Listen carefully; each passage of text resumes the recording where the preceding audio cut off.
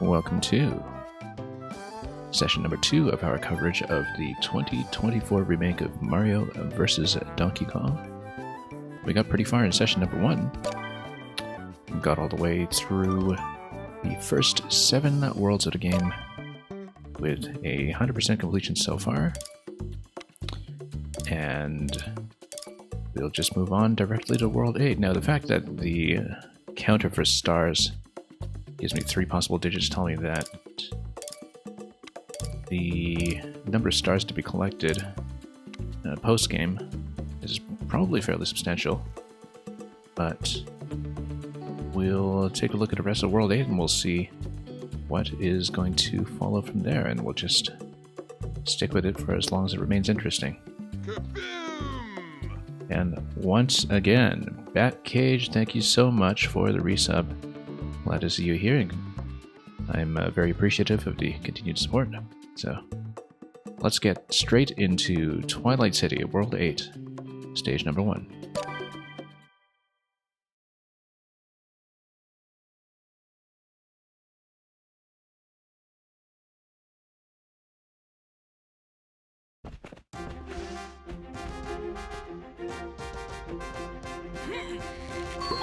Anyway, Donkey Kong's just going to continue with his business as before. And we'll just get ourselves acclimatized to any kind of new mechanics that we'll see here.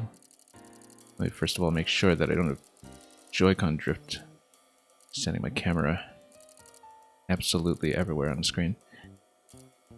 Alright, so it looks like these color switch beams are something that's new. They look fairly deadly to me, but they are timed, interestingly enough. And we don't see any color switches yet to change their activation pattern, so we'll just have to look at the rhythm here. It's just going to be red, blue, yellow, and we'll continue from there. Looks like we'll need to go through the middle section here in order to get over to red, probably by way of dropping in. And there will be a conveyor belt reverser that is on top, but I don't think it's going to be relevant to us yet until we get the key, so.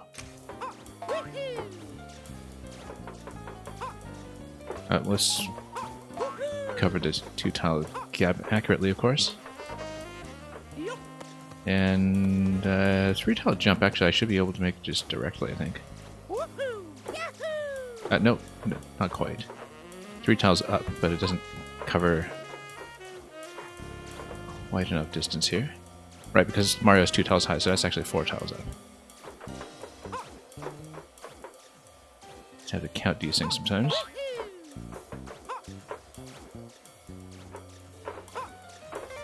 And then we'll just duck in for a moment.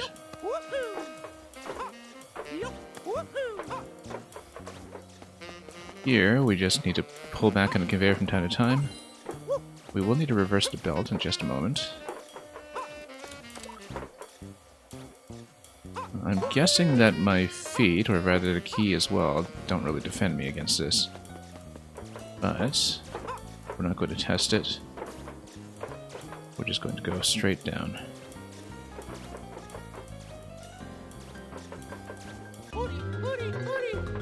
With time to spare.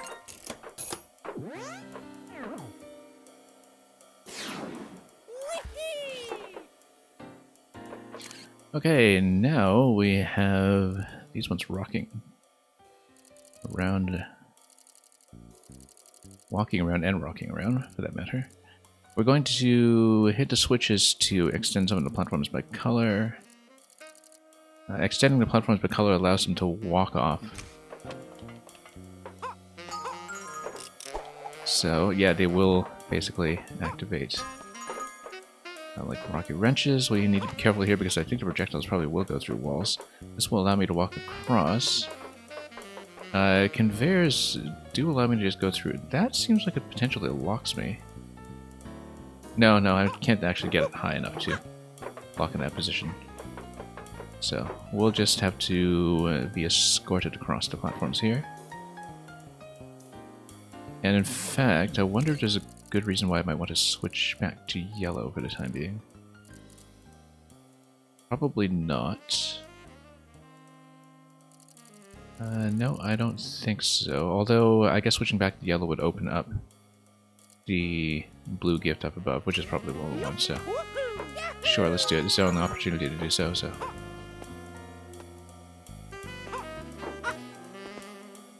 We'll just take it slowly. And do we want to reverse the belt? Only if we want to head over to the blue switch, which we don't, in fact, because we want the belt to remain in its current position. And then, in so doing, we will just be able to capture that and land accurately and walk back over to the blue gift. And Mario, welcome. And that's all three.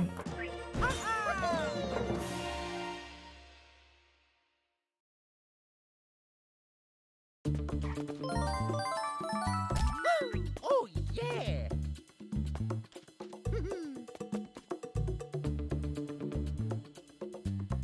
Yeah, let's keep going.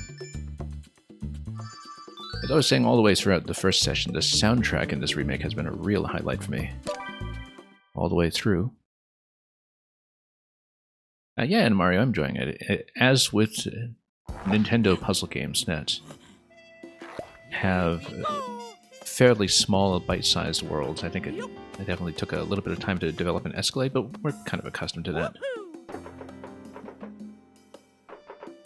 I thought I had played and just kind of dabbled in the original, but I honestly remembered next to nothing about it. So, it's been a very fresh experience so far.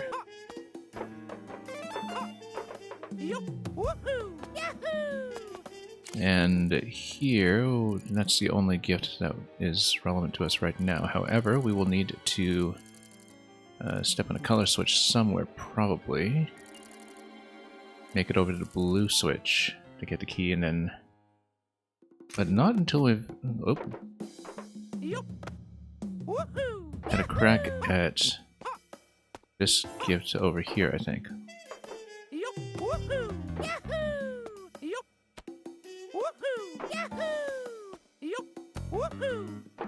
Whoops. Okay, just missed by one. I roughly know how I want to do this. I do want to get over to the right side first. And there's a clear way to do it. We just need to be fairly accurate about going platform to platform here. Or for that matter, here. Whoops. Let's not be careless about it.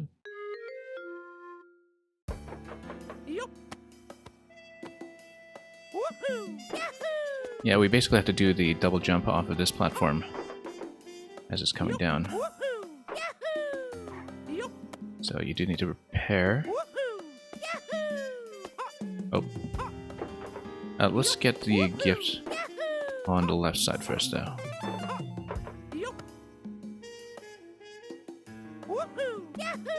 And then up here. There we go.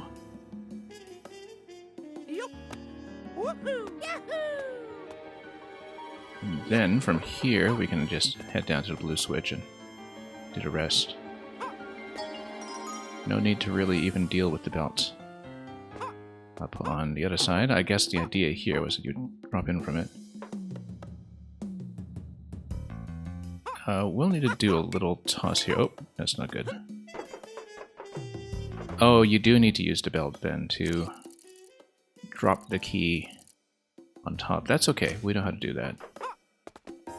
We just need to be a little more cautious about the platforming itself, but then we just switch to conveyor here.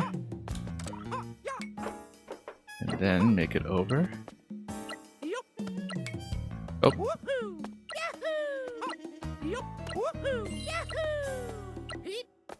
And there we go, right on time.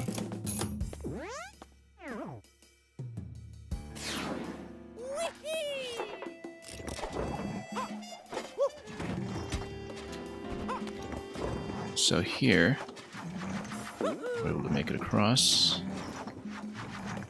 There is going to be a bit of a timing check here. No, there isn't. We actually just have to hit the yellow switch first. Then, that means we have to go feet up across this side.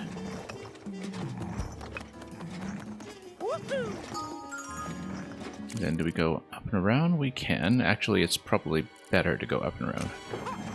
As long as we get wrench, we do need to switch back to the red switch afterwards.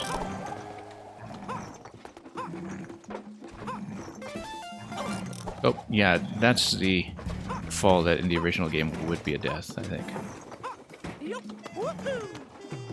We didn't really think about that. But we can just make it across here, I think. And from then on, we just make it back to red switch. And, whoop. Let's be careful here. That guy will need to toss into the pit. And specifically, we'll need to do the handstand walk on top of him as well once he is up and running.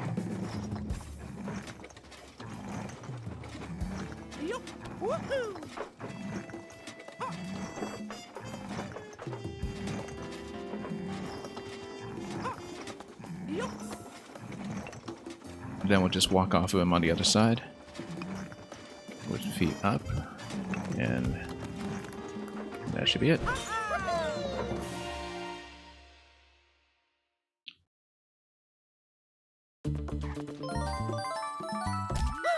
Oh, yeah.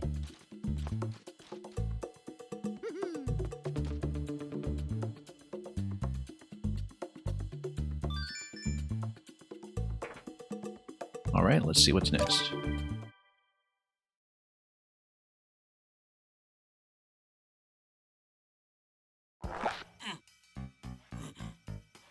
Here we go. Okay, basically the robot equivalent of the monkeys that we saw in World 2.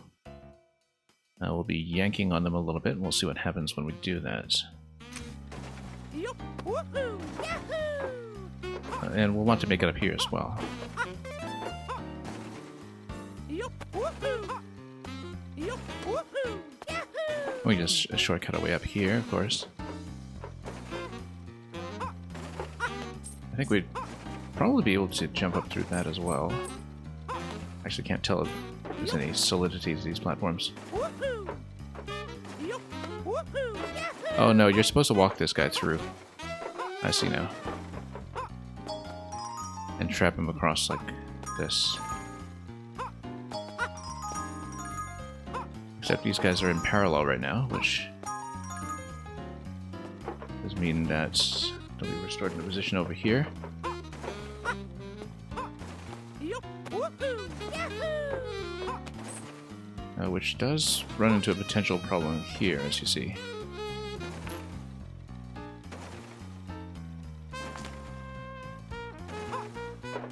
Now, this just jumps up this way.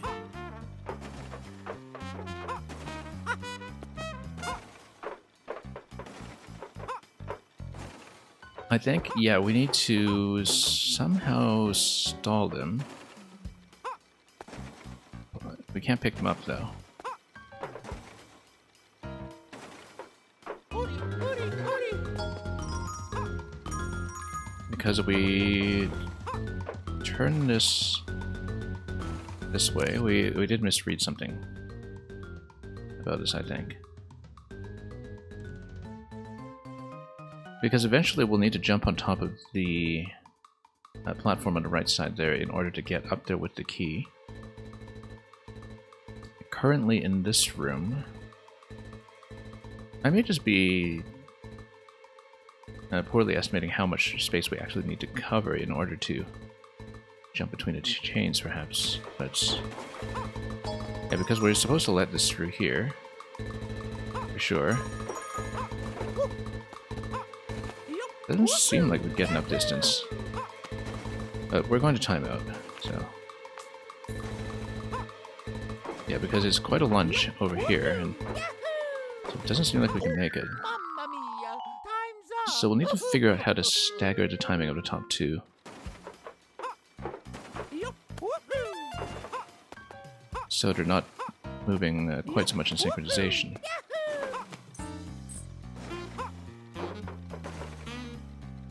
Now, I don't know if I see a good way to do that. That's not going to cover nearly enough distance, of course.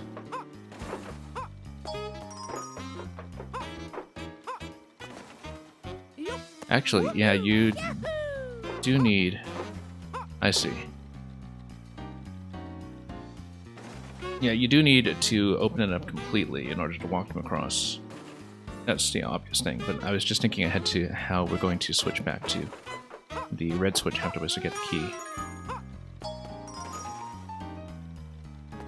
Because if you do walk them all the way across, then we need a way to get the red switch off. And I don't really currently see it. Because we trap like that. Well, let's see, because maybe the chain's up here. No, you can't go through that.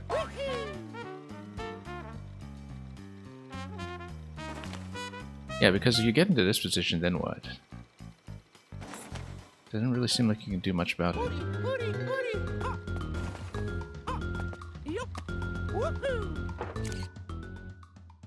So there's something mechanically that we are perhaps not understanding here, because we do need to desync the top two, as far as I can tell. Because otherwise... Actually... No, this position is fine. I don't know why I misread that so much. This is... Well, there's going to be a timeout shortly.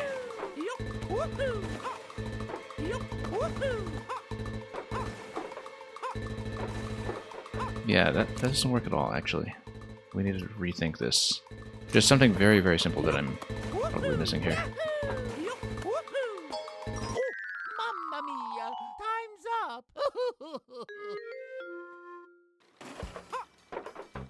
Okay, yeah, because they're synchronized right now, but then how do we not make them synchronized? Oh, I know. What if we climb and hold like this? Yes, that's how to do it. That's the first time we used that mechanic in a game, in fact, so... Makes sense that we would have some potential issues with it. Basically, we can trap them in the middle like this now. Yeah, I knew I needed to think about desyncing, and we just didn't think about the relevant interaction until quite late. It's a satisfying one for sure, though. That you can use the two-handed, two-rope climb to get all of that done. And of course, now we need to release this one here, just to get in position. Allow myself to walk across.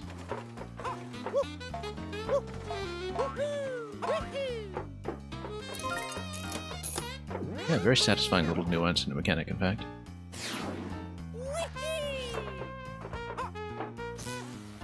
Okay, so this looks mildly hazardous. Oh, whoops. Stood up a little too early. I just needed to stand up and climb that, but of course we shouldn't run into quite so many issues.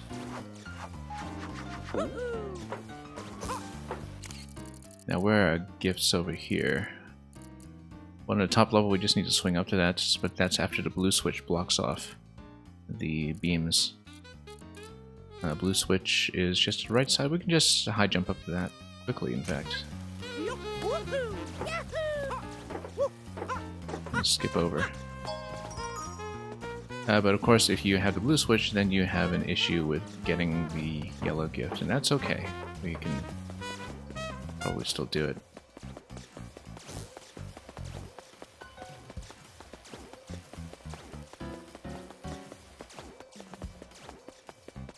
Maybe a bit of a hazardous way to do it, but if it works.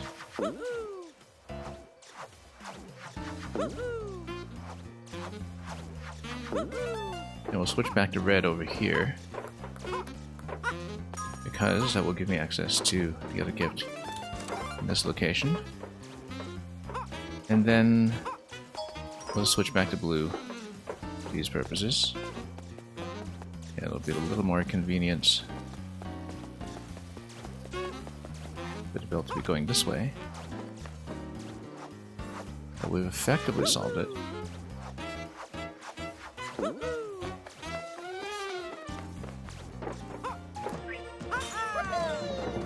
And that'll be nice and quick.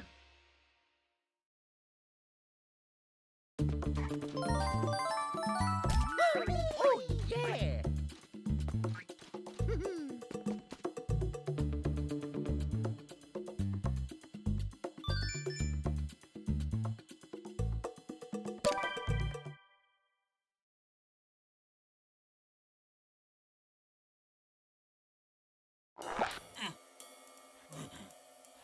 Here we go. Okay, this one. Yeah, yellow switch is going to get you up to the red gift. We can't reach that just yet. We do have to go around. And that's the first one that we need. Then we need blue switch to grab the yellow gift.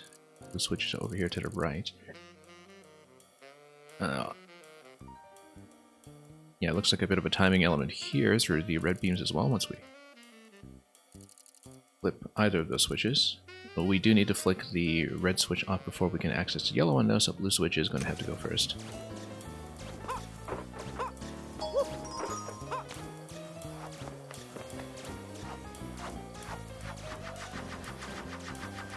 And we'll just wait, we missed a window of opportunity, but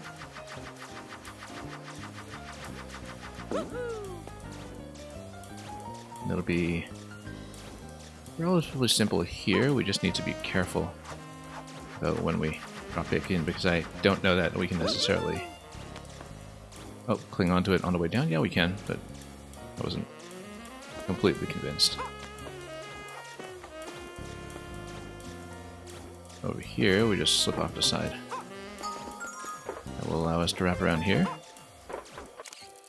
And then that's all we need until we grab the key and just head back down. From that point, red switch is going to give me platforms to go across and drop off to the right. Red switch is also just going to block off this here, except we can't jump across this gap while holding the key, so we do need to go over the conveyor belt to the right. So we'll just head up to red switch and do things from there. Let's just wait. B-Minutes, your dad beat this game before you. Congratulations to your dad.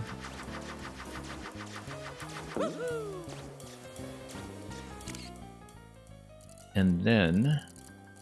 yeah, I didn't know you'd pick this up, actually. I don't know if it was something you were streaming. But I do know that you tend to alternate through a rotation through the week, which, of course, could have an effect on your pace of play. Now, okay, this is just a climb across here.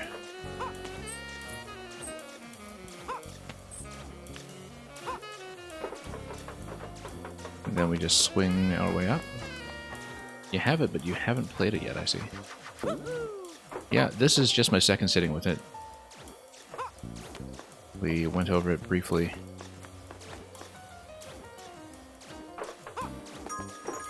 Just the day before yesterday. The soundtrack, incidentally, is to die for in this game. It's just wonderful. Oh, whoops. No, slipped right off. He hasn't played videos in like 10 years. Well, I mean, I don't know if it's something that he would have played originally, but it's fairly simple to pick up, though.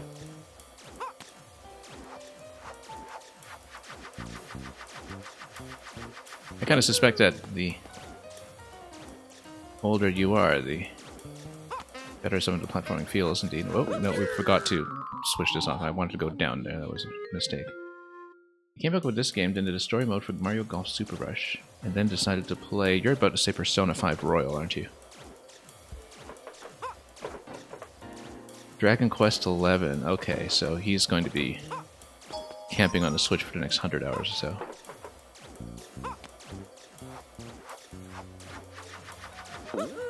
guess my guess of Persona 5 Royal was not that far off, at least in terms of scope.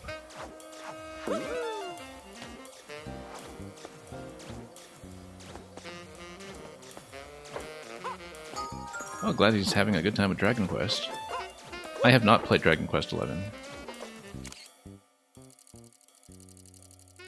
Yeah, I had a Nintendo voucher to spare, you know, with the first round of the eShop vouchers a couple of years ago.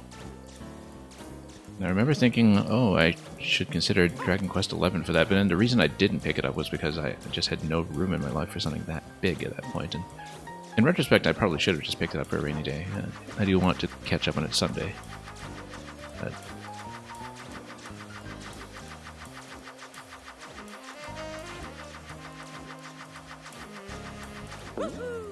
anyway, let's head over here. Oh, whoops. Mamma mia! I have to adjust a little bit with some of the platforming here. Yeah, like I was saying on a previous stream, I mean, you know, I was not that familiar with the GBA original. I felt like I played it, but I also don't remember anything, so maybe I didn't play it as much as I thought I did. Oh, we need to go for blue here.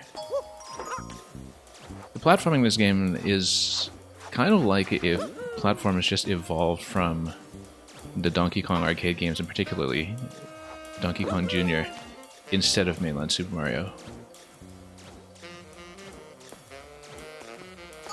And coming from how Mario tends to move in actual mainline Mario games, it does take some getting used to, but then if I kind of bring that arcade mentality to it and play him as though he were DK Jr. in terms of the kind of spacing and physics, then it is a little bit more cohesive to me. Whoops. We've been very careless here.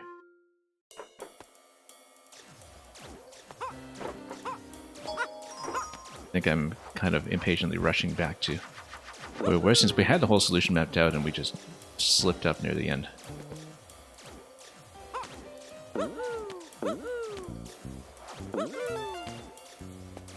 Anyway, let's be careful here and not walk into every beam. You have an audition tomorrow. Have a good time with that and break a leg, as they say in the business. Bring some crutches so you can break a leg safely.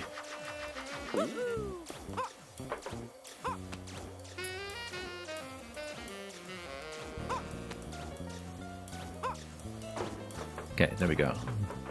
That was a little bit risky, but we got it. It's over Zoom, I see. Well, I hope they still get a full measure of your abilities.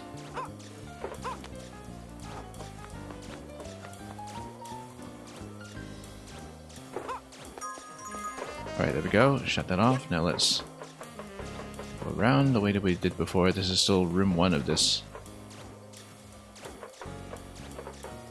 particular level, so... Now let's not get zapped by this thing here like we did before. Oh, whoops. I knew that was going to happen. I just didn't get out of position because I was crouching under the one tile slot there and just didn't have room to adjust.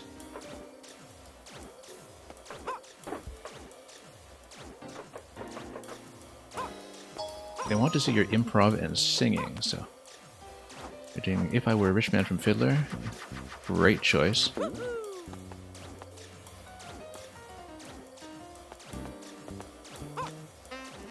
And... Whoop, hang on. Just let go of the up button there. We're being very, very careless with this. Let's... This is the first time my bank has fallen under 30 lives in quite some time, I think. That's okay. It's World 8. These things happen.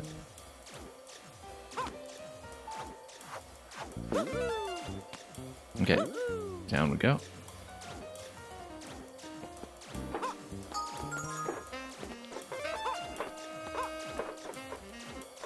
Yeah, it's a fantastic roll for sure.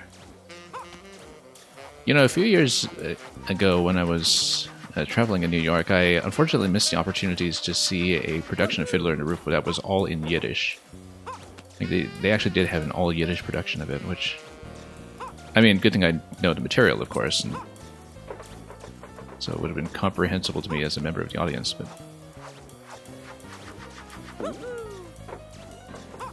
Yeah, a role you can take on someday. I don't know, it seems like you're sort of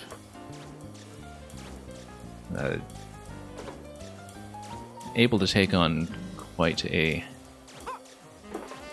variety of parts. You know, there's comes to points where you can sort of age up and age down to a role appropriately, right? I mean, I'm not an actor, I don't know this stuff, but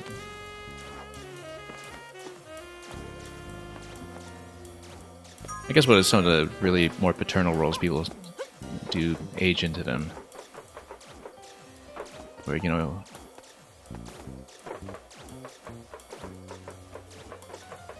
like aging into something like, I don't know, King Lear or something, where it's very much senior citizens territory. Okay.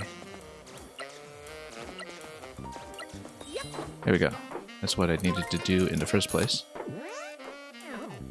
You could pull it off now, but one day you'll be just right. Yeah, that's true. It does require a certain kind of presence relative to the other players who are the various daughters and so forth.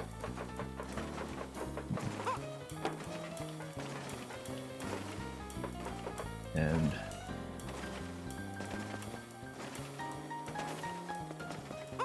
there's a song for the multiplayer lobbies, incidentally. Matchmaker, matchmaker, make me a match, you know. While you're, I don't know, sitting around in Splatoon or something. We need to walk this guy over. Yeah, this is going to be another one of those interactions. Oh, whoops, I completely didn't even look at the floor there. You just want to do a song for the audition. Yeah, exactly. It's, you know, just to show that you can sing.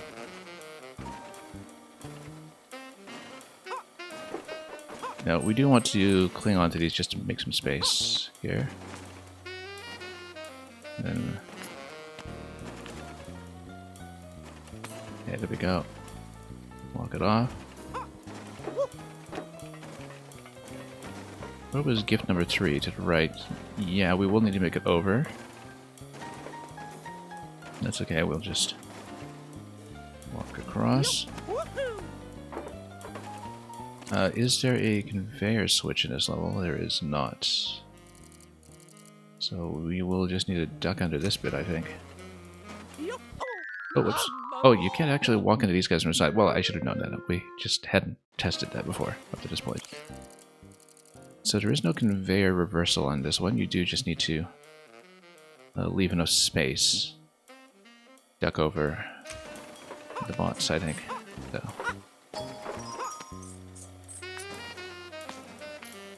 Just bunch them up together as much as possible, I think, to make it possible to walk. Yeah, and then that way it's possible to leave yourself enough of a gap.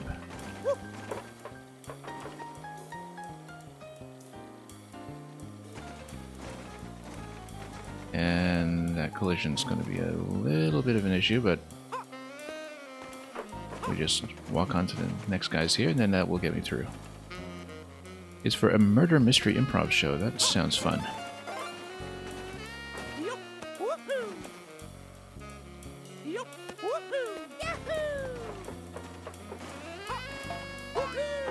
Okay, let's see here.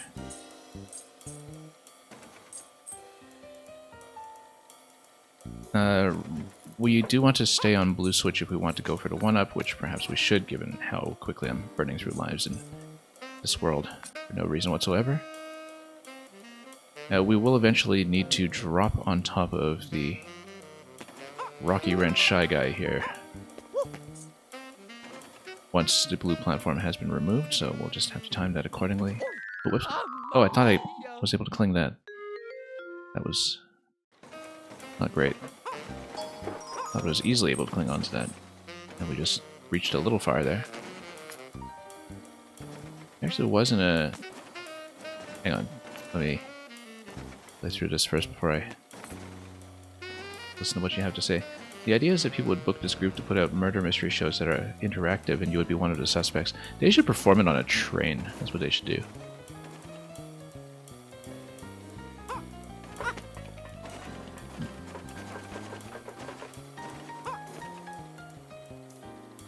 In fact, I'm pretty sure that, I mean, in your part of the country, there are definitely like vintage steam train tours, right? Like, it sounds like the kind of thing that would be there. And I'm trying to remember if I've actually been to one, in fact. Yeah, because it seems like, you know, the companies that tend to do historical tours on trains and the like, they're very interested in murder mystery scenarios. You can thank Agatha Christie for that. Now we got the one up over here previously. Oh, I thought I was able to jump out of that in time. I keep estimating some of the jumps here quite poorly when it comes to timing.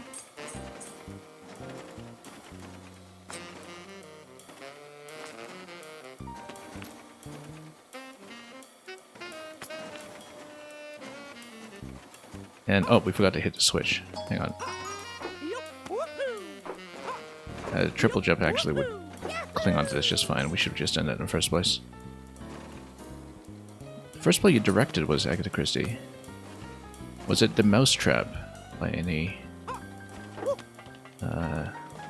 chance? Seems like that's a... It has some kind of record for longevity of a production, I think. I'm trying to remember which record it was. Yeah, I regret missing... Oh, it was in And We're None, yeah. AKA 10 Little Indians, and which actually had originally an even more offensive title, which is not mentionable on stream.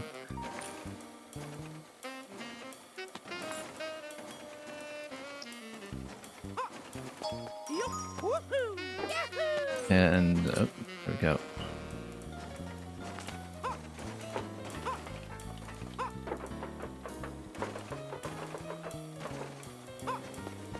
Yeah, definitely good theater piece, though. I was thinking about how I unfortunately missed the opportunity about a decade ago to see the run of The Mousetrap in London when it was featuring Diana Rigg. The late Dame Diana Rigg.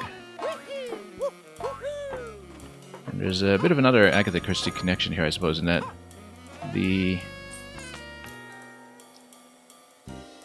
series that basically made Diana Rigg a star, The Avengers, which is, like, as in the classic British spy show, The Avengers, which is probably the closest thing to a favorite television series that I have.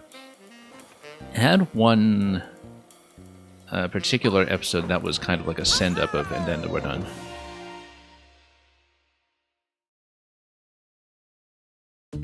Mousetrap is the longest-running show of all time. Yeah, exactly. It is sort of one continuous production that's been running in London. After, what, 60 years or something? Or actually more than that. I'm trying to think back to the timeline here. Anyway, this is the kind of fact-checking that we can't do while we're on stream. Let's blunder on to number 5 here.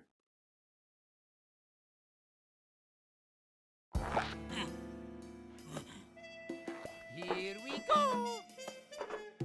Yup. Woohoo. Yahoo. Okay, what are we looking at? We need to head over to the key. I actually kind of wonder, yeah, we're not going to risk trying to go over this directly, we just have to do it again on the way back. I don't think we can actually cover the tile. Oh, maybe we can actually without toggling the switch. Oh, we totally can. But then, you know, we run into a problem with having to deal with the key, particularly because the key is going to be on a timer. And we don't actually have a way to release it yet. So yeah, that's not going to work. It's a very ineffective skip. That's okay, this is the only gift that's in this room here, so we just need to reverse the belt again. Oh, it reversed the platforms too, I keep forgetting. But yellow is going to get you over and back. Now, do we need blue? We do need blue to be able to drop back down onto a platform afterwards, so yes, we do. But then, no, yellow has to be the final state, though, because that is what has the key door attached to it. But that's okay, it just means we switch back to yellow once the belt circles around. Now the problem is we'll need to reverse the belt. That's okay, we can do it. I think I can see it. I'm not describing it very accurately, but I do see it. Yeah, you'll use the song We'll Meet Again. Yeah, the best known record by Vera Lynn. We are big fans of Vera Lynn around here, as you might imagine. We do need to follow the key off the next platform, I think, here. Because it's not going to work to get stuck underneath. Oh, hang on. Mamma mia! We need a better sense of the drop spacing in this game. The item drop spacing. Oh. And we'll circle around for the gift first. There's a YouTube video of your Nothing production of And Then We're None, which got featured on Cracked and it got 100k views. This is something... this is a very interesting bit of trivia that you would have thought I would have heard by now from your channel, because, I mean, certainly this is a good enough story that you've related it many times, right? I'd be surprised if you hadn't.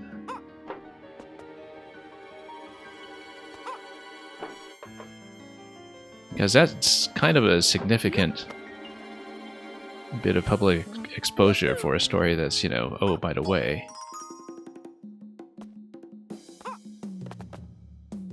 My little production was a massive hit on YouTube. I mean, I don't know how long ago on YouTube this would have been, but I think it was... Oops. Much more plausible to be in that situation once upon a time. Okay, so we can actually just hit this. Oh, no, we want to send this across first. I want to reverse the belt now because it allows me to reverse the platforms. And it makes it easier to get across. Actually, yeah, because otherwise we have to, you know, kind of follow both platforms, and it's easier if we do it... No, we need to send this guy across first. Then we jump across. Oh, I forgot to reverse the belt. I need to reverse the belt first.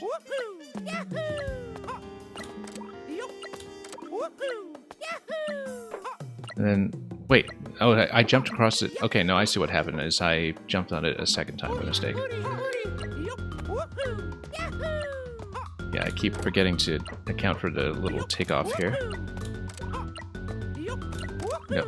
There's a thing, I keep nudging into this thing by mistake. And then, okay. We were going to time out anyhow. It kind of doxes you, and it was a long time ago. Yeah, yeah.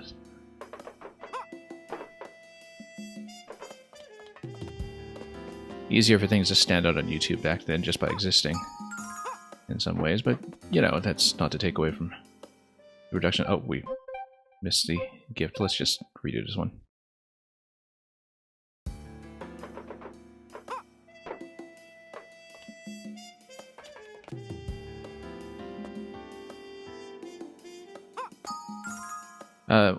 No, hang on. What's it doing? Let's do this again. I wanted to circle around first, the way we've been doing. So what happens sometimes, my attempts get worse and worse once we make silly mistakes, where I'm very eager to get back to where we were. It had no views before Crack decided to feature it. Yeah. Back when things could just blow up like that. Okay, I know what I want to do with this solution, which is not to say that we've done it accurately. Let's go back over here.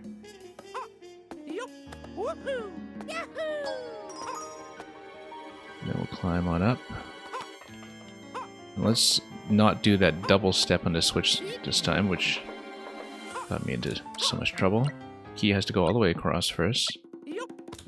Woohoo! Yahoo! Yep. And then, now we can quite easily walk across like this, and it's much, much saner. And yeah, everything will be in the correct position. As long as the key accurately... we should drop the key to the left. That's a lot more sensible. Because then I don't have to catch up to it.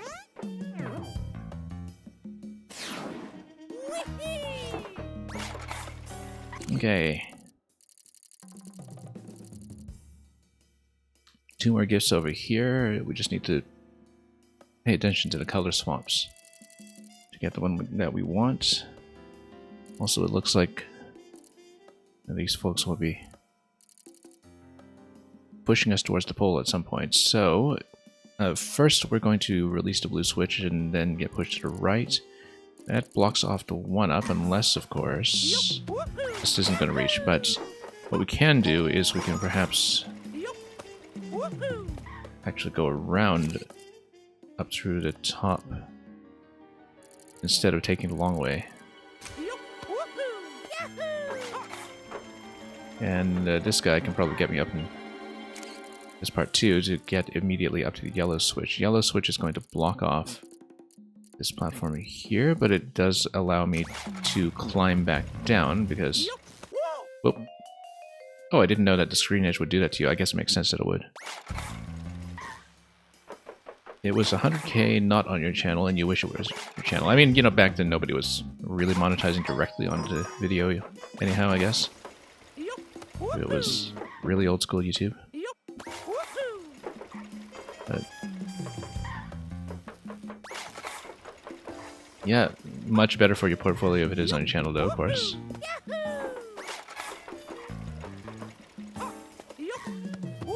Oh.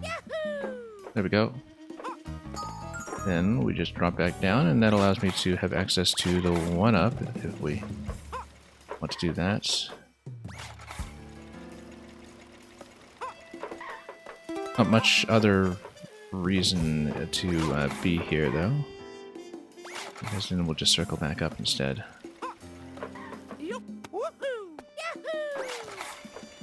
And let's not get squished off the screen edge on this guy. Let's get up here instead.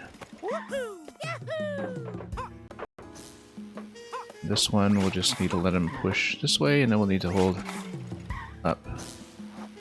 Climb up here. Now, wasn't there a gift that we were missing? Okay, there are 2. That's okay. We can easily get blue. We're well within reach, as long as we watch the spark.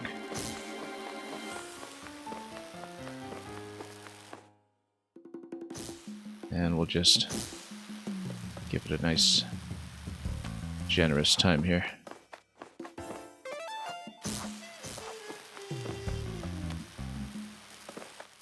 Let's just drop in for the moment, and then we'll circle around once this goes away. Actually, oh, whoops. That was a bit of a slip.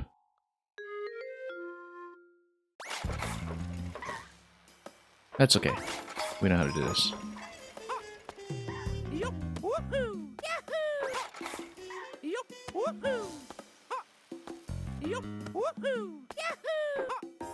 And yeah, yellow just really gets you to 1-up. It doesn't really... I mean, it gets you to platform to land on for the yellow gift, I suppose, but we can go for the 1-up again. It's not a big deal, I don't think. We could use it just in case, I think, just given how carelessly a lot of this world has been going.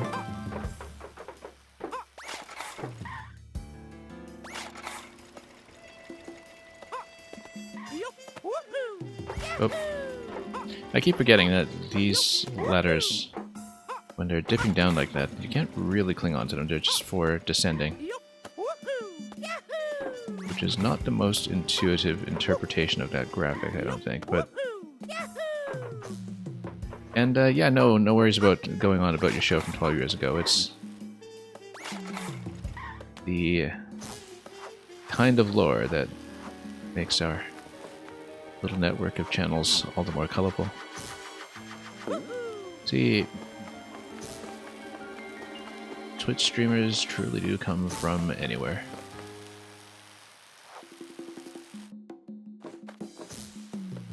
I should actually go for yellow on this side first. It'll actually be, I think, substantially simpler to do it that way. Just drop in.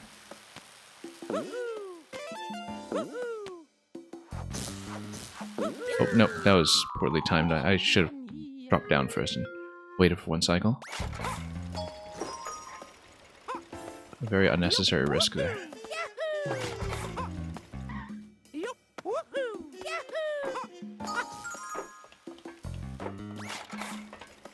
Yeah, let's not bother with one up. Let's... or maybe we can. Nah, let's just go over. We don't care that much. Too disaster prone to get over there.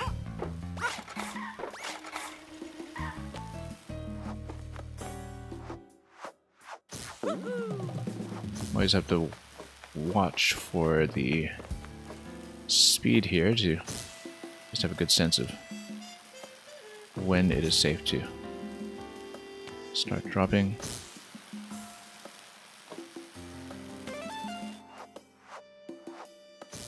We'd better wait and switch to red. Do we want to switch to red? Yes, we do. A little bit easier to get back up, I think. You literally did it from scratch. You got your friends to play the parts. You built the set yourself. You rented a theater on your own dime. Yeah, it's nice to have the motivation to get it all done and... Whoop. That was a mistake. Whoa. That was also a mistake. Let's... just swing up here instead. And then... up we go.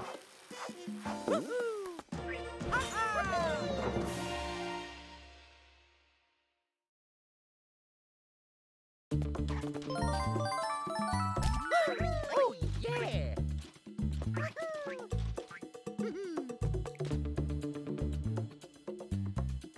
Really have to make the most of your creative output before you get jaded, right? In any given art form. You also did Around the World in 80 days. Yeah, I don't think I've seen a stage production of that before.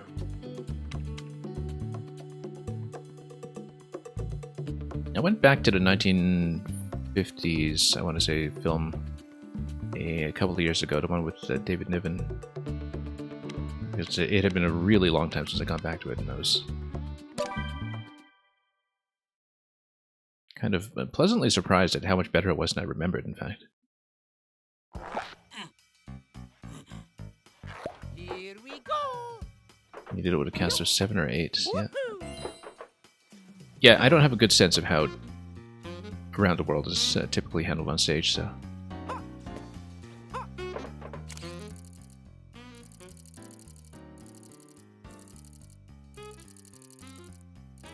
Unbelievably, given a lot of the conversations that we have around here,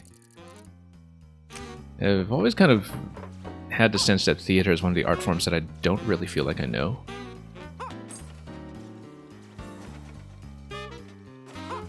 As in, you know, I'll kind of attend it casually, but I only have a sort of purely lay audience perspective of what's happening. And yeah, maybe it might surprise you to know that I do not claim to be somebody who knows theater. Pay no attention to the Shakespeare reward on a channel, apparently. Now, how do we get across here? We do need to reverse the belt and ride all the way back. No, we don't. We just need to turn off the red switch, which we need to do anyway to get the key. Okay. So the only thing that we can activate here is the blue switch, so we'll do that.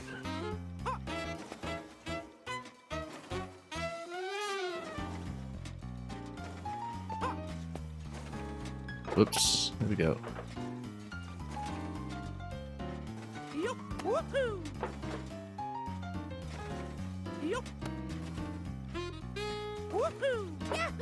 You know, when I was in the UK, and this is a wonderful thing about literature in the public domain, there was a whole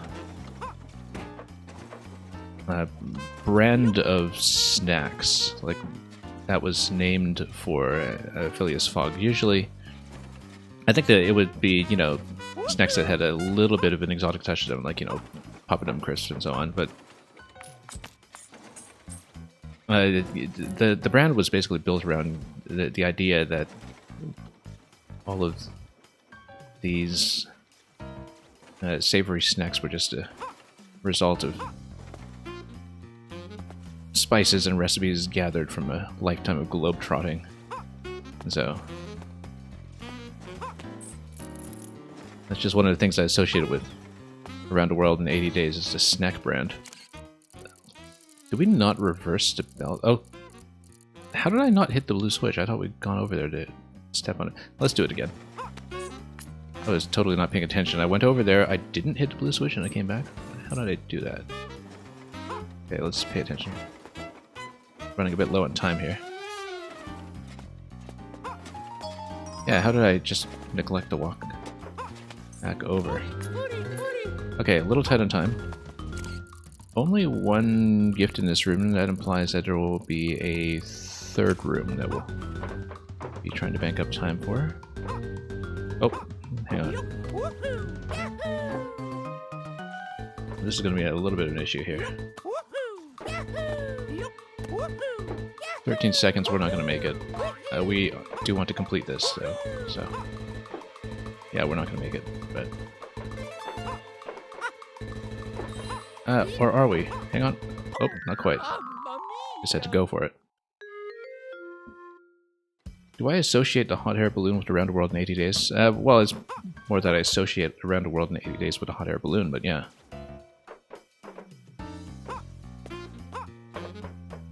It'd be a little more accurate to put it the other way.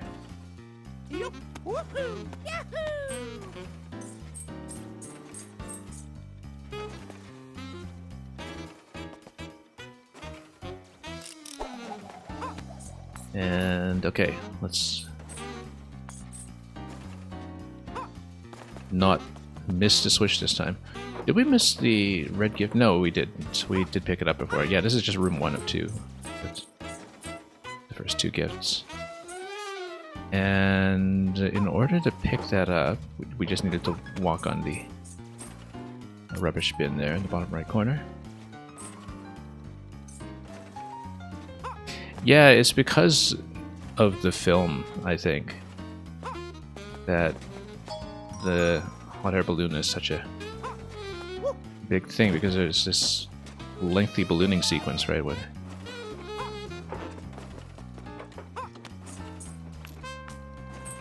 I don't know if it was sort of iconically associated with the hot air balloon prior to that point, but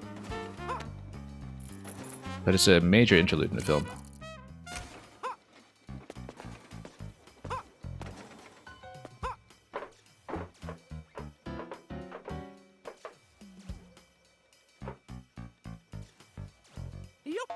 Okay. We'll just jump up on this first and ride gently over instead of trying to race everything.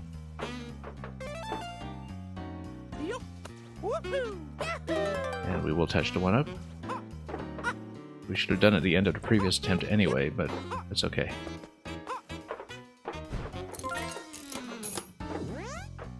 I really have to look up the original soundtrack for the 2004 game, because I'm very curious at this point how it compares, because it's not a soundtrack I know well, even though I do tend to be fairly encyclopedic about Nintendo music. Because, yeah, the soundtrack in this remake has just been gorgeous end to end.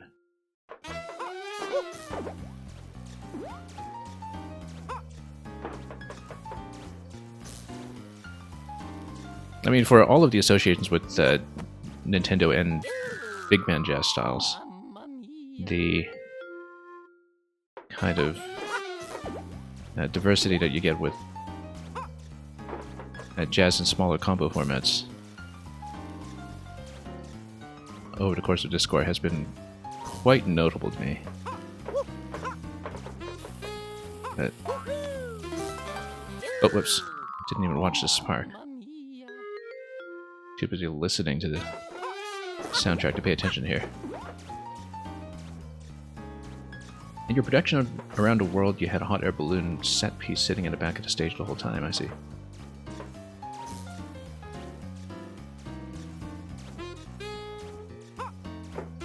Yeah, that's a neat way to stage that, by the sounds of it. Okay, we want to toss this, and it will not bounce, so we'll just stay in place.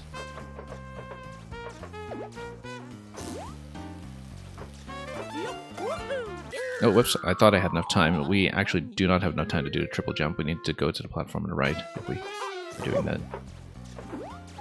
Just been blowing through the lives in this world.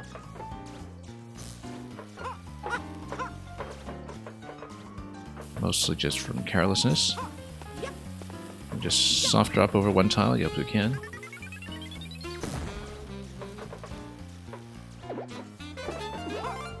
Okay, let's watch our heads here.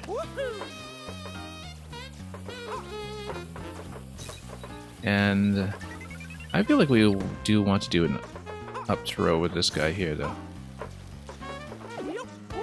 Or just jump up directly, except we have blocked ourselves off here. That's okay, we'll cover that on the way back. We should open up the whole circuit first. Whoa, that was close. And then, can I actually sort of jump across to the side? I'm gonna swing. I can. Let me just check this.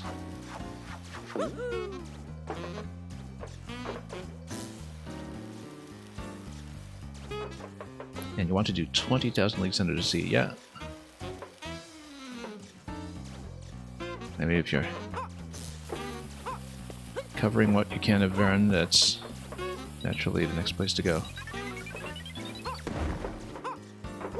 I don't know if Captain Nemo is a bucket list role for you. But I would not be surprised.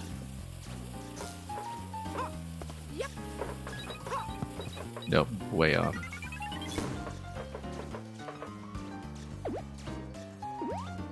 So I needed to walk all the way across to me here, I think.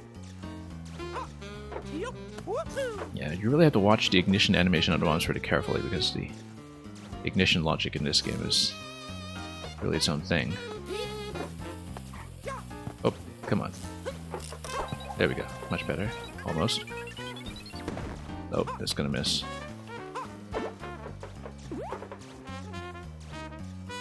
That opens a passage there. Did we actually pick up the remaining gift? Yes, we did. So that's all we need to do, in fact. There's almost certainly a short way through, but we will not see it. Yeah, so this guy, when he sees you by proximity, then the ignition begins, and so you actually do have to be out of the line of sight. We've got 30 seconds to do it.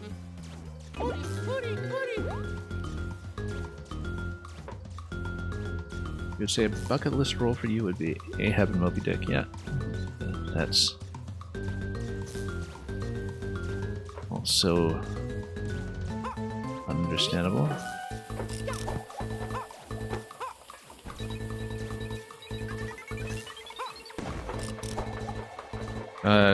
This is not a great position to be in. 2, 1, can we get it? Yes, just in time. Beat the buzzer.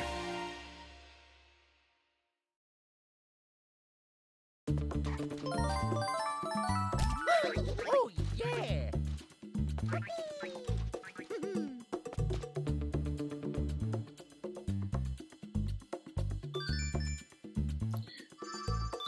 The French film director Jean-Pierre Melville actually did name himself after Herman Melville.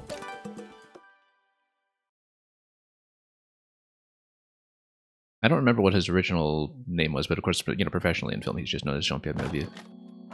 But Here we go! let's see.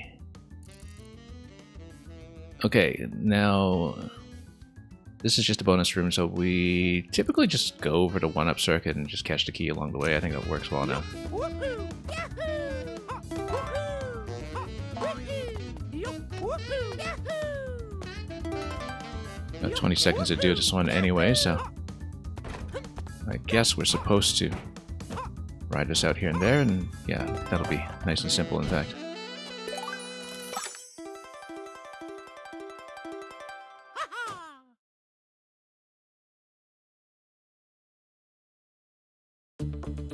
Okay, that's it for the standard stages in World 8. Let's go on to the March of the Minis.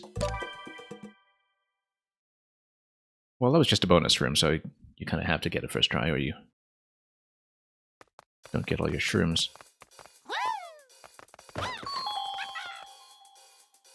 Good thing we built up our bank of lives again, because we were terribly careless throughout this world. Okay, so here we do need to maintain their position on the belts, probably. T is there, was O. O is down here. You'll need to hit yellow switch before O, but probably not too soon. Once you get him down to the lowest level, Mario needs to follow along with the conveyor, I think. Unless I go down on the ladder on that side and race over to the blue switch, which will then allow everybody to walk across safely. Now if I hit yellow switch, you're going to have beams that rotate through this area here, but it's not like I can drop down through that anyway. That's just for going back up, so... but of course we'll need to switch back to red in order to have safe passage for the minis. Where's the red switch? Red switch is up here. Okay, we can do that.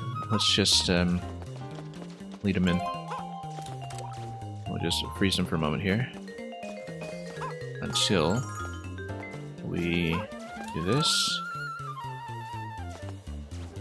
And then, yeah, once they're through, whoop. Oh, this is a bit of a mess. I didn't mean to desynchronize quite so many of them.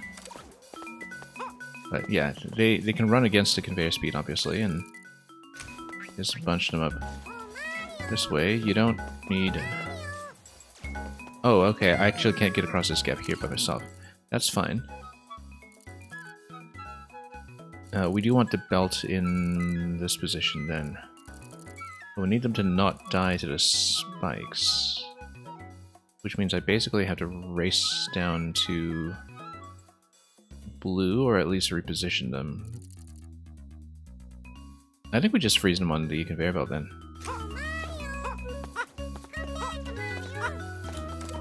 Yeah, let's just send them over this way. They can maintain position here, like this. Wait, do we want red switch? If we hold still, they'll go left. We want to race over to blue switch. No, no, no, not this way, not this way. Oh, come on. We are trying to do a perfectionist run, so let's redo it.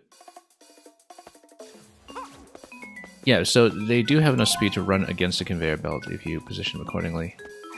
Which means we want to bunch them all up together. And just tug like this. We don't want them separated. If you have them separated, you run into all kinds of issues. Now, if they're on the bottom track, as long as you switch back to blue relatively quickly, you should be fine. Now, whether we can do that quickly enough is going to be a bit of an issue. Actually, no, they're out of range. They're not going to follow me right now anyway. That's fine. If they're out of range, it just means that I can go back and hit the blue switch immediately. And then that should get them across until I race up to the red switch.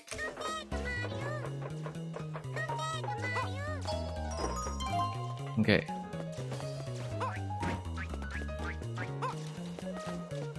I kind of feel like we might potentially want to send this upstairs just in case I need it for something.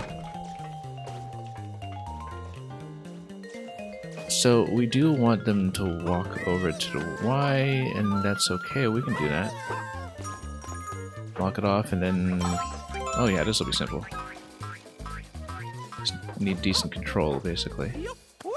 Except we need to get the Ken up there so they have something to stand on. which will require me to swap colors once again so I can take it through here. And that's fine because they're in a safe position, they're not going anywhere, so we just switch back to blue, I think. That'll work.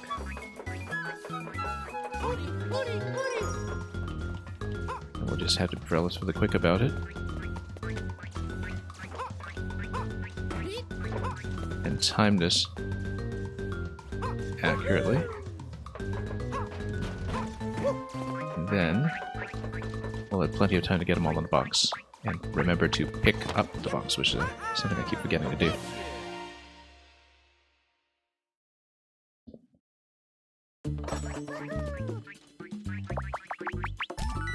Oh, yeah.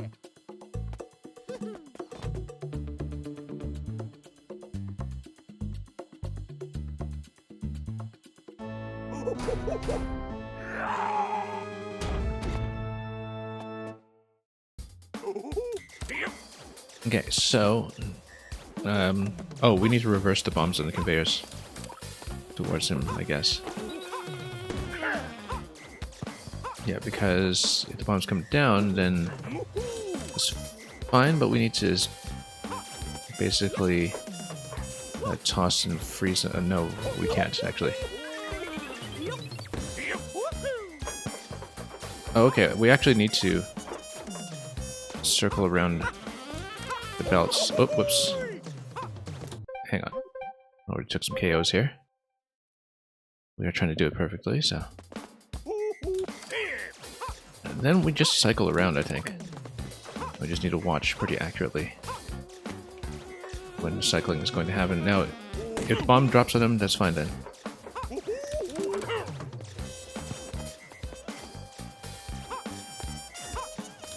And then, yeah, we just need to be careful about what to reverse and understand when to do a double tap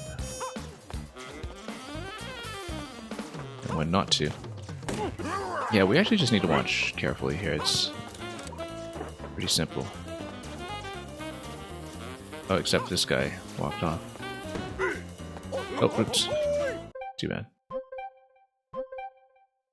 I have a method for it, you just need to watch a lot of different parts of the screen sometimes. And yeah, we want top belt going to the right, and then... Oh, because he hits the switch himself from time to time, that's what's going on, and so... If he taps his own switch, then we just need to make sure we reverse. Yeah, so if we see Donkey Kong reverse, then we also reverse.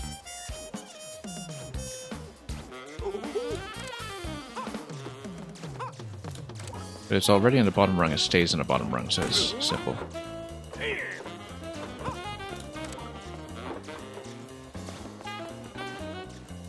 And his next switch activation is just going to pop it on himself. Oh, no, except, yeah, he only reverses it if he's being threatened, so in that case, we're okay. Except if we're within proximity, the bomb starts to ignite. So we do need to watch out for that.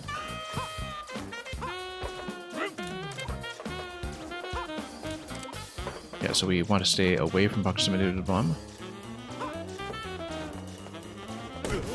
And then that's pretty simple. That's it. So, what lies at the end of World AIDS? Let's find out.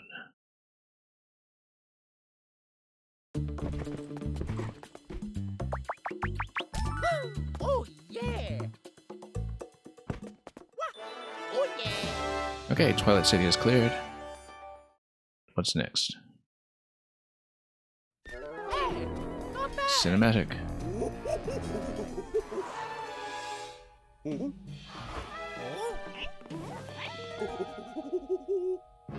Well, it turns out he was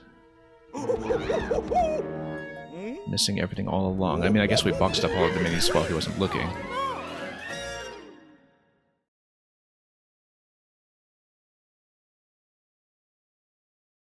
I guess I'll have some live playthings instead. Alright, this looks like it's probably the final boss sequence. And then we just pick up the keys and unlock the toads while, of course, watching out for DK barrels because it's a DK game and that's just what happens.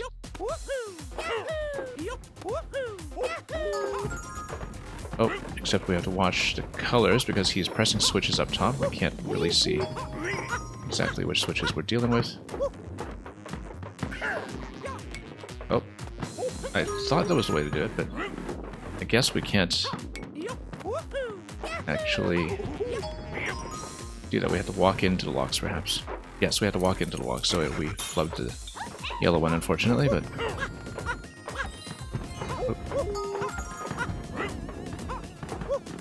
Yeah, the visibility is fine. Oh, I said the visibility is fine. It was not fine. Yeah, we do need to do a camera check every now and then, I guess, because it is going to be difficult to see. Oh.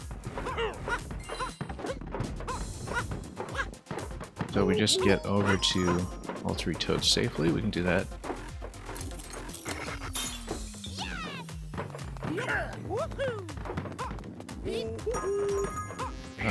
Actually, let's go red first since it's the closest.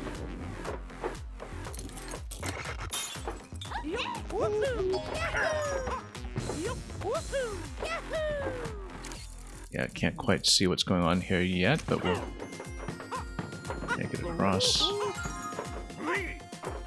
Now we did lose the blue key. Does the blue key always spawn in the same position? It should. But we need to wait for him to press the switch to do that. We'll just keep our heads down until we know where to go.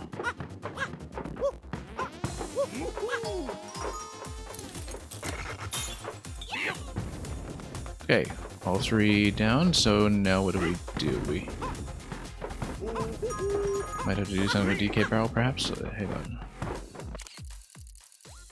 Well, the toads have walked off. So, presumably we take the big DK barrel since it's not spiky and might in fact be safe. Oh wait, there's a barrel down there. Right, the toads have delivered one for me now. So we take it all the way back up. Okay.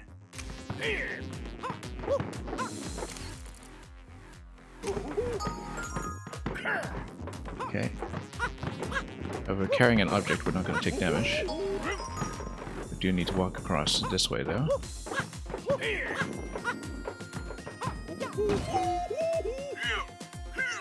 Now we take him down once, potentially 3 times. Does he lock up the toads again, or do we... Oh, he's just in a middle position now, so we have to survive, and then it should be a little easier to see where he's dropping things from, even if it is in closer proximity. And then, yeah, the toads are going to deliver. Then we'll head on up once we know where this one's rolling.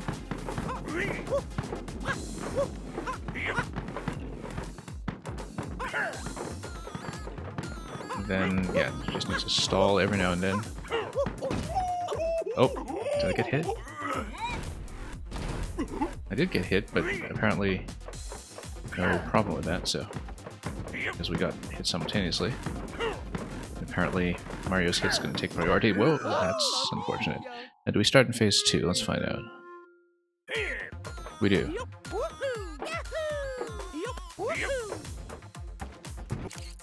Actually, yeah, no, we start at the end of the toad phase. But we do still need to get what will presumably be 3 barrel hits on him once we have the toads come over and recover something for me. Could I pick that up, please? There we go.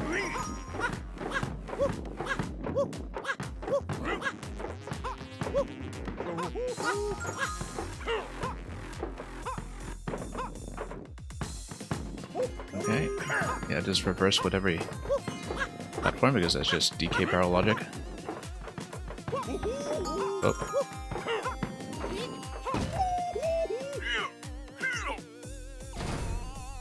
I love the swinging animation he has here.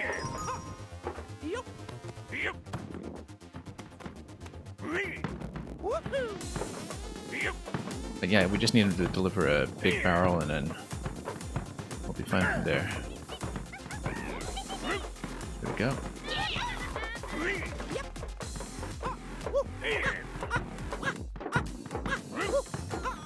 Oh, that's gonna be a problem potentially. Yeah, if you get knocked down with the barrel, then same logic as always for holding items in this game, that it does block off one hit at the expense of losing the item. Yeah, so last time it's just that the collision that we had was advantageous in that we got hit as though we were still holding an item, but the barrel actually made contact with them. That's how we succeeded previously, in a rather unexpected fashion.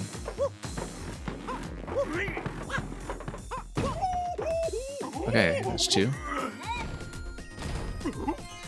Well, let's get out of this. Oh, hang on. Now, luckily, since we were sort of in that stun state, we were not vulnerable. Yeah, so here, it's just that everything's going to be much more rapid.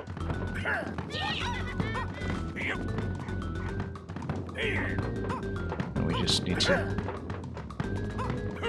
watch the side swap accurately here.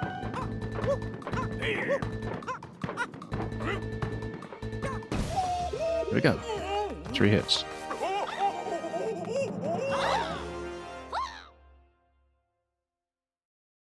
Mario looks very concerned. I mean, we weren't trying to kill him, we were just trying to teach him a lesson.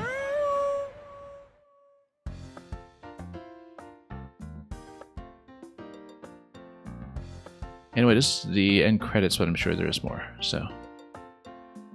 We will, of course, watch the credits and enjoy the soundtrack, which has, as I've been saying repeatedly, just been a real highlight of this whole experience. Yeah, so fairly brief. We probably took between 5 and 6 hours total, which is in keeping with how I remember the length of the game. I don't remember this game in a specific sense at all, really. Even though I just have this vague sense that I did play it on GBA. But, yeah, mostly just sort of adjusting around the jumping mechanics and distances was the thing that we had to deal with, but everything flowed together pretty well. It just sort of clips through idea after idea at a fairly rapid pace that you would expect from a bite-sized puzzler. And yeah, thanks so much for the GG and Mario.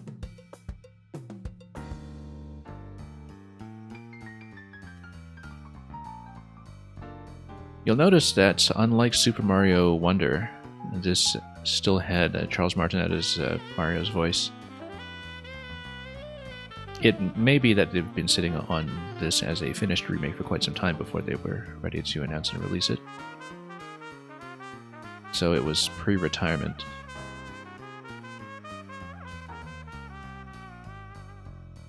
I know there was a rumor floating around for the longest time that Nintendo was doing something with Donkey Kong, and that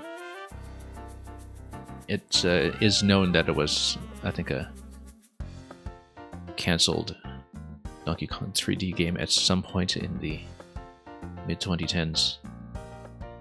But a lot of the sort of background chatter about Donkey Kong was probably at least partly about this remake here. And yes, and Mario, it does say in the credits that this is with Charles Martinet as, well, we know he's Mario. But yeah, because the release dates from Nintendo aren't always going to line up with completion dates in-house, because Nintendo is known to withhold software that is completed, sometimes for years, in order to fill out their development schedule properly and account for the potential droughts. This is something that they've had to learn the hard way in the past, especially with systems that are near the end of their lives, where, you know, previously in generational transitions, hardware and launch software always gets delayed, and then they wind up with like a year of dead space, and not the game Dead Space, but like actual dead space. So yeah, he retired, but anyway, time attack for standard levels, for play levels, and try to beat the target time. That must be where the remaining stars are coming from. We're so early in stream, we are of course going to try it. You have unlocked expert levels. Oh, let's do expert levels first, actually.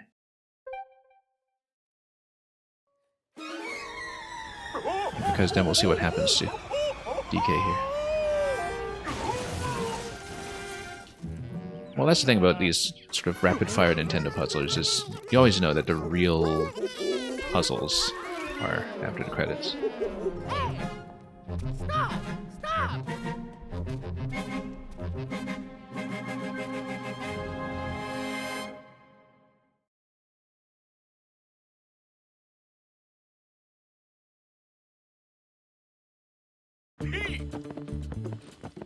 Anyway, here's World 1+. I'm more interested in clearing the expert worlds than I am in the time attack. As far as streaming content goes, I sometimes don't really tend to grind out speed times too much. We might try it at some point, but I think it's a little more interesting to just go on. So yeah, Donkey Kong has a page all to himself as, well, versus Donkey Kong as this waypoint here. It looks like we have 1+. Oh, is 1+ just a time attack for 1 then, or... no, maybe not. It's got different icons. And yeah, time attack is its own thing that you can switch on with the X button.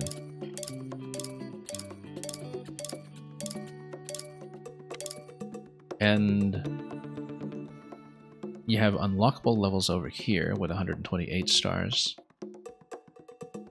in expert mode.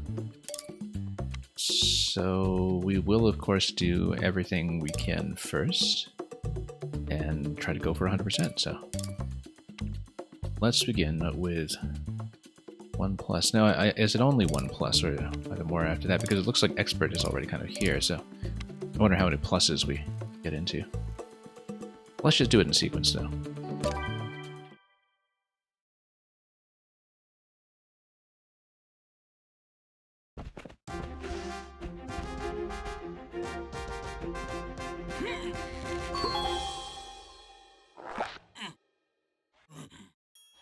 Here we go. Okay, so yeah, it's probably 1+ because perhaps it's going back to the mechanics that were introduced in World 1, and I don't know if it's going to go all the way through 1 through 8+, but it might if it's giving us 128 stars to work with for all of the expert unlocks. Not exactly sure, so let's just play it and find out.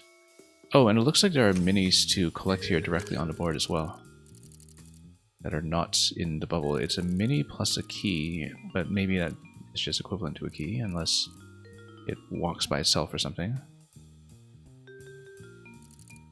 We'll find out, but 3 gifts on the screen, so it's all going to be on this one screen here. We do need to hit the blue switch in order to go down, but we don't want to do that until we've taken the blue switch up top. What we can do... We'll want to pop this Shy Guy down to the left side, though. If we can. Oops, let's wait for it to get up first. And then we'll just jump up to blue. Once we have blue, we can go for both of the remaining gifts without too much trouble. We will, however, need to figure out how to get in over here. Oh, perhaps you use the mini to walk over to this one, because I can't see how Mario will get pushed in. Because when you pick it up, maybe it follows you. Yeah, it follows you like a mini. And you need to lead it to the keyhole. So, have an elaboration of both concepts, where you get it to jump up, and then the mini is the one who's going to collect. Very nice. Now, presumably this means that we also have to get some of these Shy Guys out of the way. We don't want to run into the Shy Guys. I assume we'd lose it, but we don't actually know that for a fact. But maybe we need to use the platform here just to get both of these out of the way. We'll just toss them over here, for instance.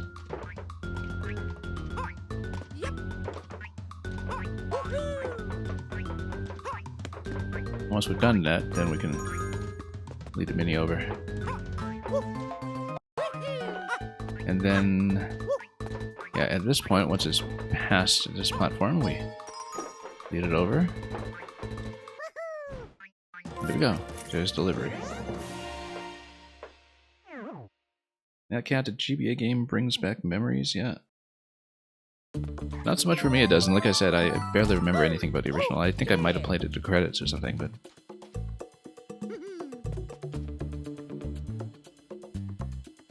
I just vaguely remember having played it. I actually have no recollection of how far I got with it. But a lot of this has seemed new to me, so... Anyway, let's go on to number 2 here.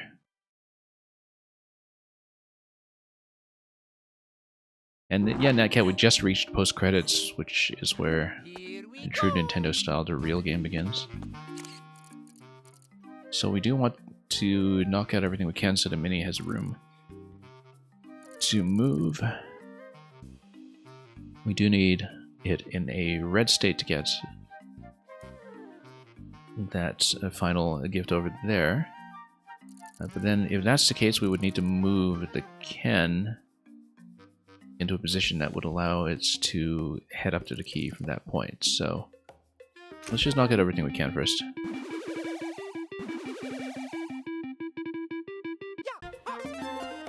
Yeah, you can always toss like that. Then, oh, blue switch over here, and we'll just knock out everything over here too.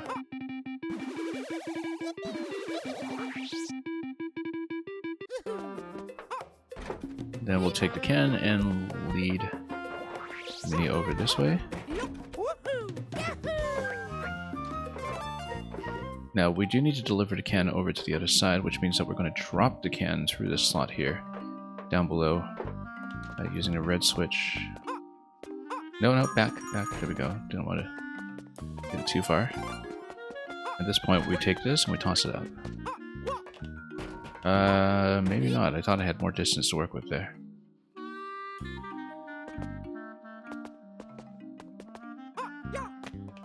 Yeah, oh no, we just spring up on this side, of course we do. Do the sensible thing for a change.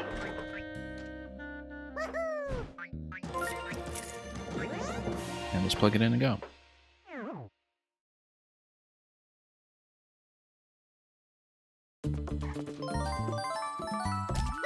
Oh yeah!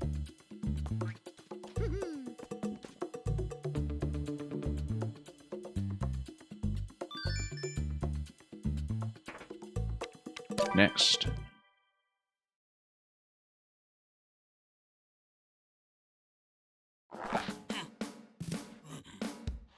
Here we go! Okay, this one we will have to bounce up manually, but then drop the mini into particular positions that will allow it to walk. Or, well, no, we can't pick it up. It's just going to follow us. Which is fine. We just need to be aware of where we're going and where to clear space. Now I see 2 gifts here, so yellow's going to be in another room, presumably. We just need to figure out how to lead it up. Let's collect what we can first. I wonder if we can just go like that and nudge into it. Seems potentially cheesy, but this game is pretty flexible about just letting you do things. Oh yes, I see. The yellow gift is on top of the oil barrels. We can get that. We might as well just clear everything before we even deal with the key.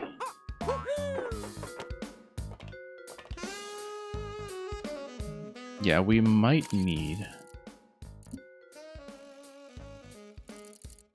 the... Should I get a stand up? No, we're just going to lead the mini up to the top right here and then through that 1 tile gap. So we can do that. This will be, in fact, quite straightforward.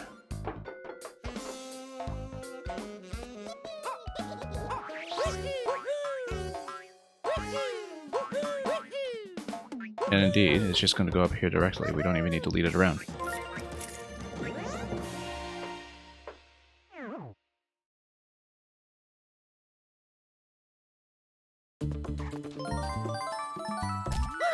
Oh, yeah.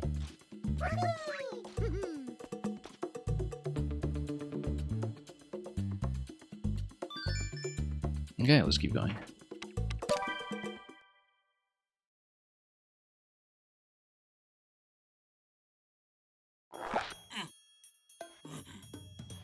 Here we go. So as soon as you hit a switch, it's going to drop everything here down. And it'll allow you to get a red gift. Now, do we want that yet? We don't, because it's going to block me off from the bottom right. So let's not press this just yet. We do want the mini to get into that position first. Now, in order to do that, we lead it up. Does it jump over? It does not. That's a complication. It's going to walk all the way across once we hit the yellow switch, but then we just hit the red switch again to release.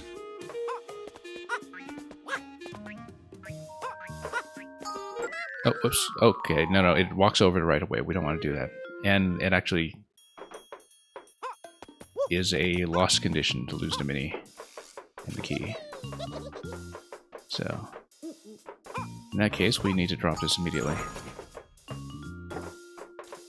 Walk it across and get it down to this slot here, and yeah, lead it to the right. Actually, no, we don't. We could just lead it over like this.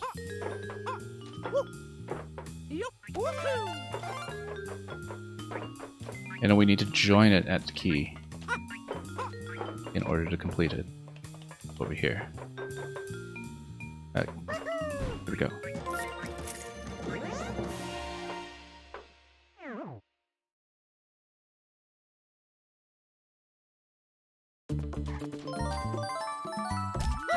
Oh, yeah.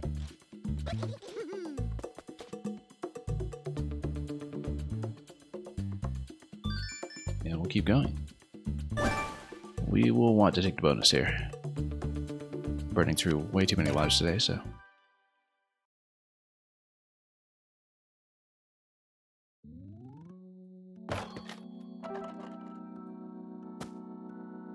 Here we go. Okay.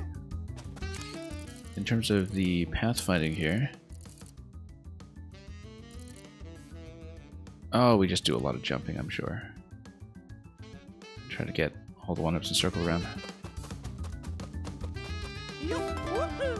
Yahoo! Yup, woohoo! Yahoo! Woo! Yup, woohoo! Yahoo! Yup, woohoo! Yahoo!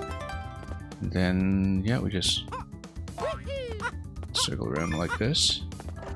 There we go, that wasn't too bad. We just head back down quickly for a full bonus.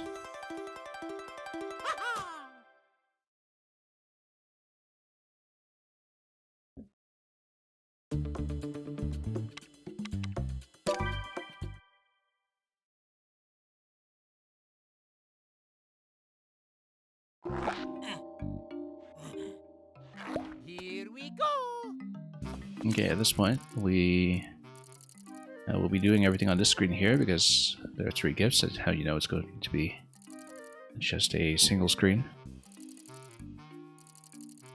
The trick will be to somehow safely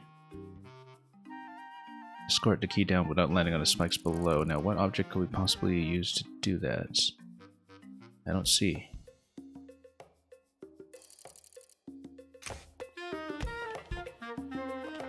Because we can't pick it up, right? And we don't have anything to drop through with that. Yup, woohoo! Now, what do we have here? So how do we make it drop through that platform? Okay, no, it just jumps over the 2-tile gap. Which means we do need to reverse the belt? No. No, we just lead it over to the left by tugging it to the left. The mini can run against the conveyor. So we just need to let it drop off in strategic locations. And then we needed to not walk off.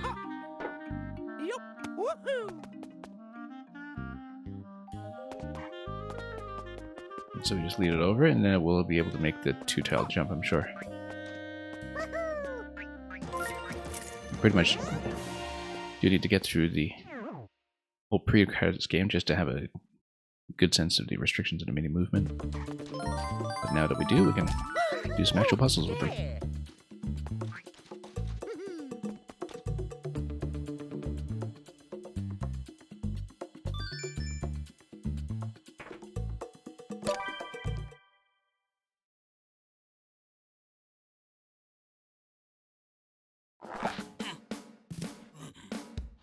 Here we go. Okay, here, what do we have? We need to do the handstand walk through this segment. We will not want to take the mini through there. This looks like it's obtainable just so we jump off the ladder like this. We don't need to lead the mini off or anything like that. But we do need to make a circle around. Now, in order to do that, I wonder if we just need to hold the can over our heads and walk it across that way. I kind of suspect that will be the case, in fact. Let's take this. I kind of want to just toss this guy out of the way, in fact. Let's get him out.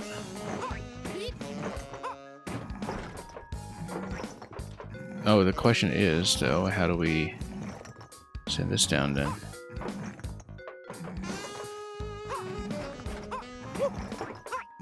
Yeah, because at this point I'm not actually clear on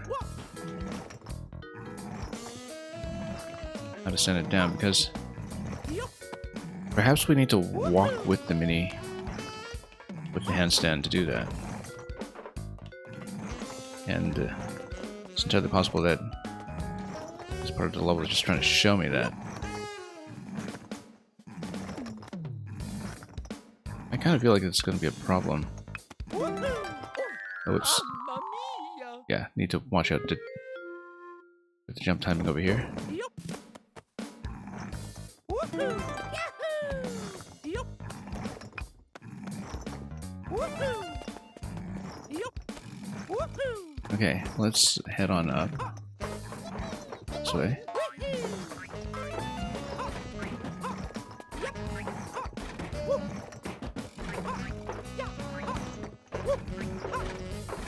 Now, we have two cans over here. Why would we want to do that? Because, yeah, actually, if we place the can directly under the brick position...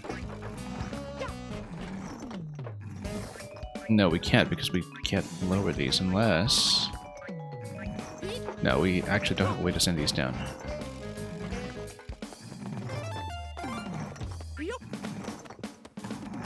Now, we have everything here. Am I able to walk across safely? Escort the mini.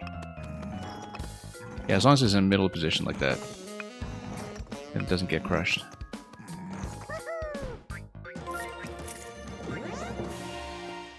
And I guess this level pretty much exists to show you that.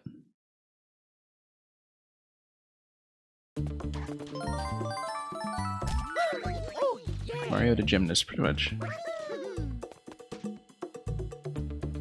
I think at least one of them, Mario and Sonic at the Olympics Games, that series actually did have rhythmic gymnastics at some point.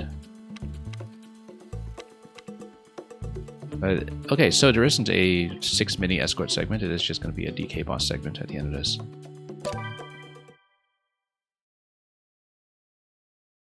Yeah, I guess to make up for the stars that would be unaccounted for by the missing mini escort levels, that's what the expert world accounts for. So anyway, this is just a sort of hard mode of the original boss fight that we saw before. Oh, whoops. As long as we're carrying an object, we don't care too much, as long as we don't run into time trouble.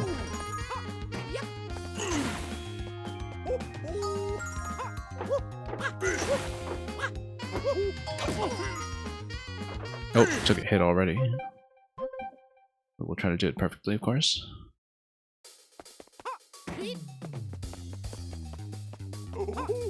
Doing it imperfectly gives you progress, but it doesn't give you what you really want, which is the complete 128 stars that we'll be going for.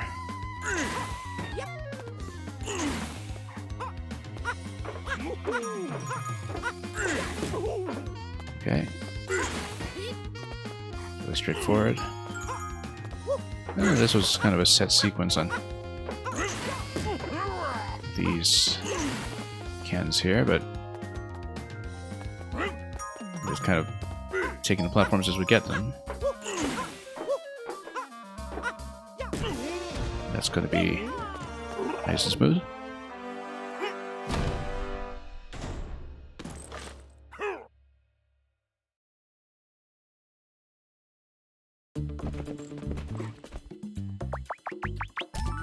Oh yeah. Oh yeah. And 1+ is out of the way. Let's see, because by my calculation you should have 1 through 8+, 7 levels apiece, and then that would leave 8 unaccounted for, which is the expert world. First expert world that is already unlocked out of the gate. Yeah, because it goes 2+ here, you do need to go through the sequence and beat Donkey Kong to unlock all the way up to 8+, and then you have 8 more like this, that accounts for 128. And yeah, interesting that the expert mode here is just available right away without the added sequence. At this point with postgame, I don't know what was or was not in the GBA original. Other than the 2 added worlds, of course, which are exclusive to this version. Here we go. I'm not even sure on which worlds those are. I know one of them is the ice one, since that was mentioned to us the other day.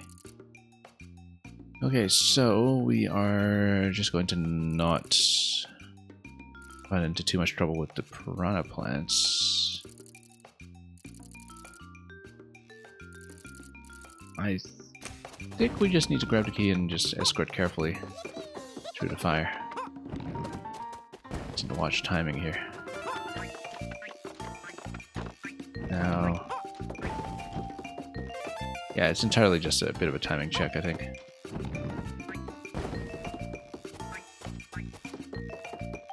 We should have gone for the blue gift right away instead of getting into too many issues here.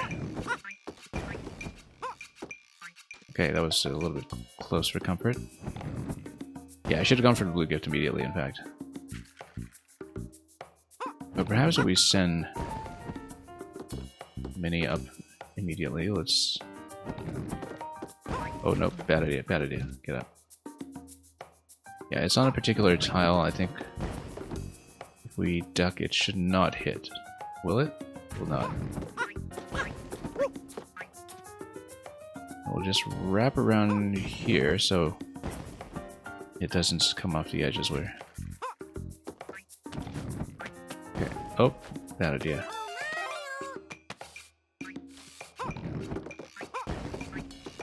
That's okay. Need to duck into this. And just race it over.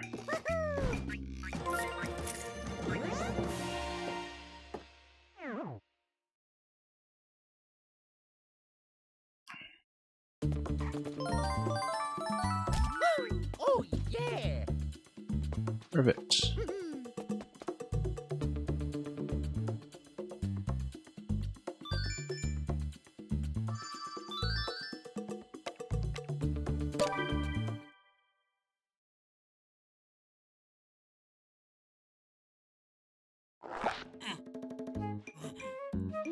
Here we go. Okay, so at this point, we probably have to get the mini to ride on top of the rhinos. I mean, it'll eventually bounce up here, but we don't want that yet. We want to dock it on top of red, and yeah, we actually need to fall into the left side here.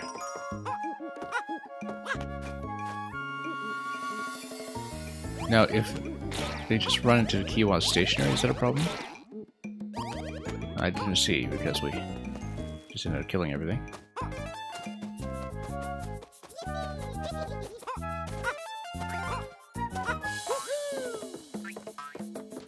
I feel like you're not supposed to let them approach the stationary key. But we weren't quite clear on the interaction since we did knock everything out of the way. Oh, yeah.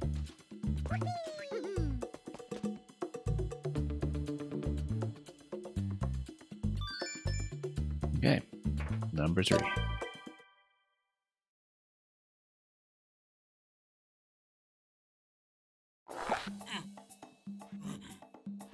What's different in Plus mode? So, in the standard levels, you just pick up a key and escort it to the door. And then after you have done 6 of those levels, you have a mini escort where you have to put 6 minis in a box and they follow you. And now this merges the mini mechanic and the key mechanic. So now you no longer carry the key with you. You have to take the mini Mario toy. Rather, you can't pick it up, but you have to activate it by making contact with it, and then you have to lead it to the key door. And occasionally there are some of the gifts that the mini can collect, but which you can't because it fits into certain slots in the level.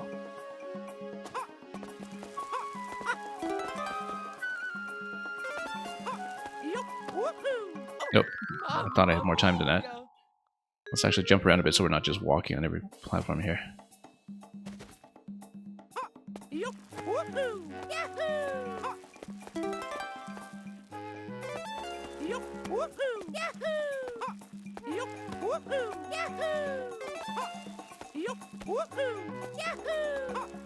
Okay, there we go. Yeah, so for instance, we have to let this reload here first. Oh, actually I can't because I'll be stuck here potentially. No, I had to lead him up. I don't know if it's doable anymore, in fact. It might not be. I might have to reset out of this one. Unless we grab the barrel and use it to race the mini in a particular position. Right, because we should have actually gone down here before doing anything. And indeed, we're okay because as long as let's see if we can place this. Now, everything is very strictly tile-based. You can't do a half tile or anything, I don't think, so. But the problem with this at this point is we can still lead the mini up with us, I think. As long as we use the barrel to get it over.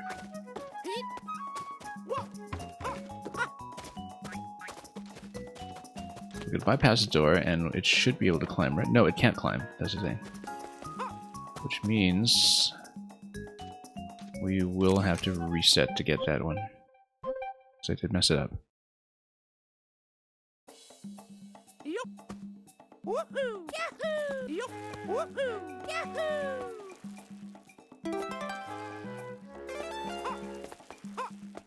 Woohoo! Yahoo!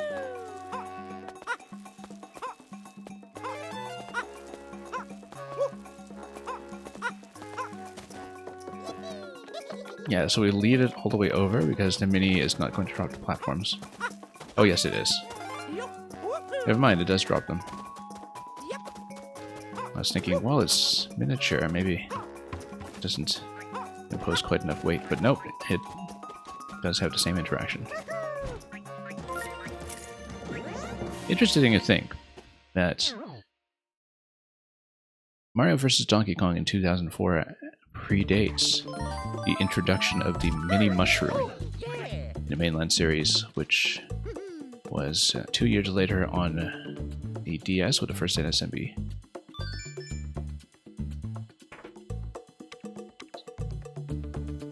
So toy Mini Mario predates actual Mini Mario by 2 years.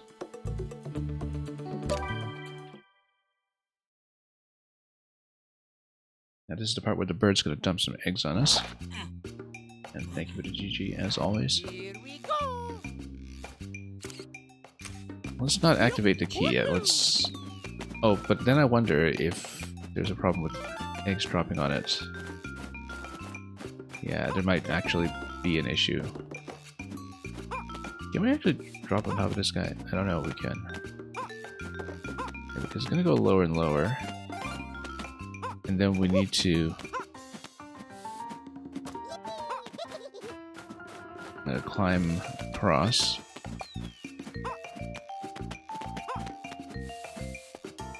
And then take it through. Pretty simple.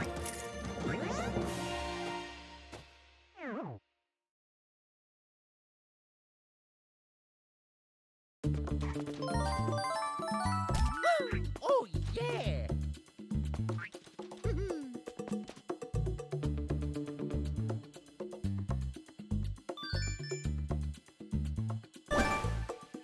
And we do need to bank up lives, so let's do it.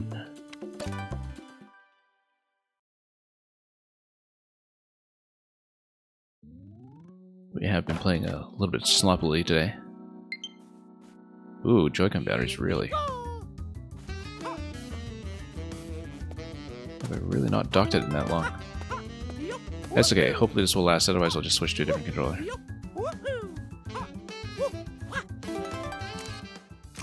Can't remember the last time I had a Joy-Con battery warning.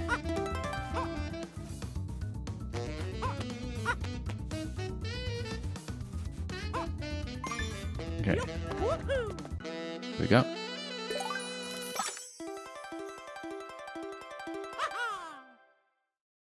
There's quite a bit of rumble usage in this game for one thing that might be contributing to the drain.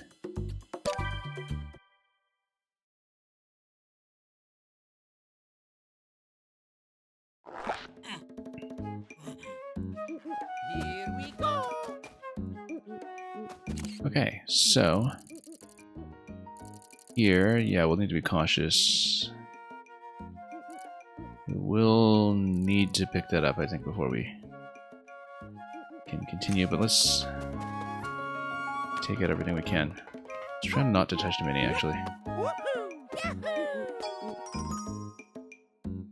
And because that way we can work around and eliminate everything first. And just take care of all that in advance. However, I will need to get across here.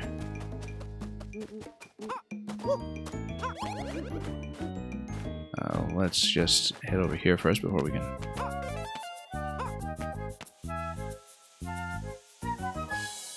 drop on top of this one. Yeah, we'll just do everything in advance to not have to worry about the mini escort until much later. We'll need this to respawn.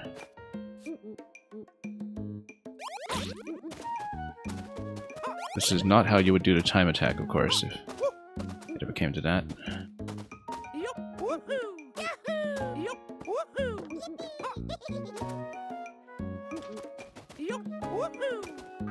Then we just lead the mini across, and we'll be fine, I think. Just need to get it all the way over and bounce it up.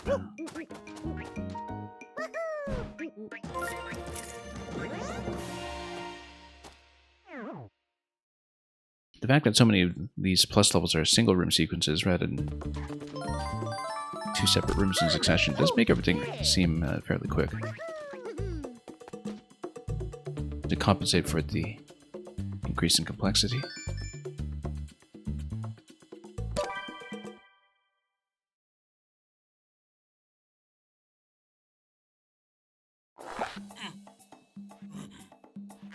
Here we go. Okay, this is another one where we'll need to watch out for the rhino positioning. I think we'll go around. We'll need to switch to yellow before we do that. If we switch to yellow, then the rhino comes through, but let's go up first. Just grab this safely. Maybe we can just jump out of this, in fact. Switching to blue opens up everything, which might be what we need. I'd actually like to place the rhino somewhere different if I can. Yeah, because we just hold it. Then we can just walk this through as much as we'd like. And yeah, we want the blue switch in order for the mini to go through this gate.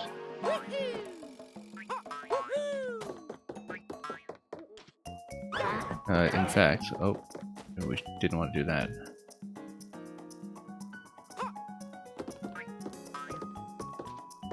Yeah, because it does bounce on top of you. Lead it over that way first.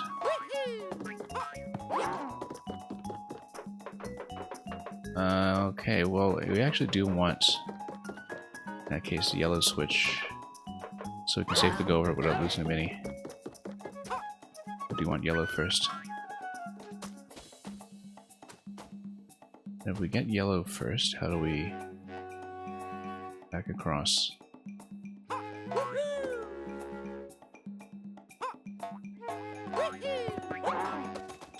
Oh, we just want this out of the way, I think.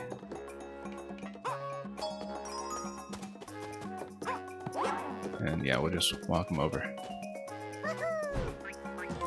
Just need to move him out.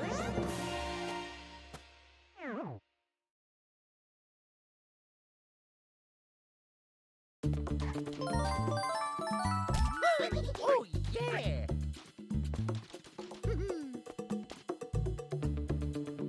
Moving right along. We'll have another rematch.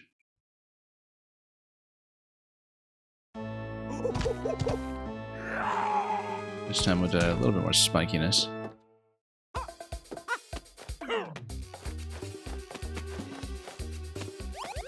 Oh. I don't tend to time these very well. Oh, wow, that was unfortunate. What a snipe. We shouldn't stand right above him, perhaps.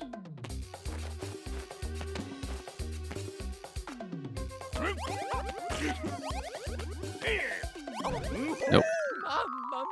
Yeah, you get bounced like that. That is just going to be a kill, which... I mean, we were resetting out of every hit anyway. It's just that we'll lose some lives now for doing so.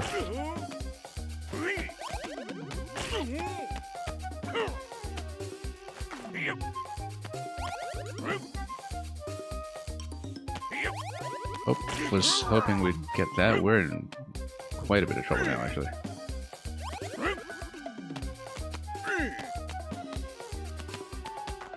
Yeah, there's too much going on with these. There we go. Seems like I kind of lucked into that one, but we got it.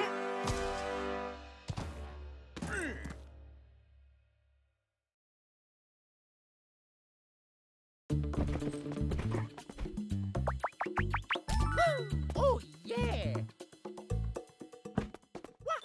Oh, yeah.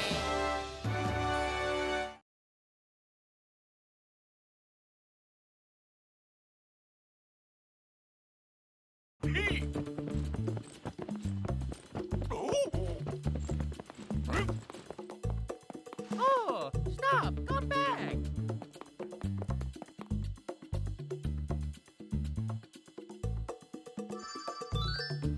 Hey, Fire Mountain Plus.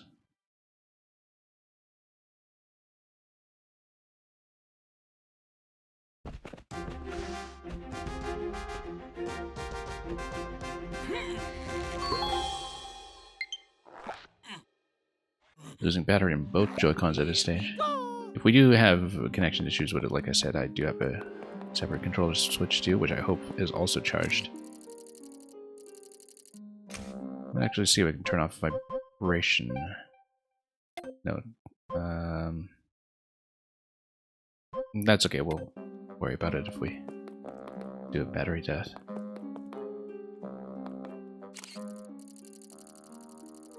And hey Massini, I'm doing just fine. We are in the post-credits world right now in this game, Post-Credits World 3. Which is, well, where the real game begins, apparently. Now, before we grab the mini, let's just grab everything we can manually, which I can do to some extent. This is going to be one tile too high here, though, so let's see where we can spring. Yeah, it looks like I do sort of have to go up to the mini straight away, but then we just leave everything open. Time being, I will not pick it up yet. I'm going to try to avoid it. Oh, we actually do have to get it. We can't avoid it. We must pick it up. Okay, now here's the thing. We need to trap it over here before red, so we can switch back to yellow. Lead it across the platform like this. And we want to drop it back down. How to pick this up.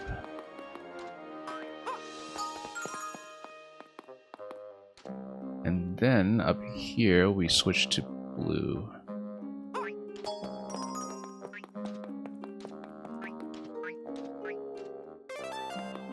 After that, we send it down to switch over to red if we can. Whoop.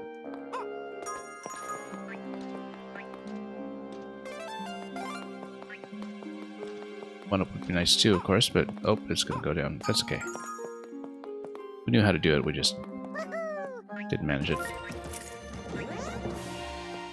And you beat in the game, and it is fun.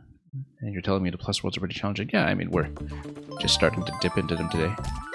We're number 3, so I do expect some gentle escalation as we go.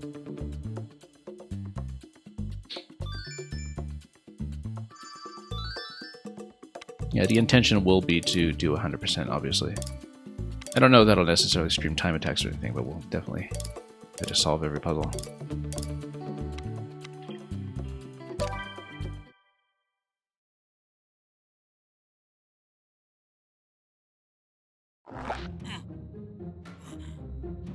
Here we go.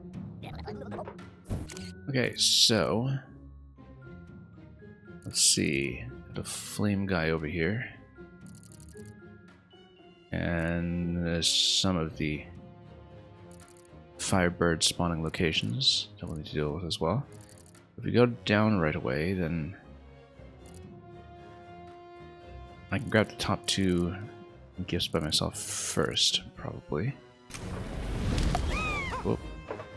Let's do that. Oh, no, we don't want to do that. It was down to reverse like that. I just didn't really see it or think about it properly. Because, yeah, it kind of goes down one tile at a time. Then... oh, yes, okay, and if it makes contact with the mini even when it's inactive, we run into issues, so we don't want to jump into it.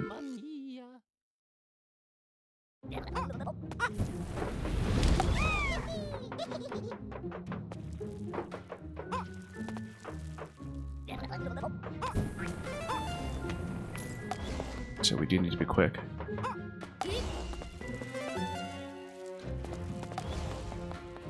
Oh, nope. No, I missed. We have to do it again. This is the first one we had to redo for the complete collection. We haven't had to do that at all for any level so far, so... we just stood a little bit too close.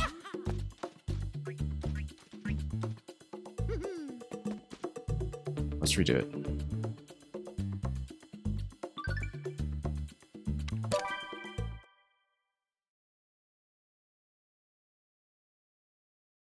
Yeah, this one, we just need to speed through it, essentially.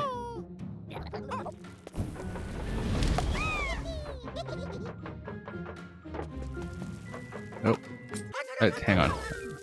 I got thrown off a little bit by the fact that it didn't come down with us. Just wasn't watching that properly.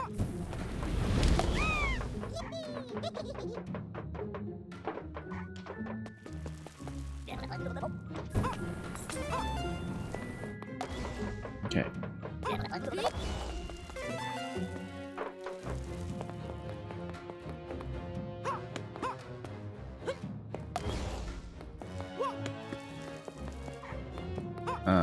Whoops. No, I was trying to reposition that. That's okay. We could actually just have done the triple jump here and that would have been fine.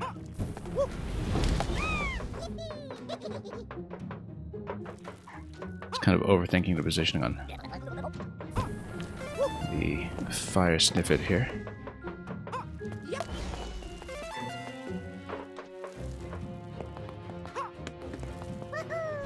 No. I was slowing down a bit too much there. Again, we need to bypass and then jump up.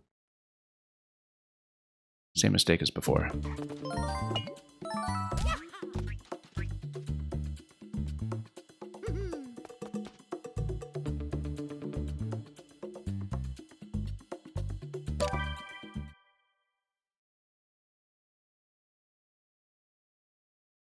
Yeah, this one's a little more execution sensitive than most.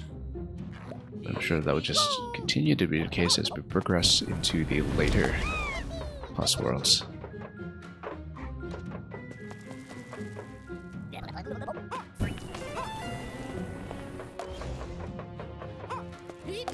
It was way too close for comfort. No. I always slow down in the wrong spot because we're still carrying the sniffet, and I've done that repeatedly.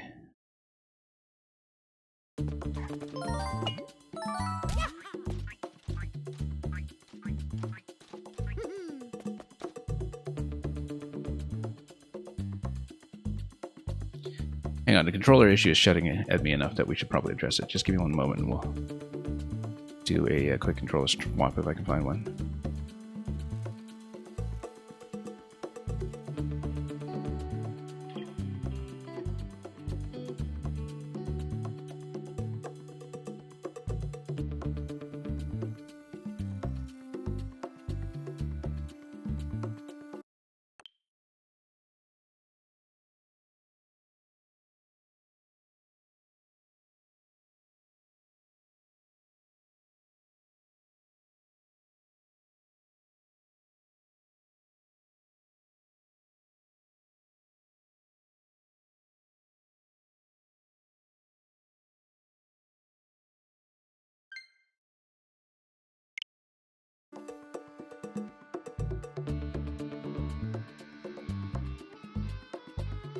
Okay, there we go.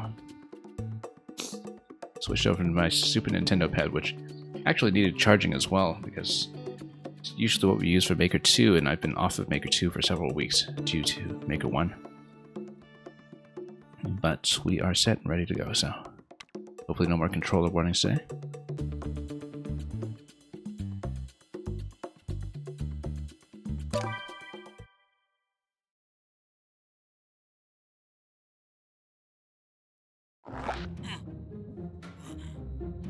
Here we go.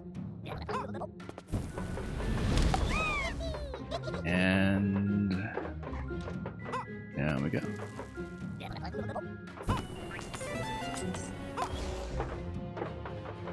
Actually quite comfortable to play with the Super Nintendo pad.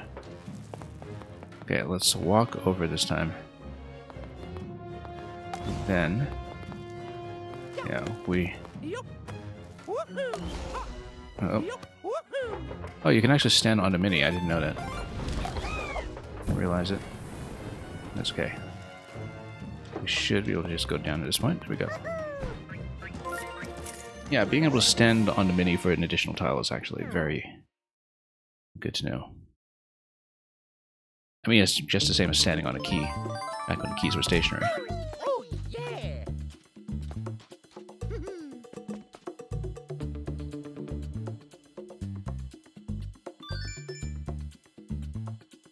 Okay, next.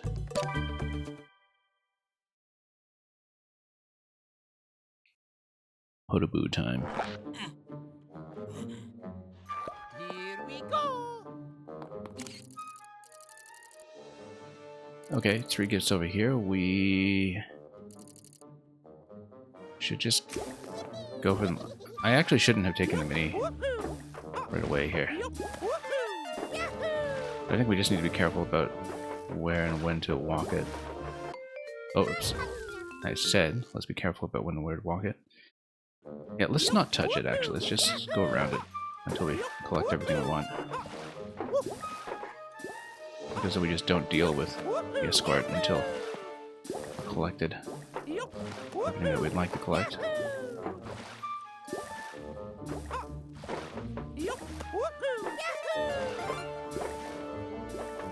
Yeah, the mini is going to be able to jump 2 tiles, so now we just walk it across gently without getting sniped ourselves, of course.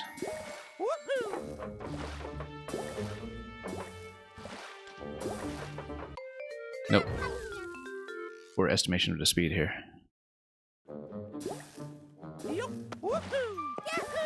I still think it's the right idea to go for these first, though, just to avoid complications and watch the timing a little more accurately.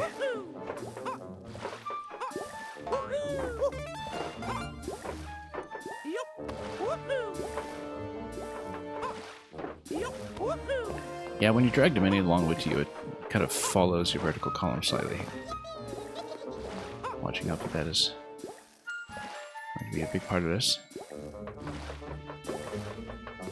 And we just need to jump across like this, in fact. Nope. Bad timing.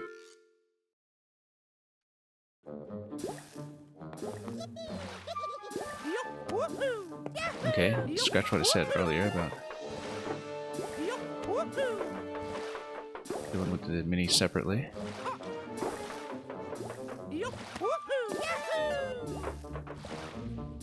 That's alright. Nope. We're not watching the timing very well. Basically,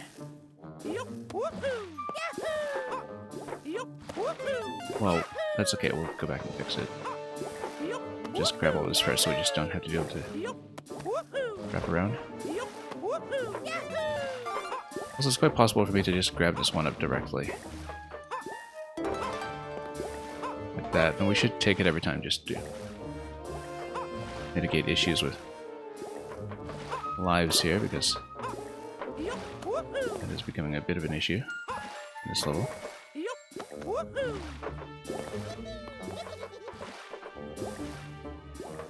Oh, oops. A little overeager to get across this side. Yeah, I just need to work out the proper timing. I just don't have it yet. Because we always have to deal with the mini being slightly lagged by about a tile.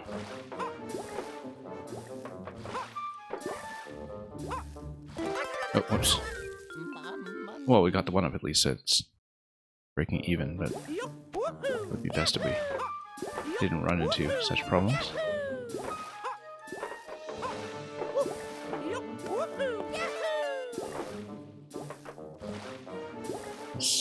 Let's swing up. And then we'll go back to the full escort back and forth. Yeah, so you do need to do it both ways. Slightly different timing.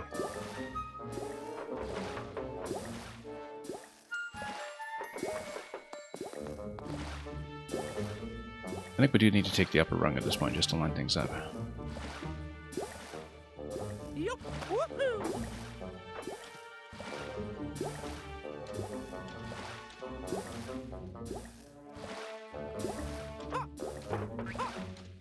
No.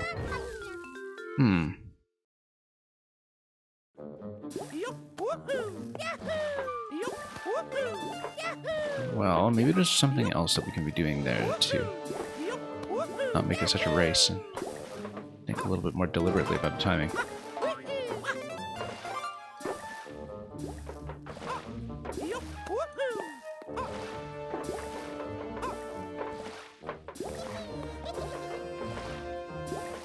Oh, nope, hang on.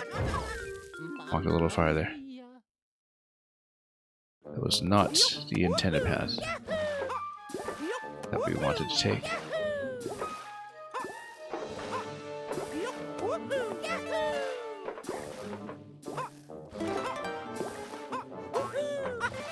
Scale, like I said, we've been breaking even, so the timing for this third Podoboo here seems to be quite difficult to visualize.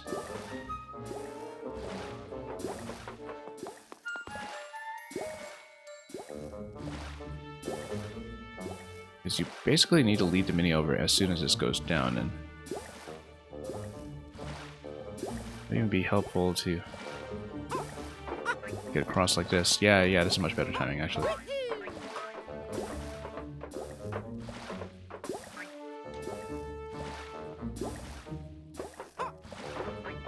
There we go.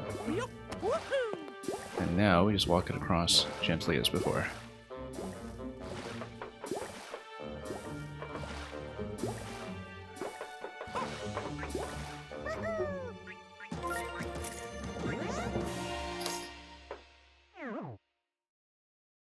Yeah, it looks very risky to get the correct timing. Put one in the bottom right, but Oh, yeah. once we saw that it was the only real option, that was the thing to try.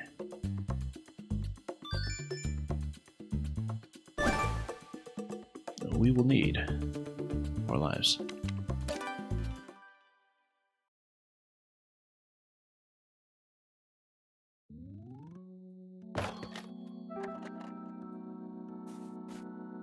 Okay, Here we go. what are we looking at here? Let's just go down. Again, usually we just grab the other one. I don't worry about the key second once we clear some space.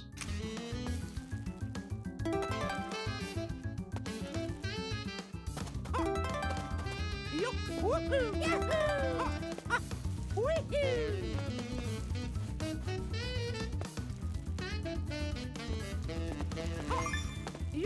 And then, yeah, that's simple enough.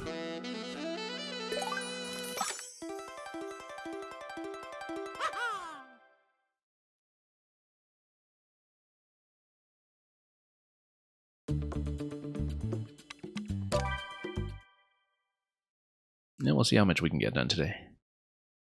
I'm expecting, just given the scale of the post-game doubling the levels in the main game, that we'll Here we need go. another session after this, but we'll pace ourselves accordingly.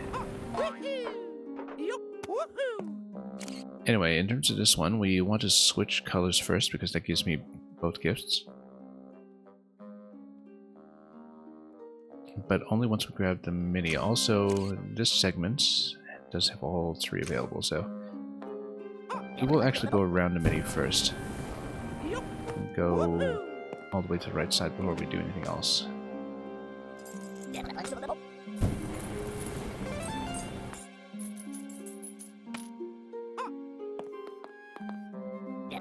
Now, why would you want to, at any point, switch back to red? We want to get the mini over before we press anything.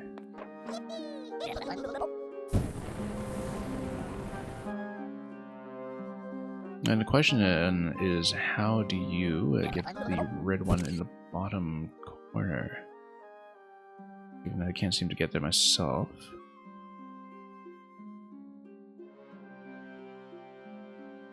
Oh, I guess we could lead the mini into a position where I can make a jump.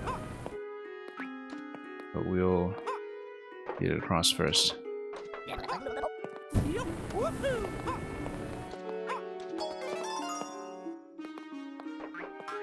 Oh, no, it springs up here. Okay, that's not what I expected.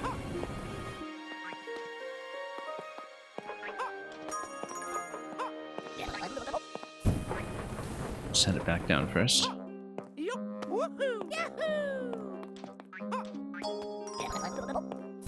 can get it to just fall off instead of jumping across. No, it jumps across automatically. It refuses to go over until you tug it across the gap, in fact. Which does change things slightly. Because I wonder if we find a way to lower ourselves into position. Oh, well, there's the ladder down below, and I guess if we take the ladder, we can potentially lead it down. Let's see. I wonder if there's a way to pick up the sniff it as well. I don't think so, given its positioning.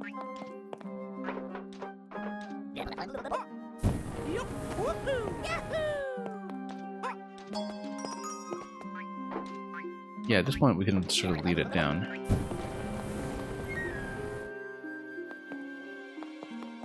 We need to lead it over first.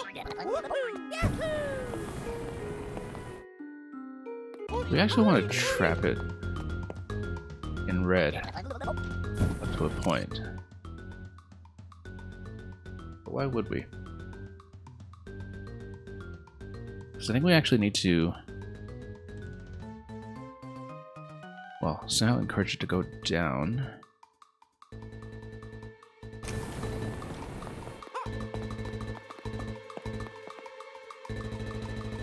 I mean, we could always... Let's see, we just kind of race it across perhaps. No. 7 seconds, we're going to have issues here. Mamma mia! Time's up!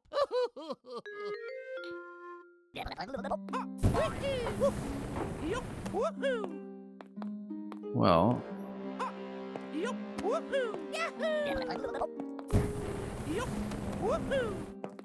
Let's not pick it up yet.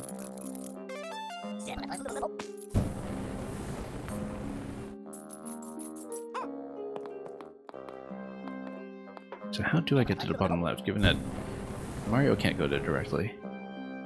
You would need to send the Mini to the bottom to get out of there in time. Yeah, what's not clear to me is how to stop it from jumping up into this position.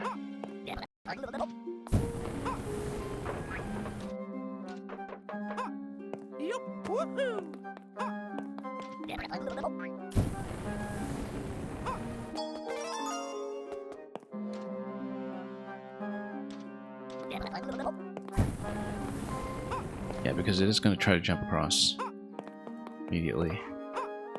What if we can trap it?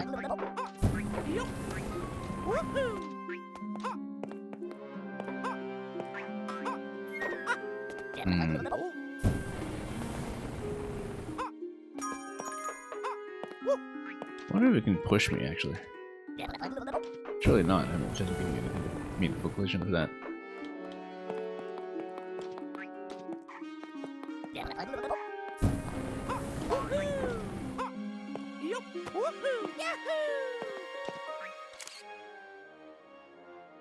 So if it's being sent up here, perhaps you can block it off or something.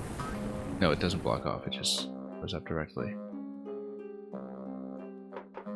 I feel like I'm supposed to lead it downwards.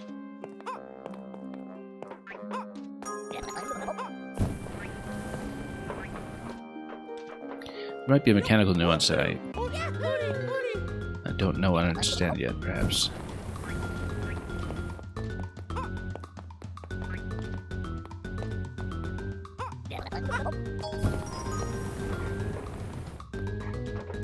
Yeah, because it's always going to try to jump across instead of walking off at one tile, and I don't know how to make it walk off at one tile.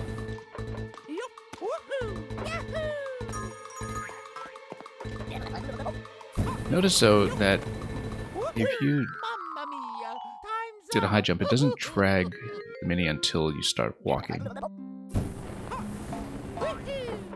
Which might be an important consideration here. That way, perhaps I'd be able to drag it down to this position and make it follow me down rather than jumping up above.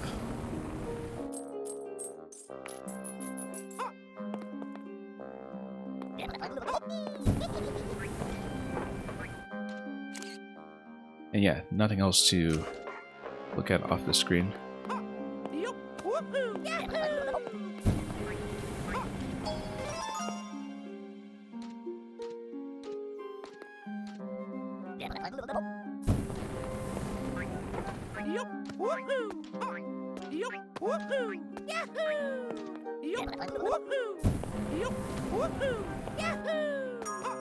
Yeah, can we trap it? No, we can't, really.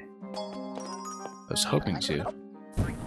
Because then the idea is that we'll be able to get ahead by it enough to track that at a lower location.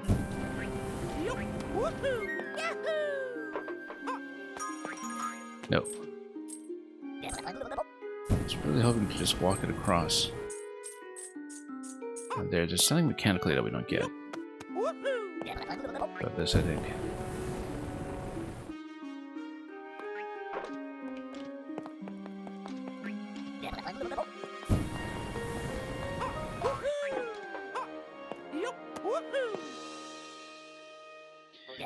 I mean, there's no way to pick up the snippet or move it.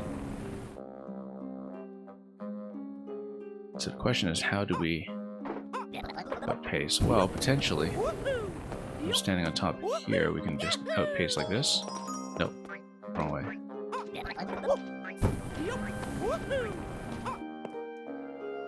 And the idea would be that you reverse the switches when you're pretty far over to the left already, instead of over here. In fact, what you want to do is trap like this. Trap it first and then lead it over. And then perhaps it'll go down if you are in a lower position. Yes, it will. Okay, that sounds good. Now we know. Time's up. Now we understand it. That's okay, just need a little bit of experimentation to be clear on what some of the logic is.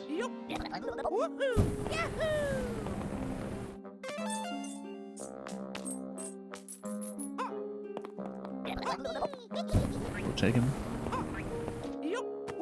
We do want to loop him down around first, just so we can grab the yellow gift. And here we trap like this.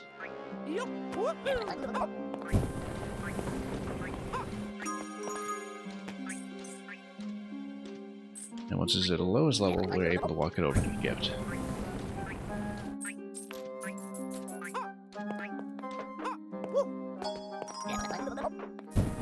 Now, it will jump by itself when it's up against a wall. That was another critical nuance that we hadn't really made use of up until this level, but definitely an important one to keep in mind for later.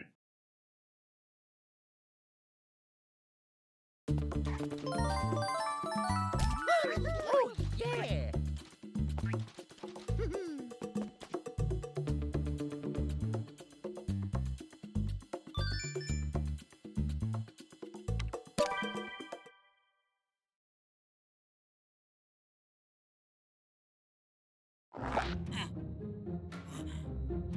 Here we go. Okay, at this point,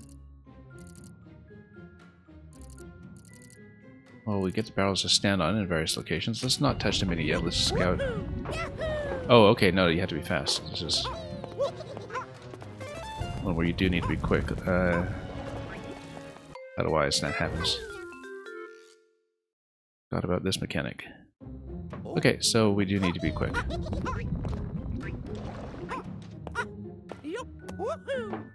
Okay.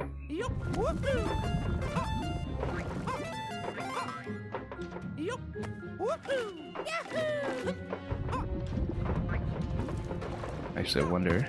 We can just stand on this. Here we go. Nice and quick. We can just circumvent the entire top platform. So I guess you can kind of do a half-tile drop then, contrary to what I was saying earlier. Oh, yeah. I didn't expect the barrel would land quite that conveniently to give me the staircase.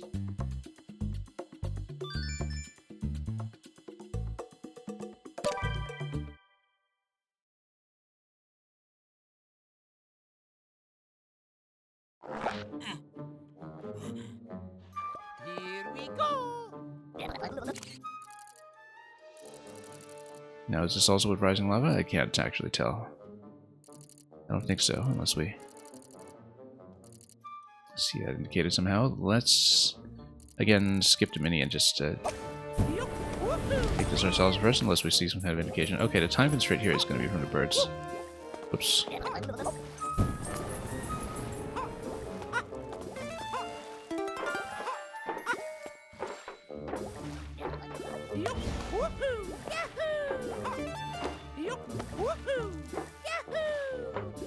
Oh, if you jump, you can't climb up the ladder. You do need to...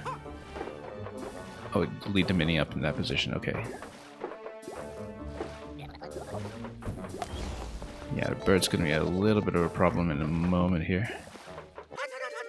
Oops. Bad timing.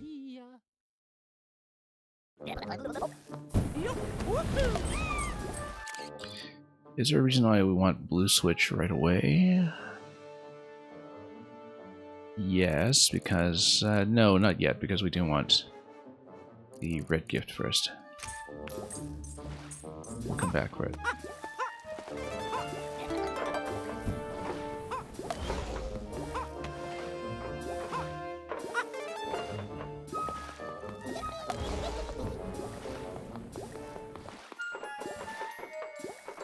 Okay. There we go. We will want to move this guy. Oh, oops. Of course, the bird just stops directly on top of me.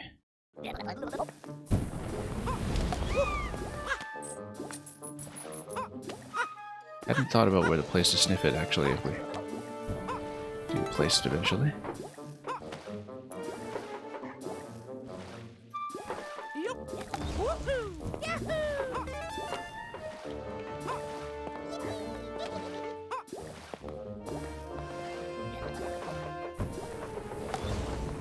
Okay.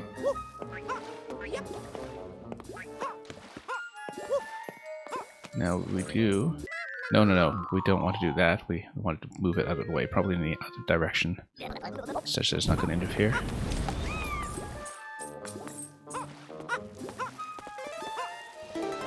Just sometimes need to make good snap judgments about this sort of thing. Nope. Again, the bird does try to track where I am as a valid target, and so we need to watch out when it comes to getting it away from the mini. Yeah,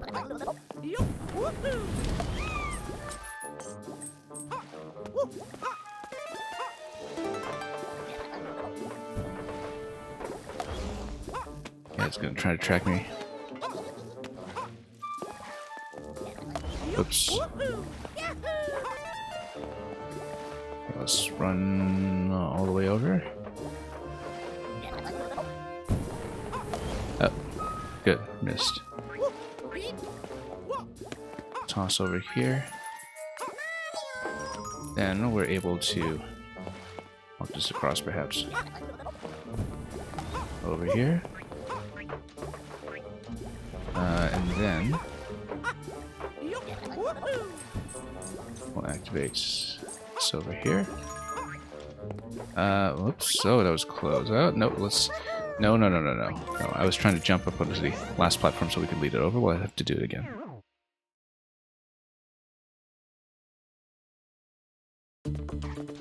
Yeah, it's missable if you're too close to the door. We have to watch out for that. This is the second time we've run into that particular kind of trap precluding us from picking up a present at the very finish.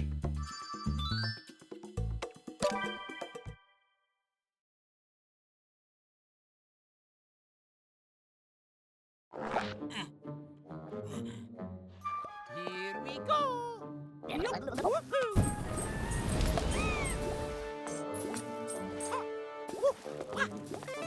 Anyway, same idea. Except let's actually watch the timing.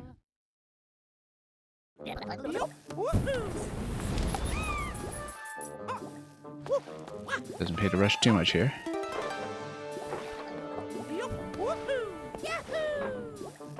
Yeah, occasionally we'll just stop to let the bird get in a position that we are trying to avoid.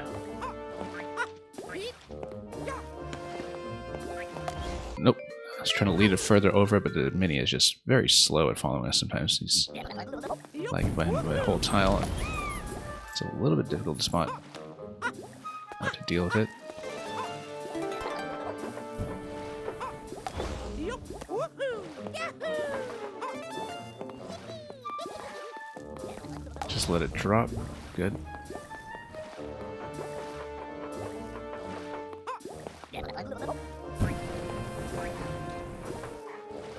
Nope. Stand out of the way. There we go. That was too close.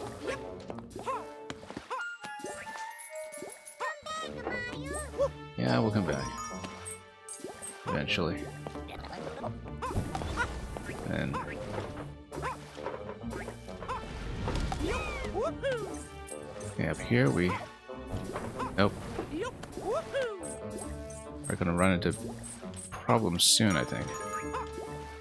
Yup. Woohoo. This guy will lead it over. Now we come back. That's the way.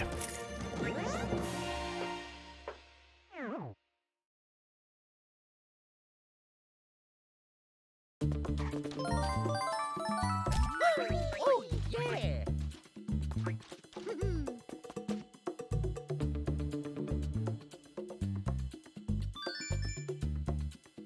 Okay.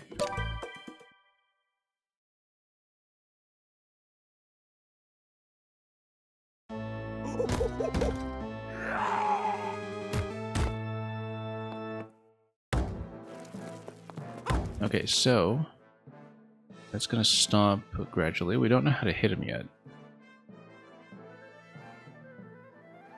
That will have to come later.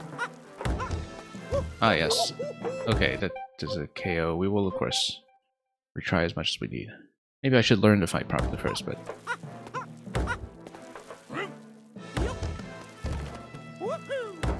Okay, there we go.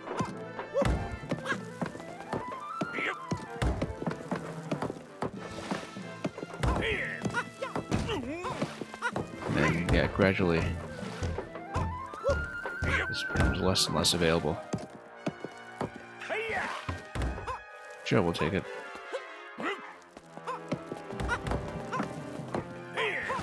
Oh, missed.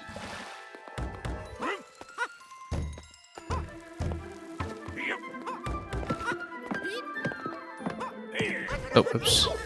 Mamma mia. We should not be overcorrecting the jumps here, just given that Yup. everything is going to traverse so few tiles anyway. Woohoo.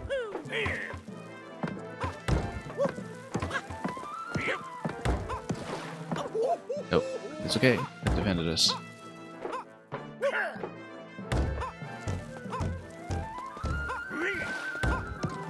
I'm not always clear on the rule for when the barrels stop and when they don't.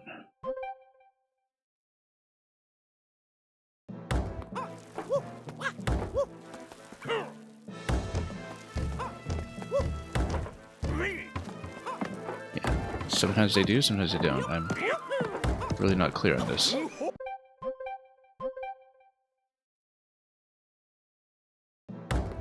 Yup. Woohoo. Yahoo. Nope. A little bit sluggish sometimes to get out of the way if barrels are coming in.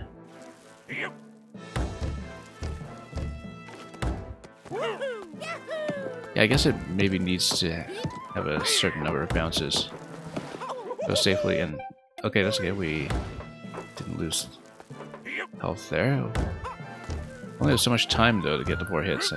That's maybe the Mamma mia. trickier constraint here. The ceiling squish. Not the most ceremonious way to go. Yeah, there's a certain number of bounces. I'm not exactly sure how many from reading it. Okay. Yeah, actually, no, if we do the kick, that's how to do it. Because the kick, that deflects falling objects, is what freezes the barrel. But getting to the handstand if he's trying to drop something on top of me.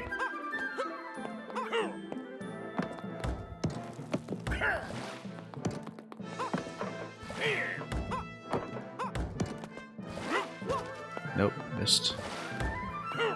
That's okay. Yup. Woohoo. We didn't deflect that one, but next best thing, I suppose, to but that just worked for us. And then, yeah, we're... Oh, nope. I was trying to get into the handstand there. We were just a little bit late. We have a general idea of what to do, I think. Yeah, the handstand does deflect. It deflects quickly. Oh, was trying to get out of there in time. Too slow. Yup. Woohoo. Woohoo. Yahoo. Yeah, handstand stops it immediately. So how we went through the earlier version of this mechanic without ever understanding this properly. Yup. Woohoo. Wait. Oh, Mamma got thwomped over there. Yup. Woohoo. Yahoo. Yup. Woohoo. Yahoo. Okay, that time we did not get squished. Very important. Woohoo. Yahoo. Yep. Oh, missed that one. I kind of thought we wouldn't beat that timing, but that's okay.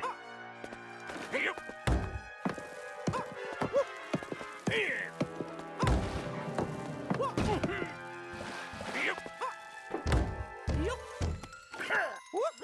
Yahoo.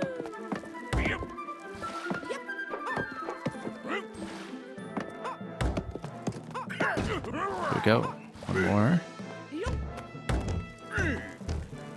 Oh, missed that opportunity.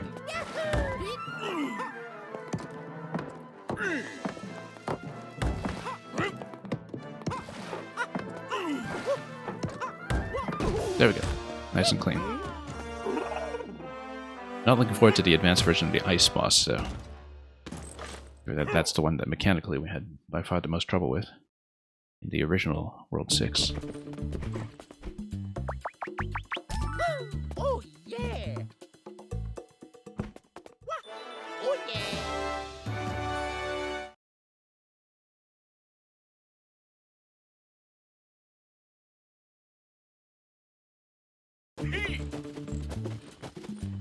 Merry Miniland Plus. Oh, stop! Come back!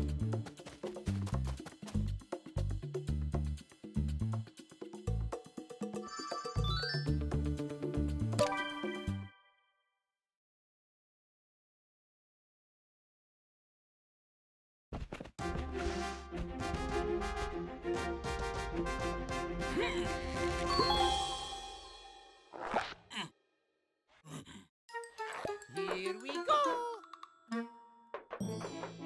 Oh, whoops. Okay, so here we just need to make sure we escort the mini in the correct pattern, given that the gifts are going to be completely inaccessible.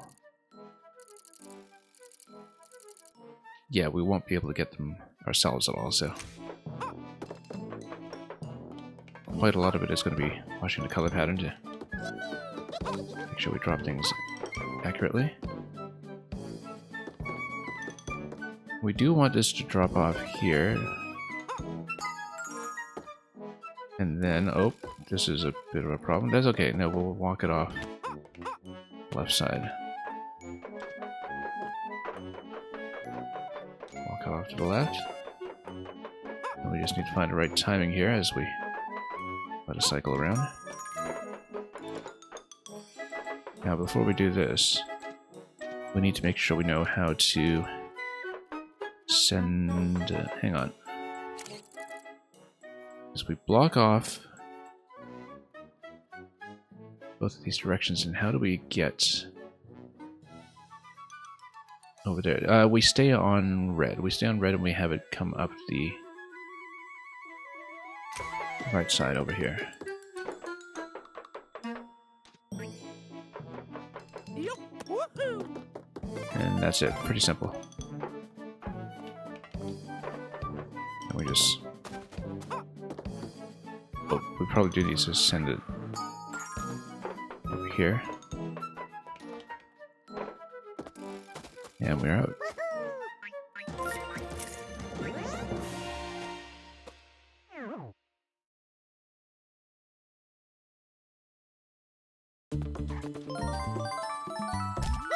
Oh, yeah.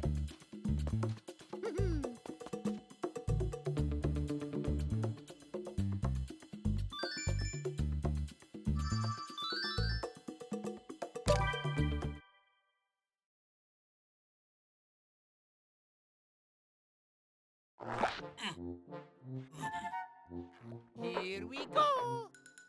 Okay. We don't necessarily want to get this right away.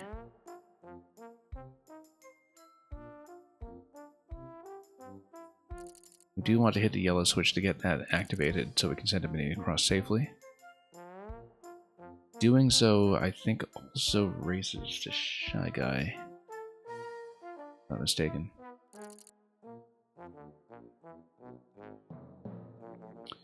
Then we would need to stay off of red in order to get the blue gift, but then we need to get back onto yellow to get the yellow gift. Or, of course, we can always stand on top of the mini and do a triple jump on top of it, potentially, but let's see what happens here first. Yeah, Shy Guy does go up. So we just bridge it across.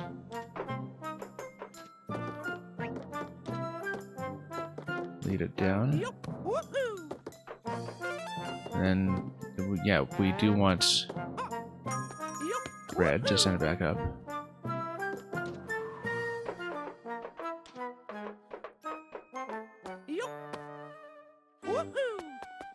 Hang on. Alternatively,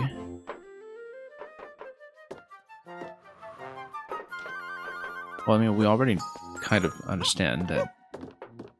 Actually, just walk the Shy Guy over. Oh, it's gonna send it up here, though. We don't want that.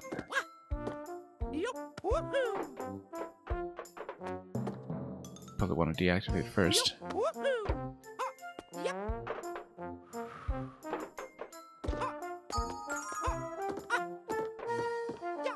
Yeah, we'll wait until it's walking right to left. We'll let it reverse first. And then we'll be able to take it from there.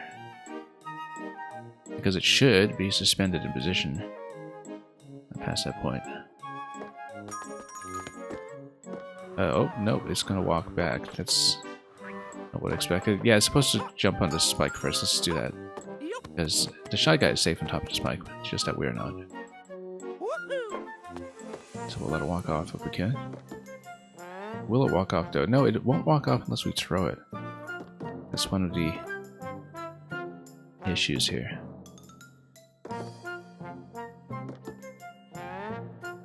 But we can walk the mini on top of it.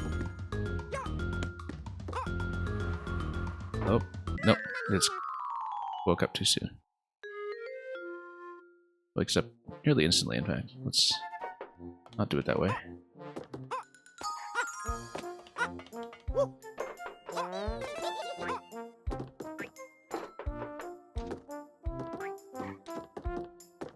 Yeah, here we're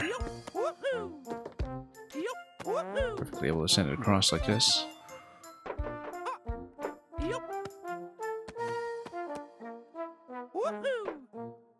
I mean, we can also just put the Shy Guy on top of the middle here. Just dump it across like that, and then, yeah, we actually don't collide with it at this point.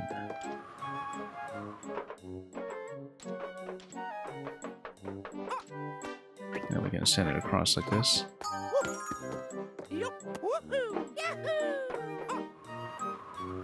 That allows me to get this, and then it'll come back down.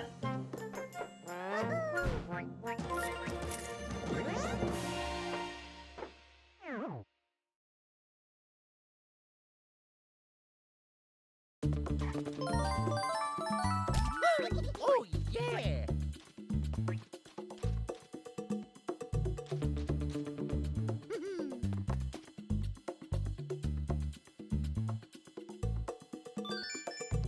Okay, next is going to be a 1-up segment.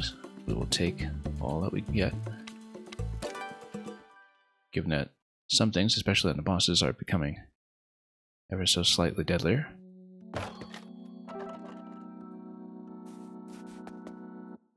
Here we go. Yup, woohoo.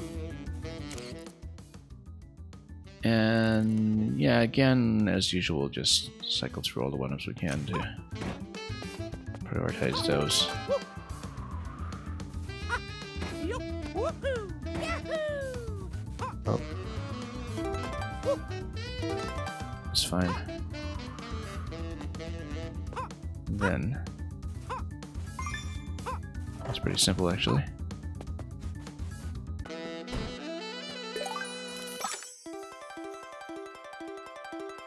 Ha-ha.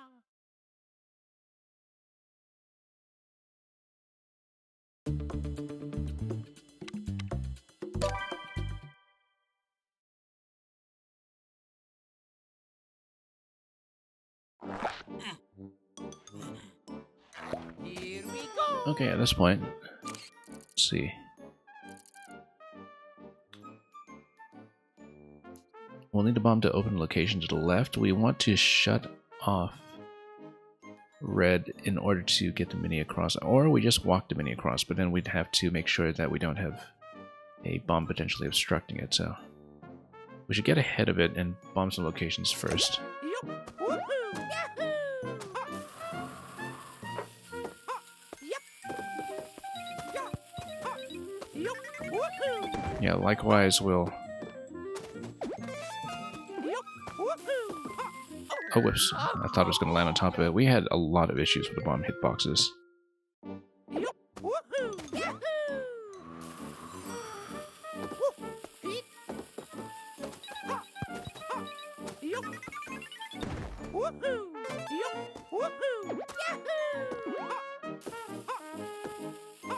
Yup. Ha. Yeah. Ha. Whoa. Okay, good. That was a bit of a close call, but I made it. Yup, woohoo. Yahoo. Okay, this doesn't quite reach. That's okay, that's what the mini's for. Now, we do want the bomb to be in the upper location next to... Wow, that was almost dangerous. Woohoo. Nope. Yup, woohoo.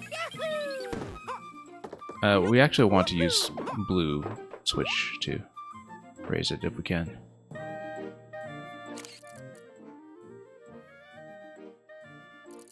And we can do that, we just need to hit the blue switch first. Yup, woohoo.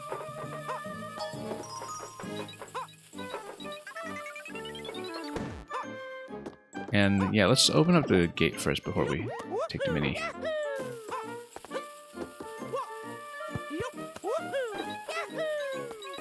Nope, hang on. I think we'll just carry it directly and walk with it. We need to grab it from above so it doesn't pre-ignite.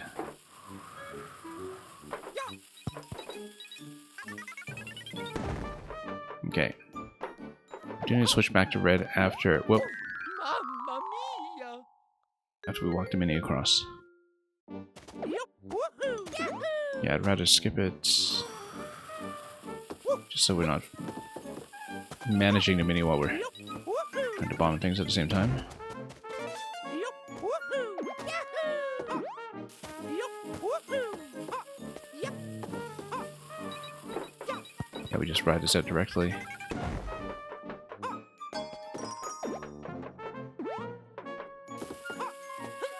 And we'll walk up. Luckily it has the Maker 2 forward throw that just drops an object directly towards the wall.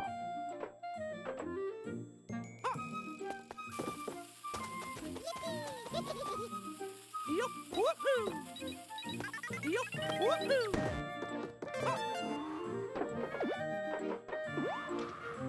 Oh, no, we've got a problem here. Yup, It's okay. We open this. And then we just walk upstairs on a ladder. Just nothing more complicated than that.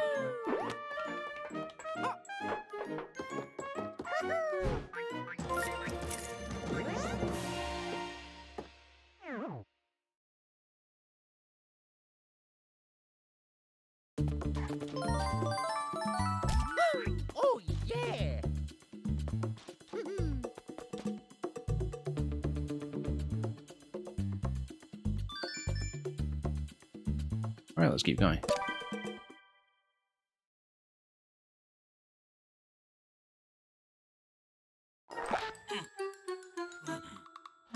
Here we go. Okay, at this stage, we can't see the mini. Oh, it's over there. Okay, that's fine. We don't need to deal with it for quite some time. Yup, woohoo! Yahoo! Yup, woohoo! Yahoo! In fact, I think we're generally just Yup, woohoo! fine with not worrying about it. Yeah, single jump will get you across. This kind of thing. Yup, woohoo! Yahoo! Triple jump will not get you quite far enough with that. Woohoo! But single jump gets you across, and then does it compromise anything to switch colors right now? No, I don't think it does. Yup, woohoo!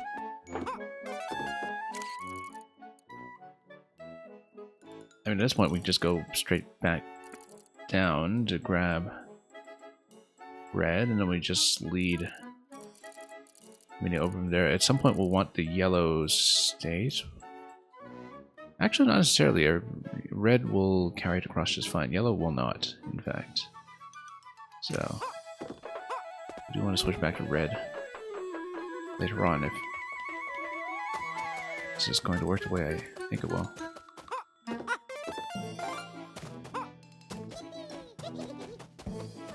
Yup, woohoo!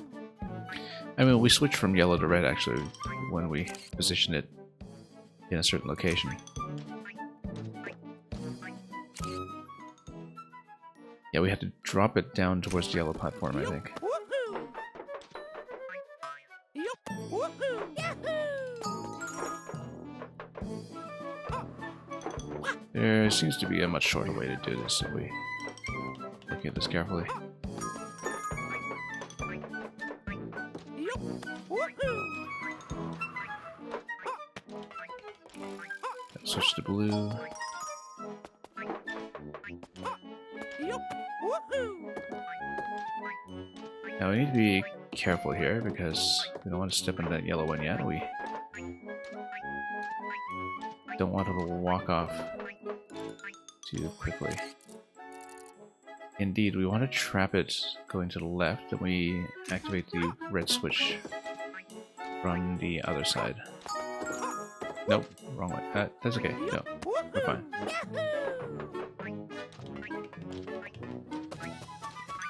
Now, red should push it immediately, will it? Yes, it will. Nope, hang on. Down.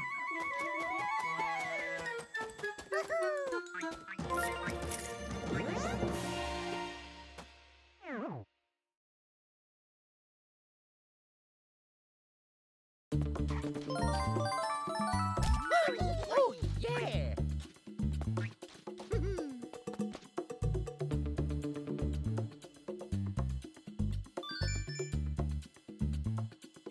Alright, next. Again, a deadly element that we need to deal with. Here we go! And once again, if there's no reason yet to grab the mini right away, let's do everything we can without it. Yup, woohoo! Yahoo! Oh, no, it's going to be obtained immediately, so we'll have to deal with it. Yup, woohoo! It's okay if it's trapped in this location. It means that we just don't have to deal with it for some time yet. Yup, woohoo! Oh, oops. This guy's Yup, woohoo! Yahoo! not in the most convenient position here. Yup, woohoo! Yahoo! Now, we will need this slot open at some point Woohoo! and lead the mini over this location. Yup, woohoo! This is just a 2-color level, so we do need to hit the blue switch. Yup, woohoo! Yahoo! And it might just be a matter of timing from then on. Oh, no. What a bad jump. Wow.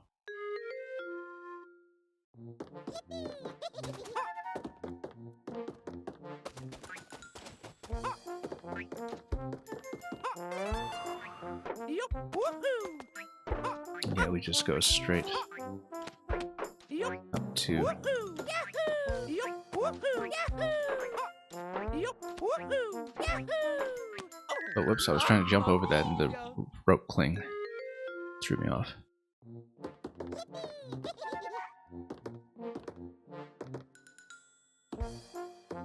Oh, this isn't going to bother climbing? Alright.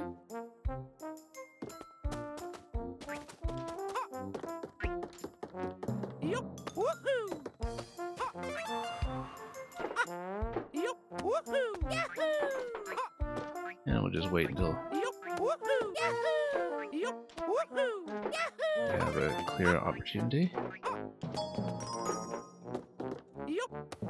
Woohoo!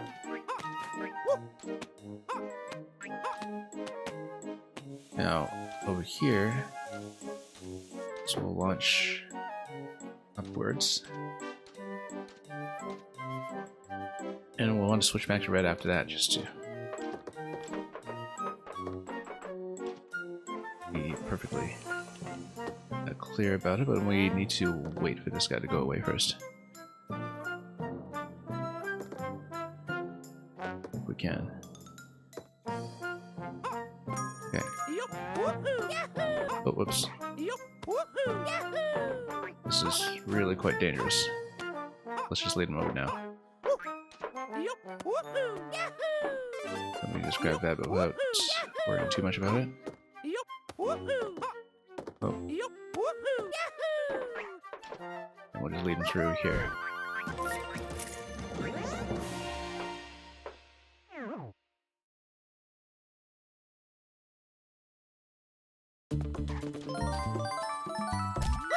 Oh yeah!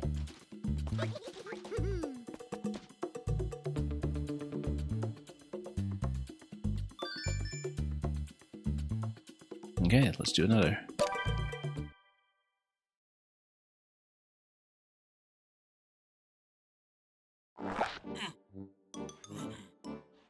Here we go! Here we go. Nothing deadly that I can see.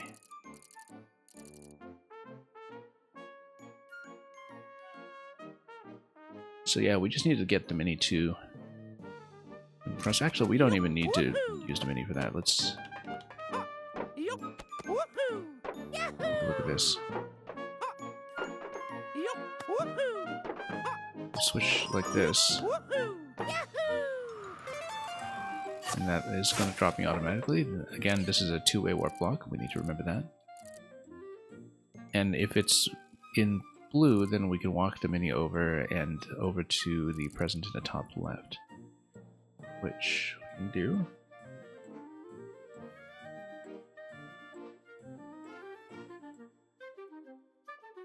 I'm just thinking about how we'll manage it, but no, that's okay. We just grab this. But I think we want to send it down this way. Because Yup!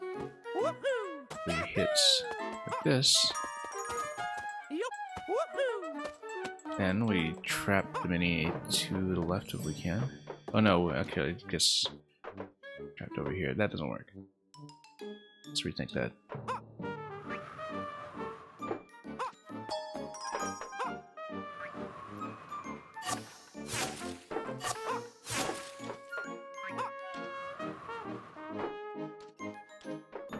And yes, we send it up. Red switch is going to take up that platform, so we want to make sure Yup! Woohoo! Yahoo! that we can drag it back like this. And then we want to drag it across this side here. Yup! Woohoo! Yahoo! We need to lower it first. Yup! Woohoo! Yup! Woohoo! Yahoo! And we just lead it this way. Yup! Woohoo! We'll need to switch off Yup! Woohoo! to red here. And we're ready to lead it.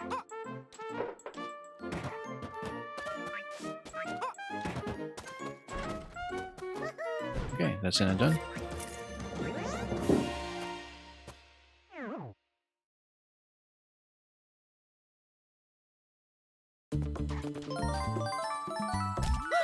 Oh, yeah.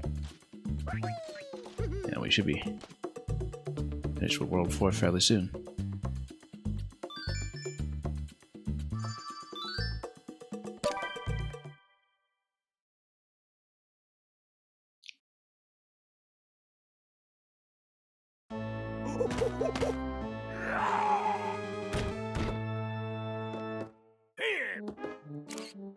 Okay, now here we just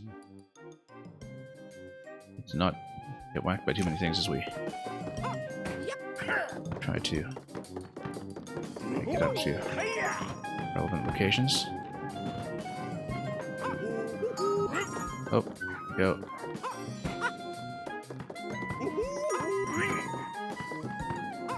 I actually never paid too much attention to whether there's a specific order. I don't think there is. Yeah, just swap to the color that he wishes.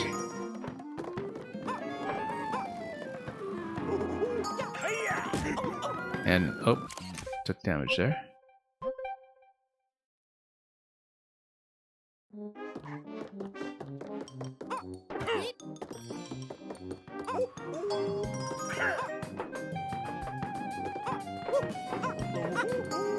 And, oh, just barely lost position here. Yep. Woohoo. Yahoo. Yep. Nope.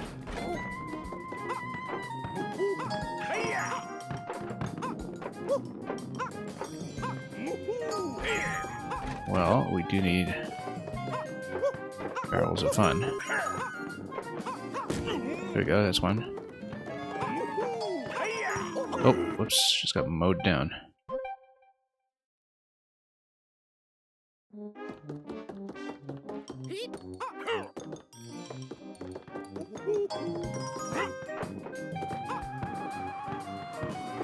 Oh, whoops, didn't expect to get hit. That's okay. Didn't take damage, so.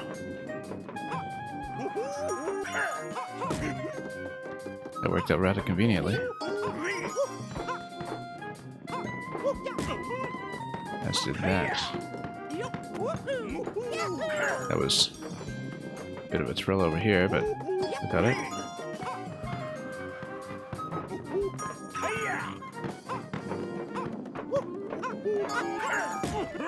Okay, one more to go.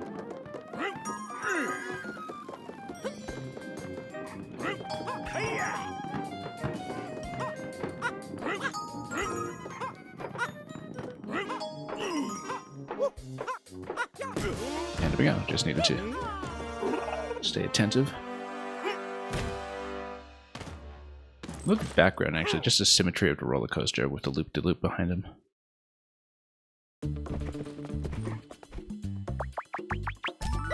Oh, yeah. Often when we play games like this, we just don't get to be attentive enough to background art in the course of actually playing it, because we're so focused on the actual interactive elements.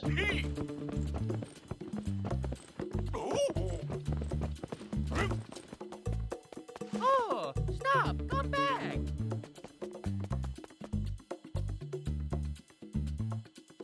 Spooky House Plus. We'll at least get through World 5. I don't know how much longer we'll stay beyond that for today, but we're going to get up to a decent count by the end of the session, I hope.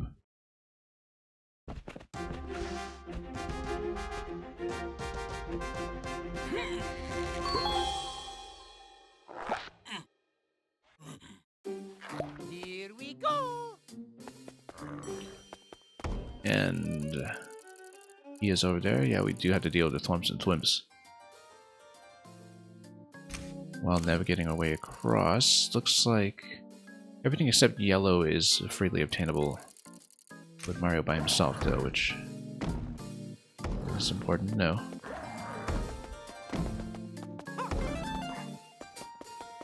Yep. Woohoo. Yahoo. we'll just jump up here immediately. Then, as for the mini, I think there's nothing to do but timing, really. And we'll have to switch to yellow to get it up to the left side, and then switch back to red to get it to the key door. Pretty straightforward how it's supposed to happen.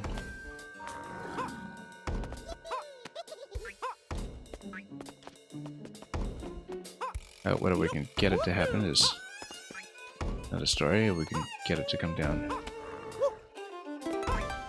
Actually, yeah, we just nudge it over like this. We'll activate the Thwomp ourselves and just take it up. And then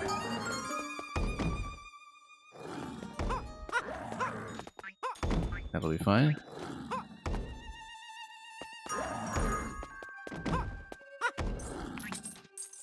And we'll just maintain position over here, and that'll be it.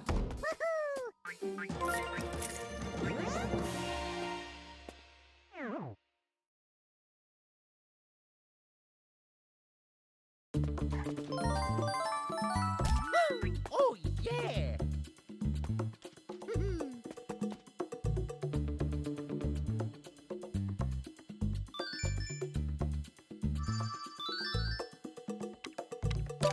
Okay, next.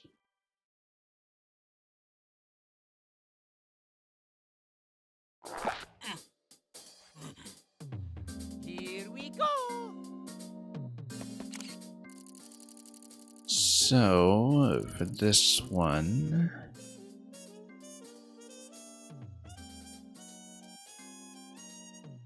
we will want to drop the mini. I assume that, like Mario, it's just going to activate donut blocks by itself. Yeah, because Mario can't interact with anything down there until we get to the key door. So this is a pure escort level where we do need to watch some of the switching mechanisms as we go. Yup, woohoo!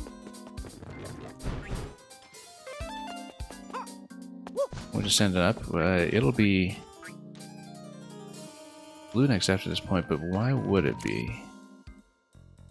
It's going blue first, then we switch to yellow to drop it. And then that'll allow me to get over to the blue gift. However, if we switch back to red, that's even better because we just walk it back. So yeah, we switch to blue first, I think. We need to get it across.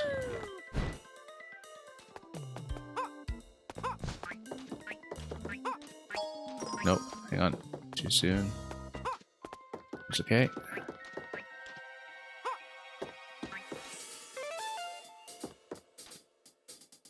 I think we would switch to yellow and then red so we can sustain it in position.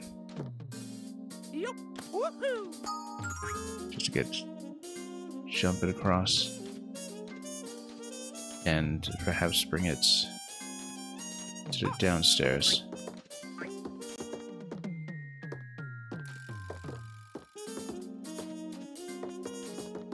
Yeah, because then we just trap it in this position until we red.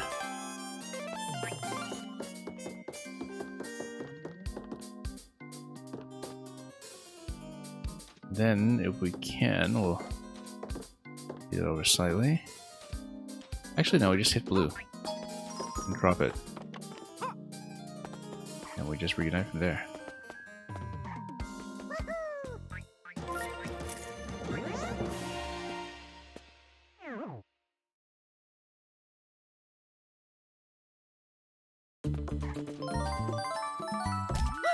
Oh, yeah!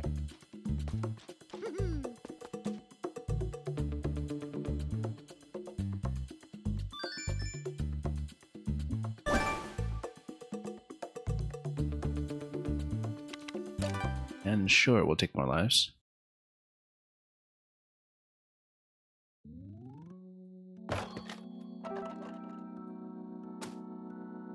Okay, so Yup, woohoo! Yahoo! Yup, woohoo! Yahoo! Yup, woohoo! Yahoo! Yup, Woohoo! Yahoo! Okay, that's rather simple. And we'll leave it in.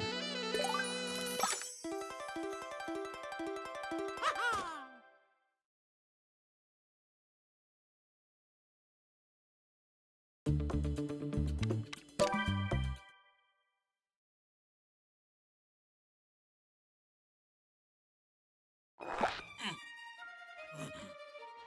Here we go.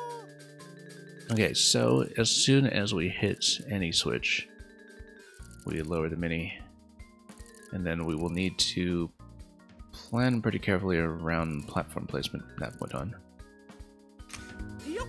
Woohoo! Yahoo! including getting up the icicle staircase.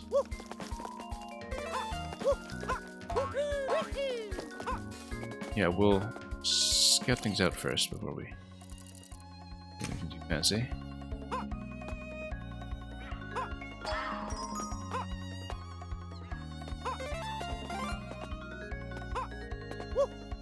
Well, we'll make it over that gap, I suppose. But we do need to squeeze this back and red first. That should work. Yup! Woohoo!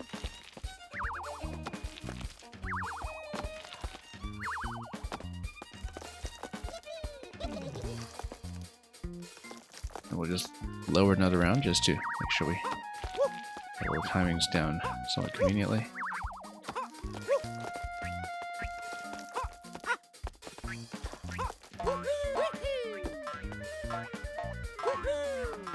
We'll just try to freeze this in place at an opportune location. That'll work.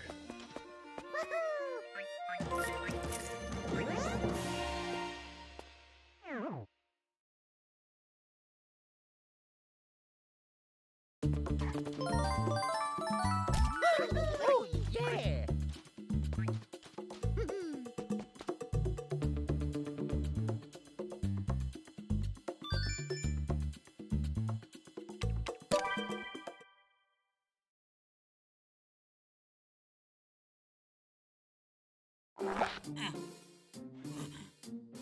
Here we go! Yeah, so of course, as usual, we can start the boost to freeze him in position in classic Mario style. It looks like positioning the mini on top of the donut block and then lowering it down to Yup! blue is going to be essential here, but let's move this first.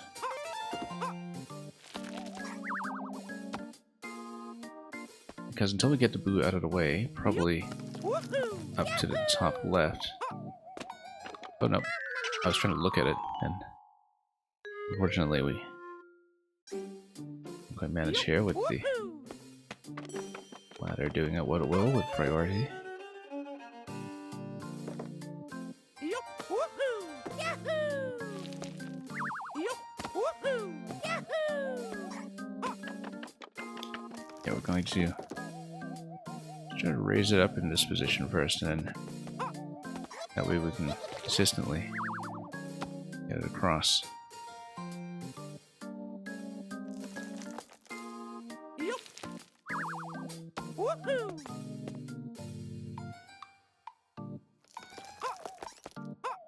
Okay, now Yup! Woohoo! Yahoo!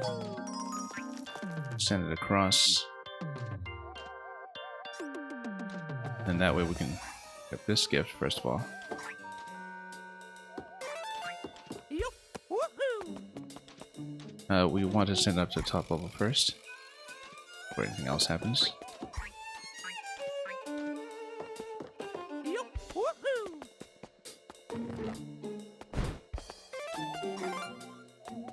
And once it's on top of this platform here, we send it down.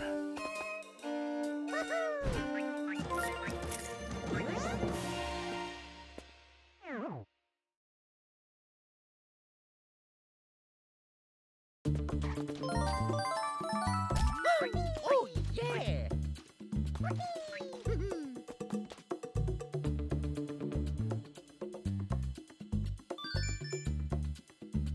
Okay, Thwimp's next. Yeah, and then after that it's going to be 6, 7, 8. Then this world here, we'll see just what it entails. Plus everything that we've unlocked so far. It unlocks automatically, you don't need to click and plug in the stars or anything, it'll just do it for you. That's going to be X2. Alright, now let's keep going while we can.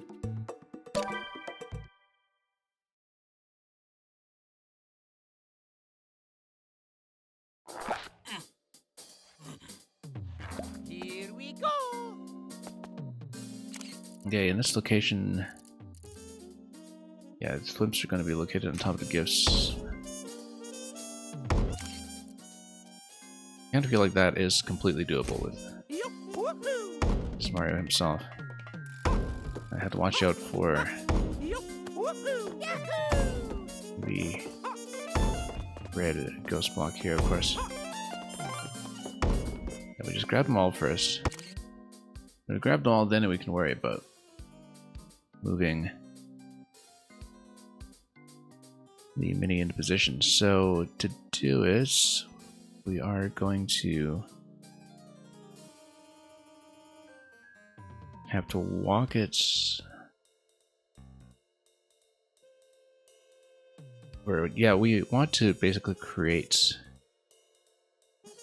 a staircase with the red Shy Guy block over here. Yup, Then the mini is able to step up here and come up, and we square it across. Which means we're going to be fairly accurate, I hope, about where to trap it, such that it's out of the way when the ghost block is trying to make it over.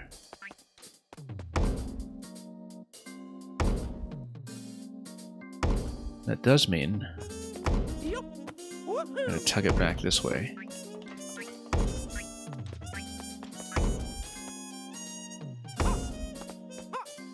I know, bad idea. I was wondering which way it was going to walk when you wake it, but you don't really have any control over that, or at least it's not something that has any visibility to it, so we do need to watch out. Yup, woohoo. Yahoo. I do think that collecting everything in advance is the right idea, though.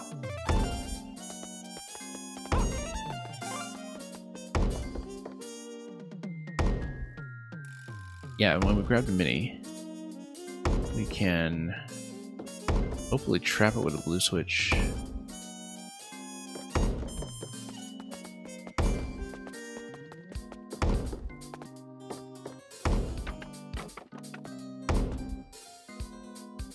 Basically, we want to walk it across. Oh, we didn't actually touch it. It's an issue here. Yup, woohoo. Okay, it's gonna go back and forth here. That's fine. And we just trap it until we're able to swap it over using red. Oh, not like that.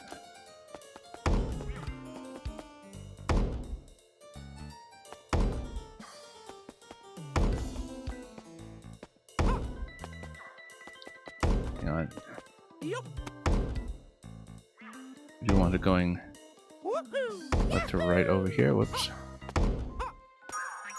That's not correct. No. Actually, it turns around and immediately faces the mini whenever it resumes. Actually, no, it doesn't. It continues according to its previous trajectory. I was trying to figure this out systematically here.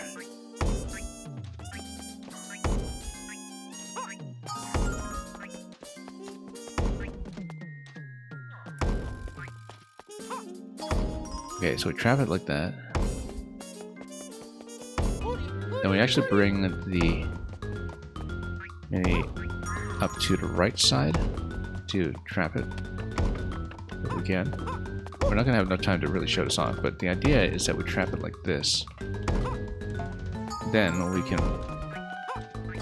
take as long as we need to get Shy Guy in a position here. Now we are going to run out of time, but this is what you do. You trap like this, and then you're able to take it up. So we know what the intended pattern is, we'll just do it. Time's up.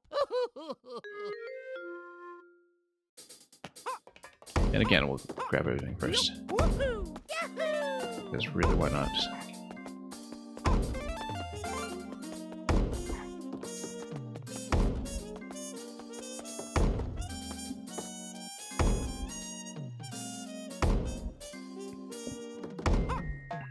Okay, so Woohoo! again, we're going to try to trap this way.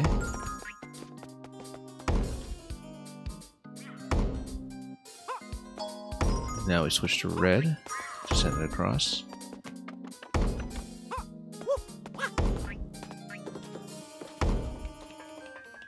Switch to yellow to send it across here.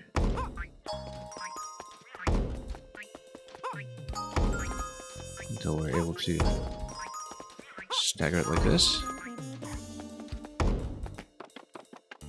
Then we have to do the Thwimp Escort, which at this point is totally independent of the state, I think. I think we leave things as is in red.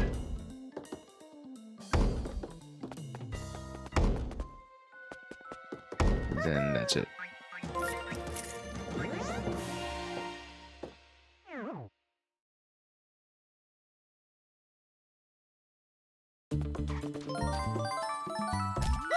Oh, yeah!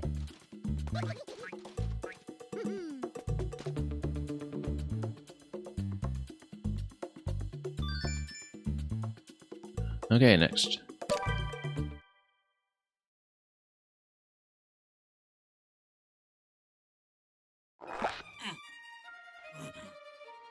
Here we go! Maybe we should have skipped over that again. No, that's okay. We need minis for 2 out of 3 here anyway. Including blue switch to... well, drop it from up top down to donut block. Towards the Shy Guy. So that's okay, we can do it.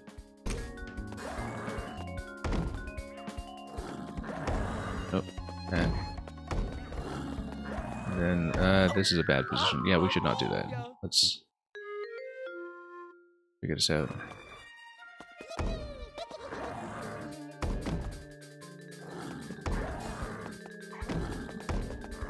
I think we just need to run across.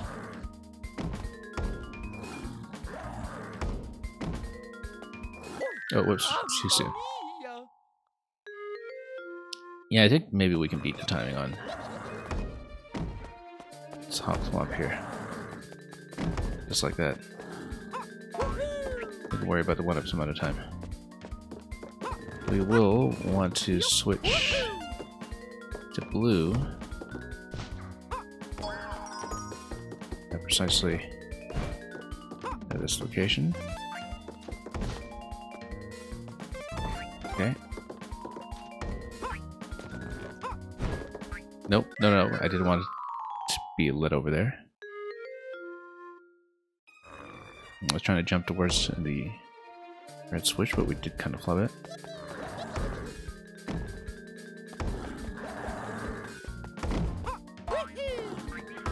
Okay, now we will freeze directly on top like that.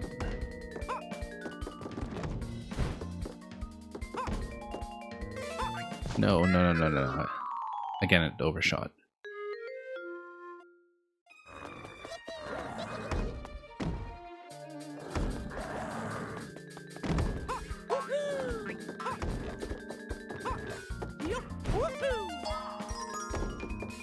Yeah, we'll just lead it.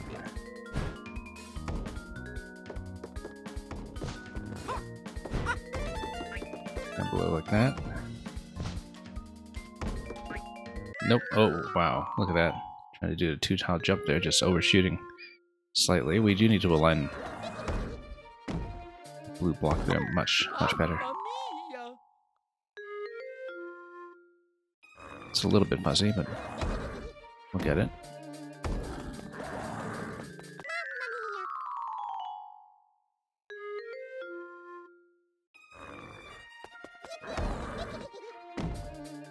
The particular timing and early timing that works just fine. We just need to find it again. We have been throwing away too many lives while doing it, though.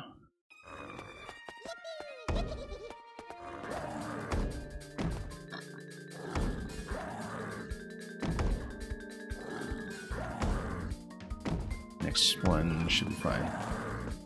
Nope. We had it. And we lost it. Just burning too many lives now. It's probably a much cleaner way to do it, but... Nope, whoops. Mamma mia.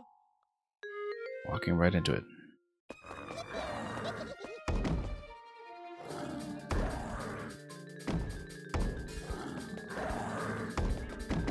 Oh, whoops. Mamma mia. Again, just really need to watch the hitboxes here. Chunkier than you might think. There we go. Yup. Woohoo. Okay, let's drop it like this. This is a slightly better position. As long as you're able to make the gap. Yup. Woohoo. Okay, good.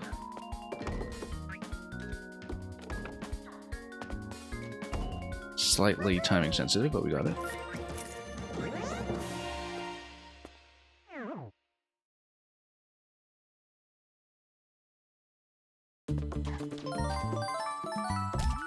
Oh yeah.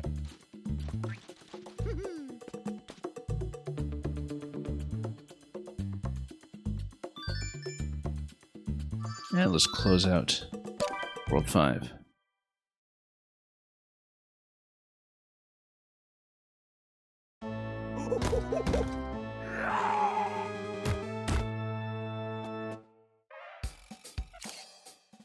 Okay, in terms of what we have to do here, yeah, we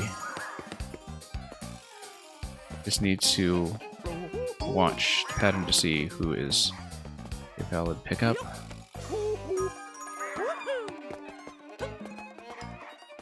And go around. And whoops, took a hit already.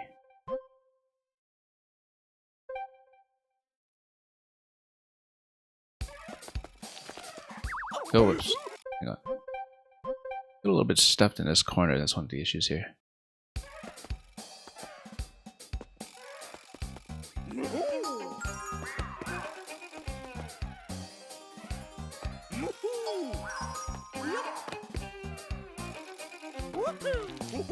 Nope.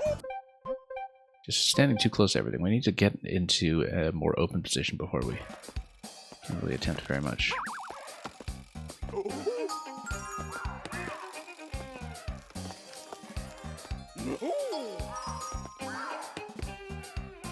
Now let's just wait a moment before we have an opportunity. That's not much of an opportunity. Just stuffed in a corner here. Nope. Oh, that's okay. We didn't take a hit.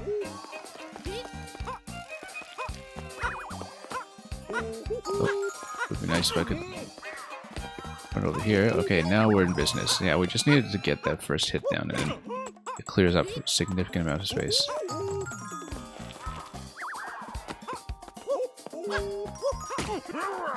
Yeah, it works out very... Oh, nicely. Oh, anticipated that a little early. I saw him push red. I was assuming that he would have red available at the end of that cycle, but...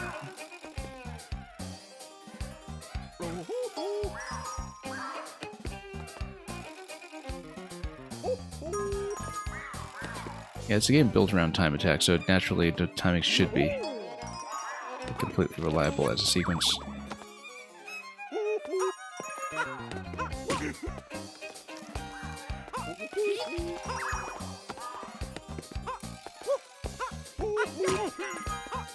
Oh, whoops, no. Too late.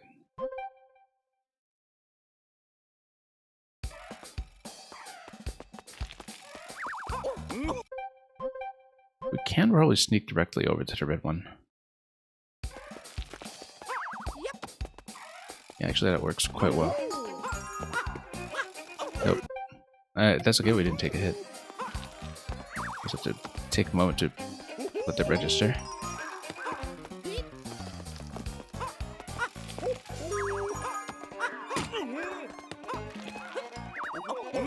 Nope.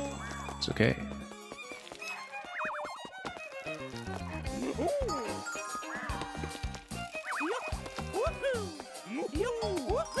Nope, too late. Too late.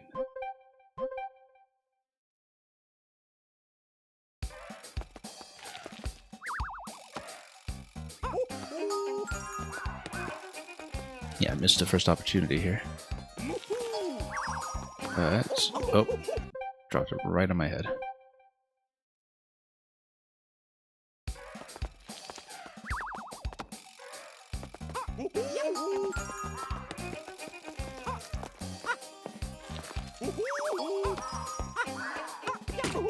Nope.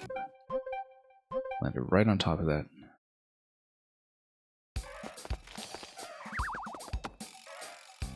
Yeah, we can go straight for the red. It's okay.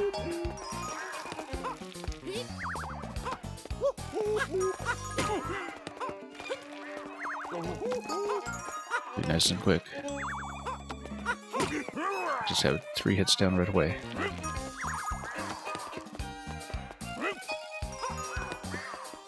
Oh.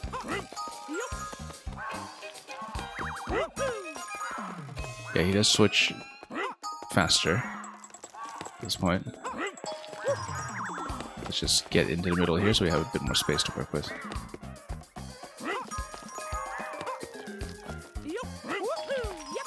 Okay. There we go. Bit of a close shave there at the end, but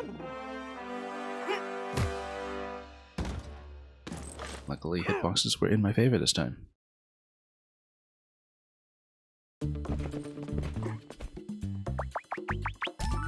Oh yeah!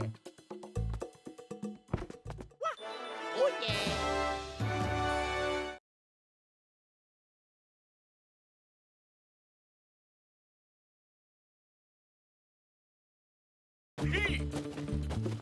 Sure, let's do World 6. World 6 has me a little concerned just because of how many issues we had with some of the visibility of the ice mechanic in terms of whether Mario is in the skating or sliding state that we encountered on the last stream, but we'll have to get through it, so let's do it.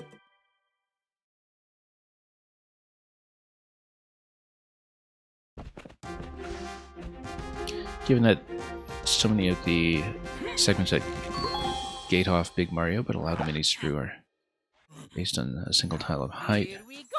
it'll be interesting to see how this works in conjunction with the ice mechanic. Woohoo! Yup! Woohoo! Yahoo! Let's just grab this right away. Woo! I bet we can just walk this one off as well, but Woo! yeah, everything here Yup! is just readily Yup! Woohoo! obtainable, so we'll just take it. And yeah, we'll need to play some of that from time to time. We'll need to carry it to the left, in fact.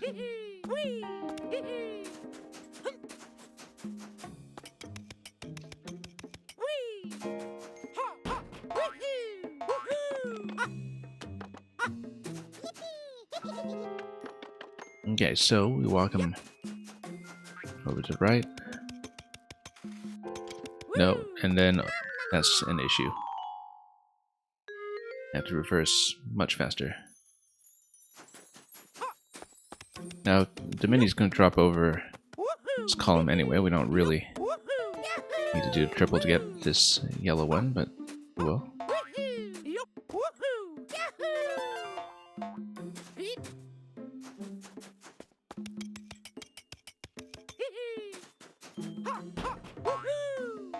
If we could accurately climb this, that would be great. Yeah, so we need to watch out for the slide. It's not clear to me how to stop him if he gets in a sliding state, whether he just continues. No, there is point at which you can reverse him. We'll just need to control a lot better to find out what that is. You can walk him off.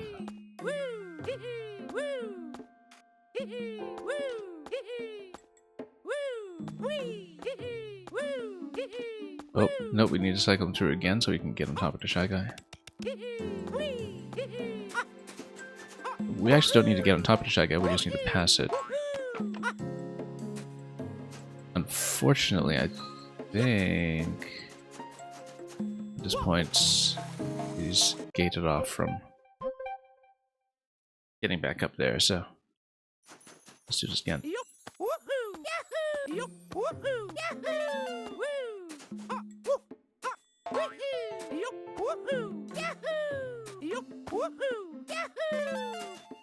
Okay, grab this and down.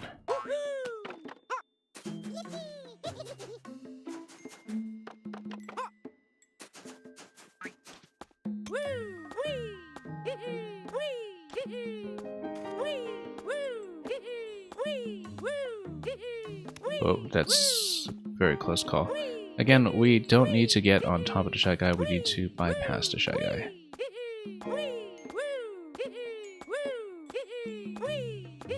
Okay, like this.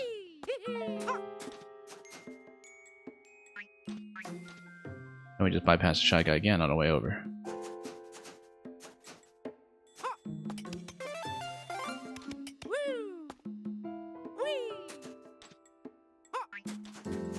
Now here we just place the spring back on the right side so the mini can go up.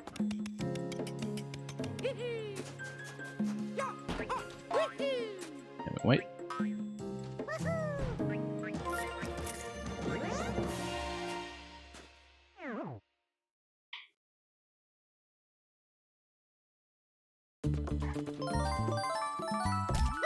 Oh yeah!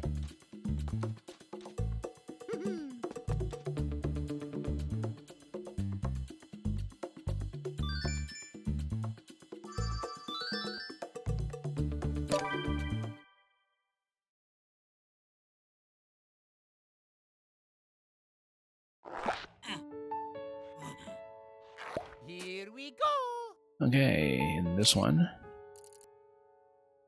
we will need to go up to... Well, looking at this, Mario is pretty strictly gated off from the top half. So in order to manipulate the position of the spring, we will need to hit switches. I don't see any switches to hit, actually, but... Oh yes, we do. We've got the blue switch over there, but it's a one-time use over there, and then there's the red switch on the top left. I see. To get to the red switch, we'd need to get on top of the mini and then triple jump up to it. So that would only be accessible while the mini is still in this middle layer that it's starting out at. But if you switch to blue, then you can use the spring to spring the mini up to the red gift on the top.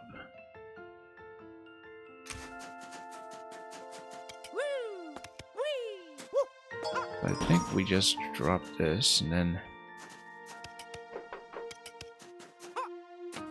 that. In fact, we should be able to duck in like this. Yeah, okay, no, we're able to. That really doesn't help at all, though, does it? Yes, it does, because we can swap it over like this. Which means, yeah, we don't actually need to jump on top of the mini after all. Although we could if we want. Do this without the spring. Now, regardless, though, we're going to send him up.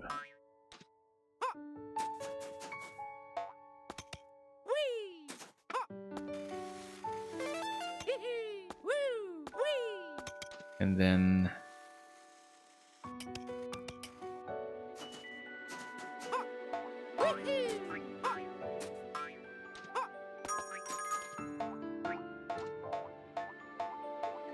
That's fine. We just go across now. We need to be pretty careful with the spike segment though once we do the next switch.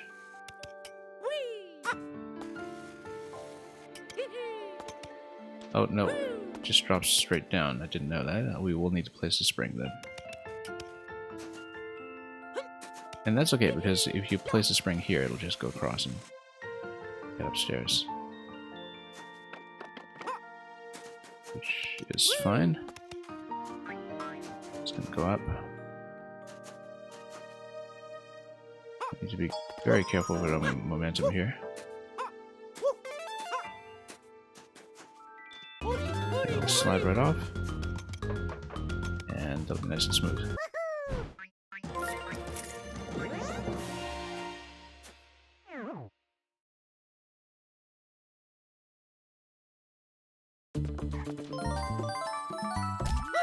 Oh, yeah!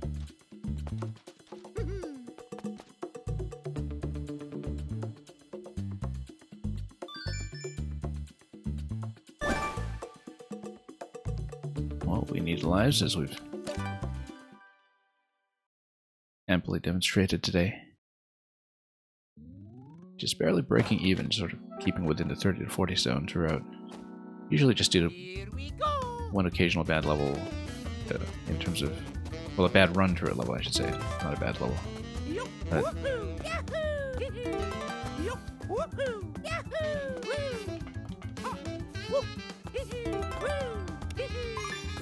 okay, well that was simple. As long as we get back down in time, which is something we... Oh, this gluiness here is a bit of a problem. That's okay, we got there.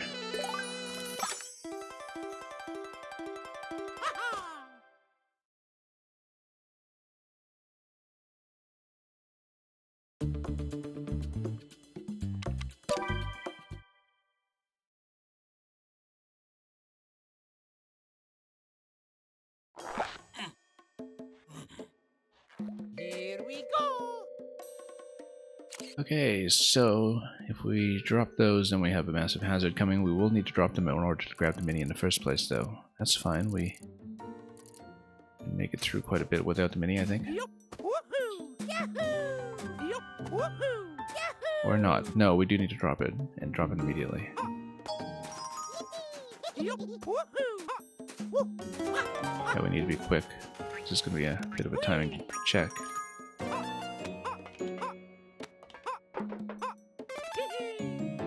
And then, yeah, we need to get over to the blue switch. And we need to do it fast. Oh, no. Yeah, we actually just need to slide off. We're going to run into trouble here. Yeah. Too much back and forth up top. So yeah, this is purely an athletic segment.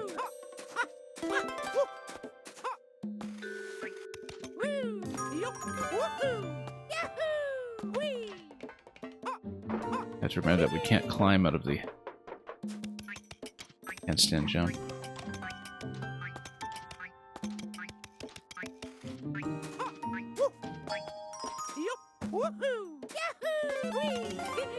And we will want to take the hammer to clear space. And that'll complete it.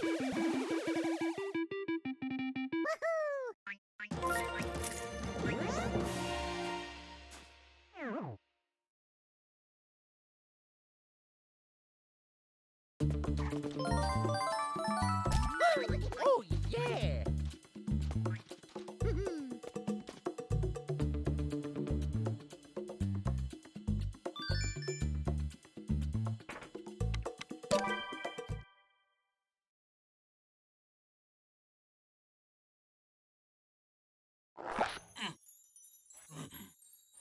Here we go!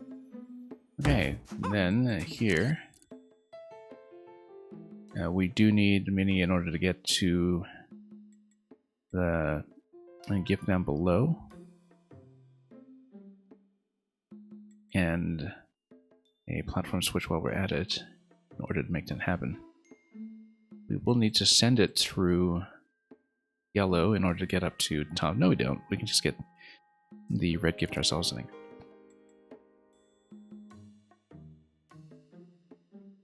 But then we need to make sure it stays alive while we head over to the blue switch. I think the way we'll do it is we'll jump over it. Oh, failed to do so. That's okay. I think we actually just hit the blue switch first then and just do it in advance.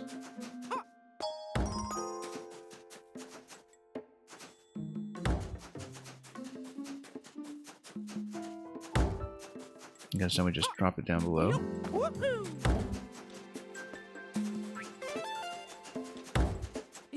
And then we can quite safely get over here.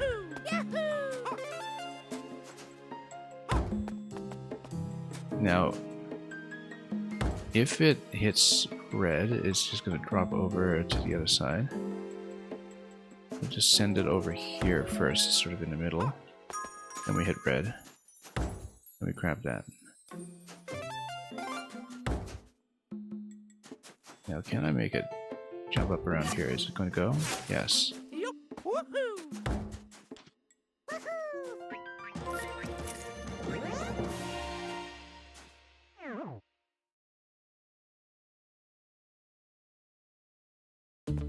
Oh, yeah.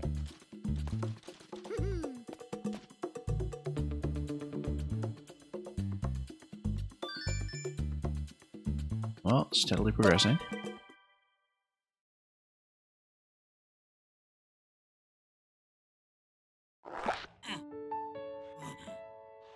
Here we go. Okay, it's going to be handstand walk over to the red gift. Now, we can also just make it over to the blue gift by ourselves. The only one that we absolutely need a mini for is yellow, which we can do. What we would want is we want the blue switch on, so there's no red platform in place over there. And then we just have the mini go up on a spring, so we can get that soon enough.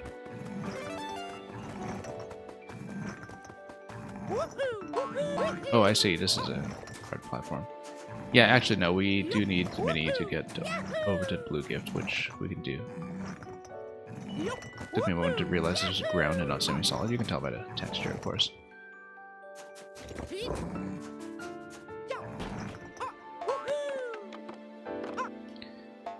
Now, it does mean... Yeah, we know how to do a mini escorts across here, so we'll do that. Yeah, we need a blue switch anyway before we can really make it, so... Oh, whoops. A little too slow there. Yeah, we know this is just a timing element, so... It may be advisable to switch to blue immediately first, I think. Unless we have a plan for getting back that red switch afterwards. Yeah, it is something we should do. Because then we give ourselves a little more flexibility here.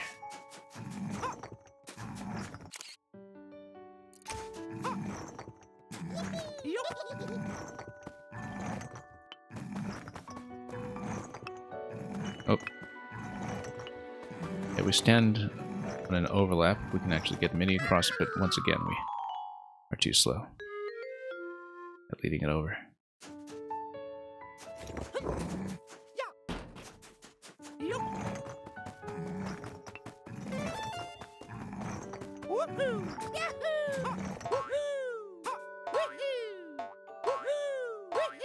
Okay, let's head up.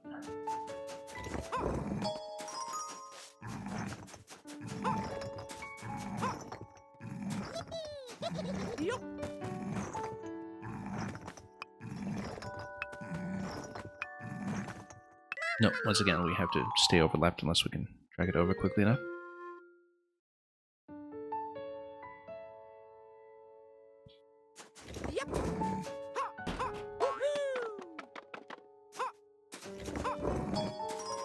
And yeah, we'll just walk across for the gift over here.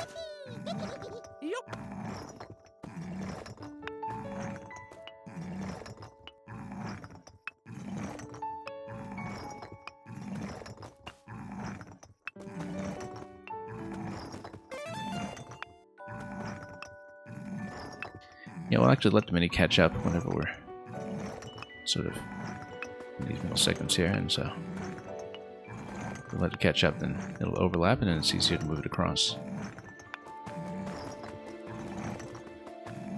Okay, at this point, we set it up.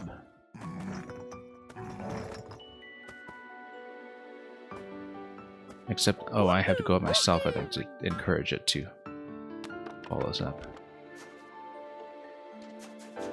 So we have to send it up from way over here.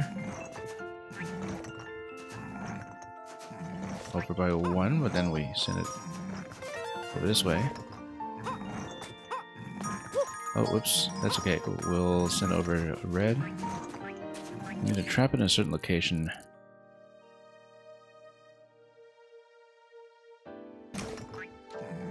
And that basically discourage it from... Oh, no. I didn't realize that it was getting us out so soon. Let's redo it. I wasn't watching our overlap with it at all.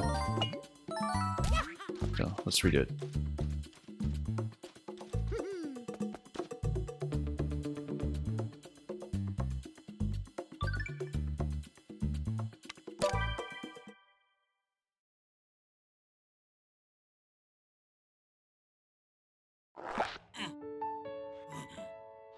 Here we go. Okay. Yup.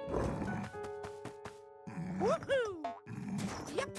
Yeah, we just need to watch out when we're Woohoo. standing on top of the door. Like that. So, eventually we'll want to send a spring over here and have everything on blue. Probably with the blue switch that is in the top right.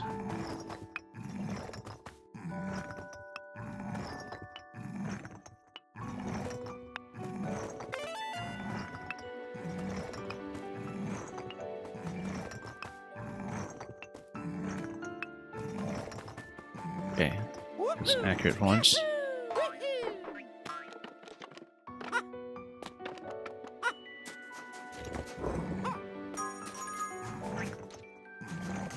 Slightly over and then... Nope, nope.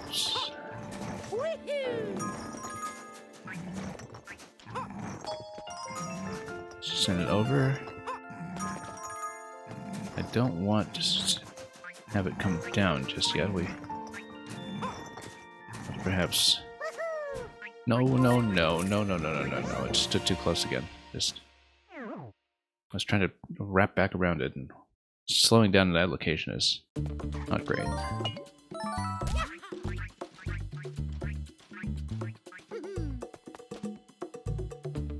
Yeah, it's too bad you can't really just confirm the door entry yourself like you can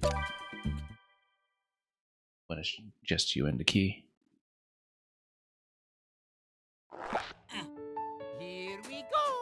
I guess that's how the optional challenges are designed. You have to sometimes deliberately defer to key activation.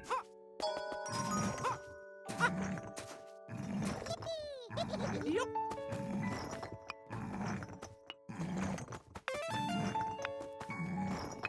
Yeah, we'll just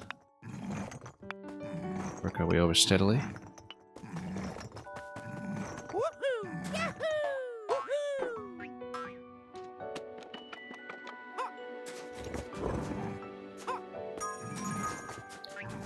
Send it over this way and this way.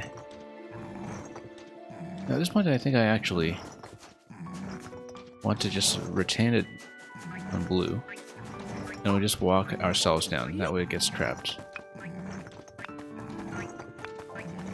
Then we can send a spring over.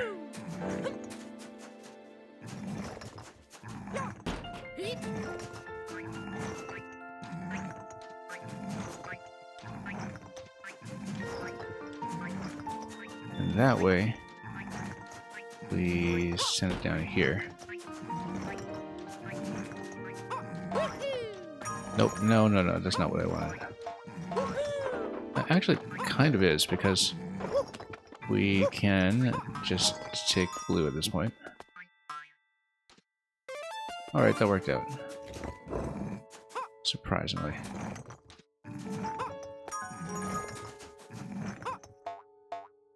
We'll just end up using the spring with an up throw. If I could get it to not fall down with me. Yup. Yup. Woohoo. Heat. Yup. Woohoo. Yup. Woohoo. Hooty, hooty, hooty, woohoo. Okay, up and over. Much better.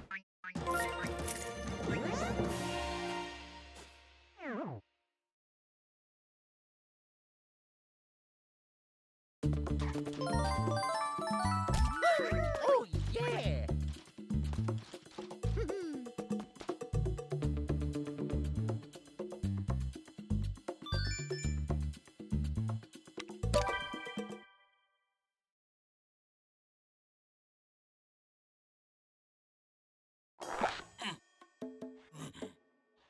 Here we go.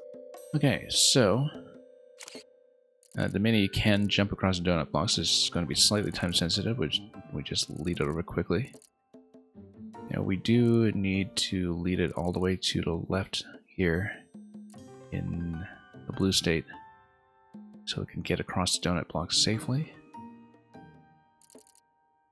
And then, yeah, you do need the mini to get all three then. And you have to be careful with the ice for the final one. Just looking at how the exclamation blocks are linked, I don't see the second one. Oh, there it is, okay. So when you get on blue, yeah, because Big Mario can only, and actually both Big Mario and Small Mario can only get between the top and bottom half using the exclamation blocks. Which means that we have to basically race over to the blue switch after that. We can do that.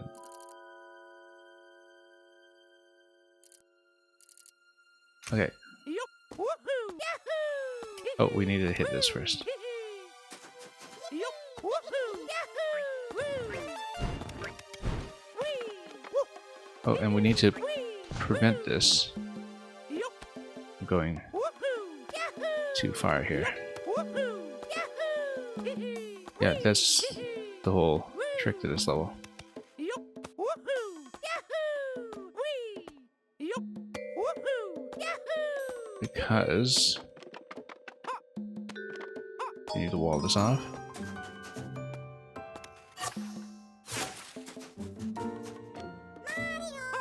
Yeah, we see you. Yup. Woohoo. Yahoo. Come back, Mario. Yeah. We're well aware. Let's lead him through first, actually.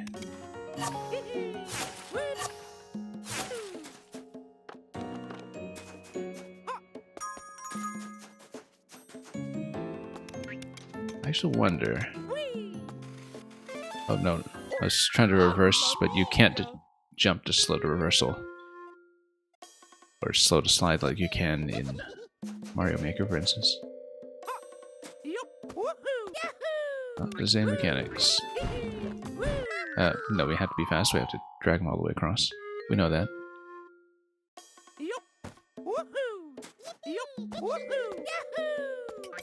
To go boldly.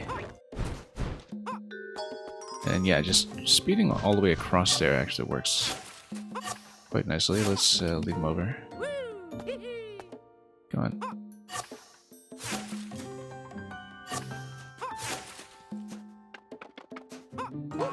Yeah, we'll need the mini to go down below, and we'll need to drag him back. But we're going to go for the top left first, because that'll be a matter of greater urgency. Oh, no. Nope, no, don't give me the key. We can, however, redo slightly.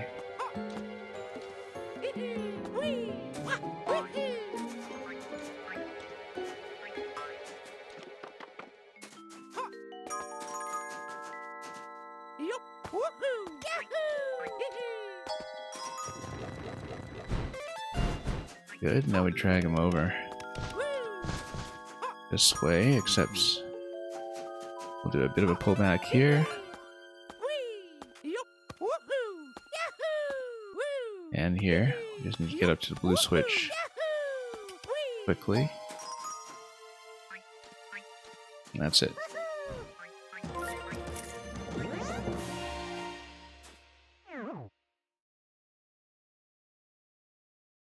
Okay, like I said, we had a lot of trouble doing the World 6 Yeah. Donkey Kong fight cleanly, so let's hope that 6 Plus as a variant on that fight goes a little bit better.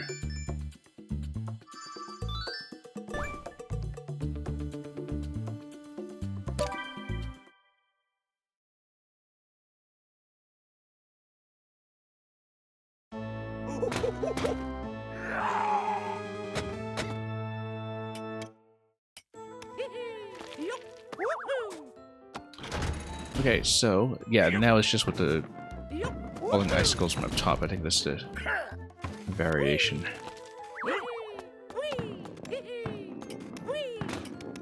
And of course, you know, falling down gently up the platforms is a bit of an issue. That's the thing, is that understanding when we are or aren't in a sliding state was a real issue for us.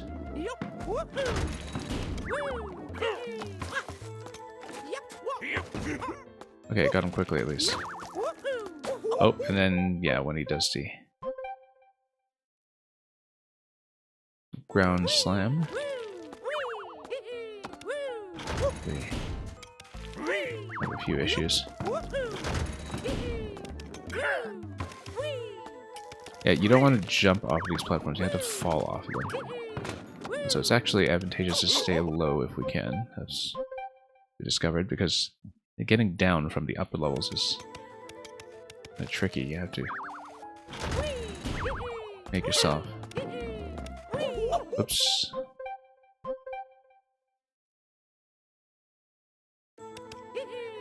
Just fall straight off, which is not the most intuitive thing, I think, if you come from a general Mario platforming background where that is not how you would approach such a drop. You would usually want to control it.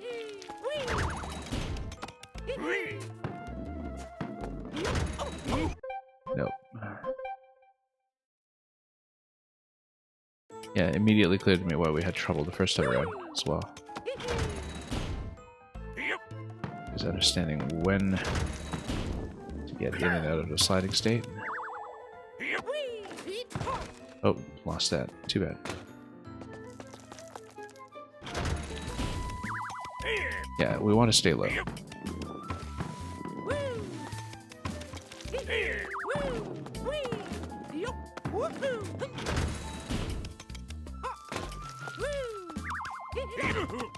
Okay, got that.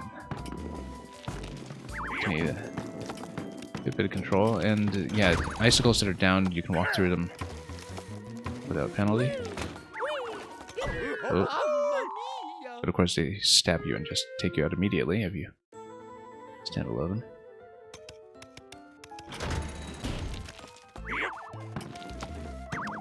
Yeah, because as soon as you try to jump, you can't do anything like a short hop off of the ice. It just sends you up.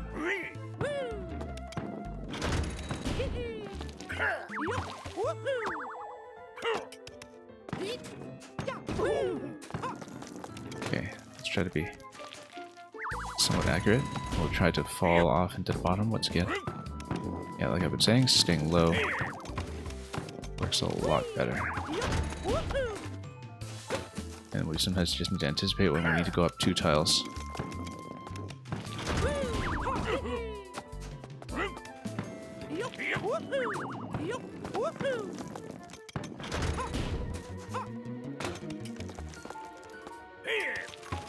Okay, good. We'll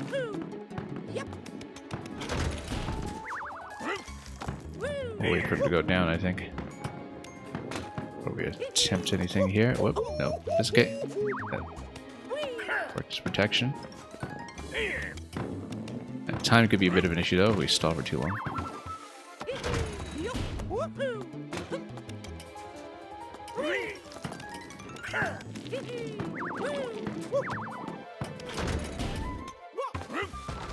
Oh, that's a miss. Oh, no.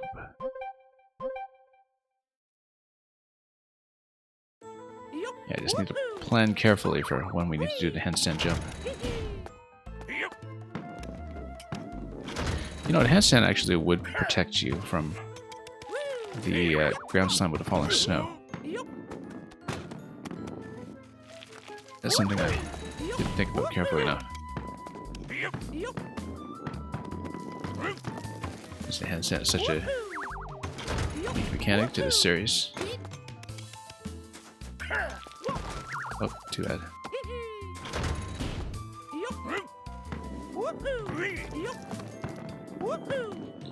It's usually advantageous just to prepare the handstand anyway, just so you can get the extra height, but...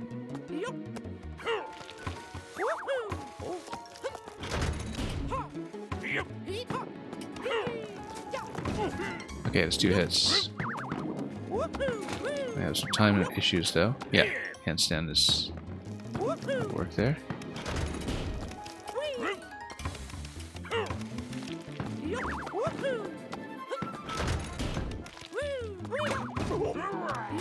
Okay, yeah, I just need to get to the handstand quickly when you see something coming. Oh, nope. Thought I could get out of there in time. We were sort of locked out of jumping in that position just because of the barreling our way.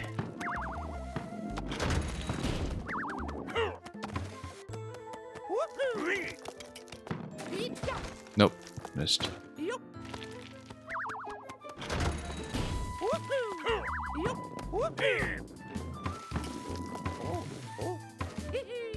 Trying to pick it up early, that did not go. Okay, got that hit at least.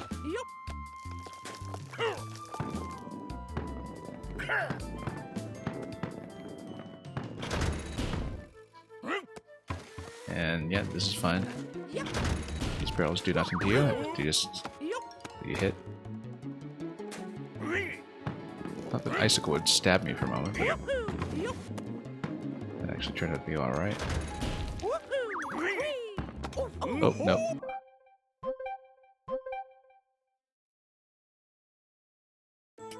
Yeah, this can be a pretty difficult mechanic to play around. Because movement is so unusual relative to how you would ordinarily think ice physics would operate. No.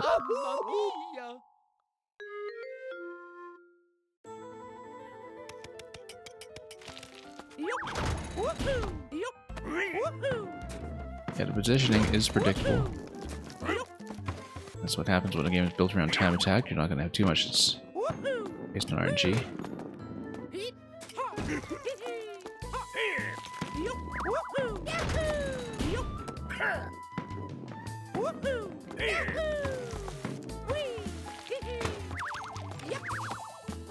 Okay, that was a bit of a close call there.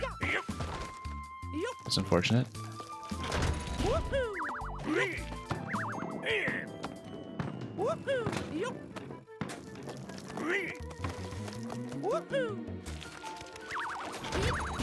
Nope. We're gonna have time problems if we keep whiffing.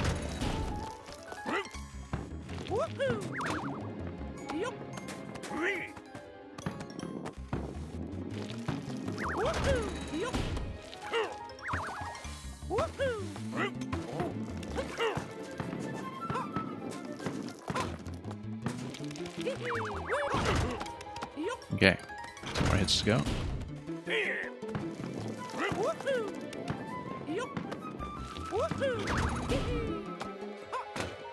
Let's try to stay low.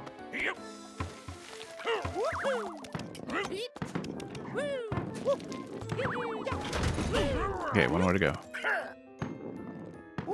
Let's not whip it too much. That somersault jump was not what I expected there. But nope, I was trying to get through that, but we just didn't build up enough speed. 1 more hit to go. Yeah, I thought I'd get a little more speed. Of course, ice is going to exert a little bit of drag. Sometimes just a single standard jump is okay for getting over the spike barrels, but Yeah, it's difficult to play reactively when you're... Basically, if you jump at all, you can't really fall very well into these single column slots that are all over the place. Any kind of jump actually potentially fails it. You have to just walk off, and it's very much antithetical to a lot of platforming habits. So, this has taken a fair bit of adjustment.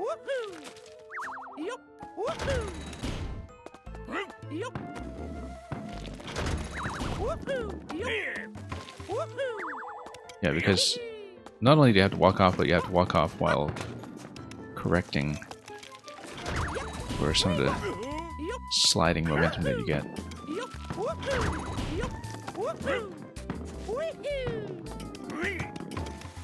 Okay. Oh, here we go. 2 hits. 2 hits fairly efficiently, in fact, so... Oh.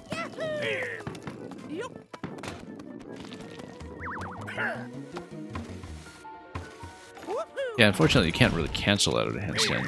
You can only jump out of it, which causes problems if you wind up in a handstand while you're trying to remain in the same row. Yeah, we want to go a little lower. That'll finally be a pickup. That's first one in a while. That's okay. Okay, luckily we were still in an invulnerable state. That whiffed rather badly. Yeah, again, we have to... that's okay, we were having time issues anyway. Okay, stay low.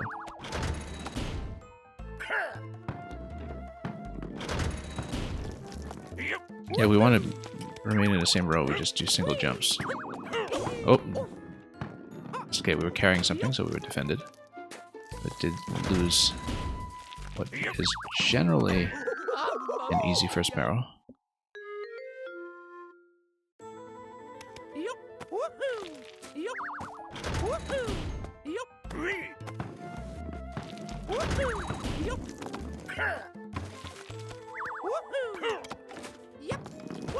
Oh, whoops, too early. I was trying to let the spike barrel go over us first, but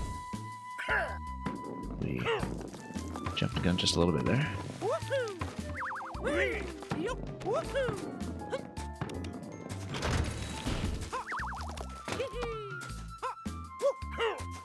We'll just let him come down first before we do anything. Yeah, first hit at about 100 seconds. That's going to be a little too slow, I think, but we'll try to catch the next few cycles if we can.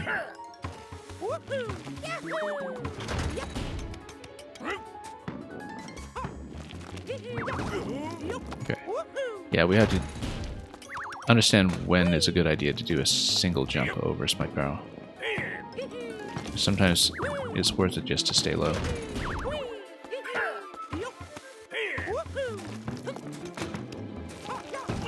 Okay, 3 hits. Now let's get a nice clean one. Get a big finish.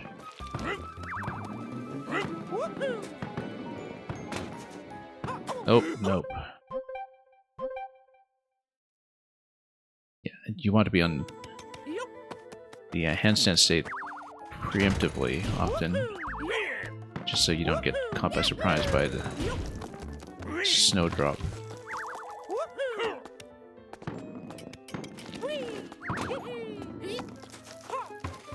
Okay, got that, snuck that hit in.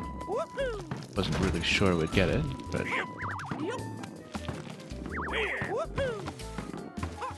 Okay, good. Stay in this position. Oh, almost. Okay, 2 hits at 100. That's not bad. Could be a lot worse.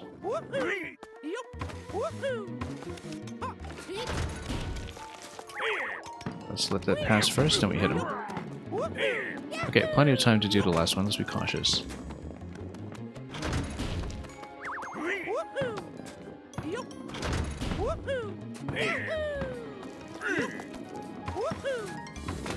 Yup. Woohoo! Yup.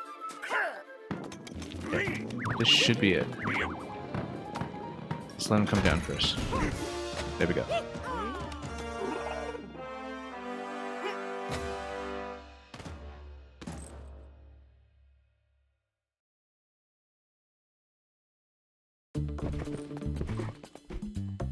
That's it for Slippery 7 Plus. Yeah. Oh yeah.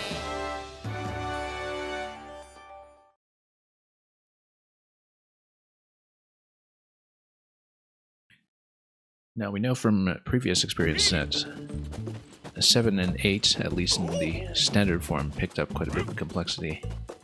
Oh, stop! Come back. Already looking forward to the music in 7, incidentally, which is just wonderful, even by the standards of this game. So we have Mystic Forest Plus, we have, what is it, Twilight City or whatever it was called? Number 8 here. Why? Oh, okay, it actually shows you when there's an additional 1-up spawn on the map that... Yeah, I only just noticed this, that 1-up locations do spawn elsewhere on the map until you attend to them. So yeah, we have Mystic Forest Plus and Twilight City Plus, plus EX1 and EX2 left to go. Let's grab the 1-up spot here quickly. We will probably continue on an additional stream, just to budget our time properly here. But yeah, this one I think we've effectively had done it before. Yup. Woohoo! Yup. Woohoo! Yup.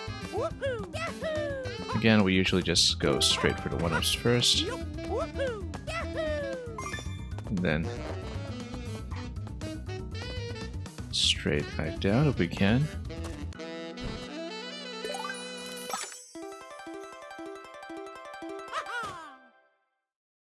Yeah, the key usually just kind of solves itself after you've done the circuit to grab all the other 1-ups. So the current state of the unlocks is that we have World 7, 7 stars here, World 8 plus, 7 stars there, 8 more over here. And we'll see just how expert is expert when it comes to the complexity. And then eventually we'll unlock all the way up to expert number 16.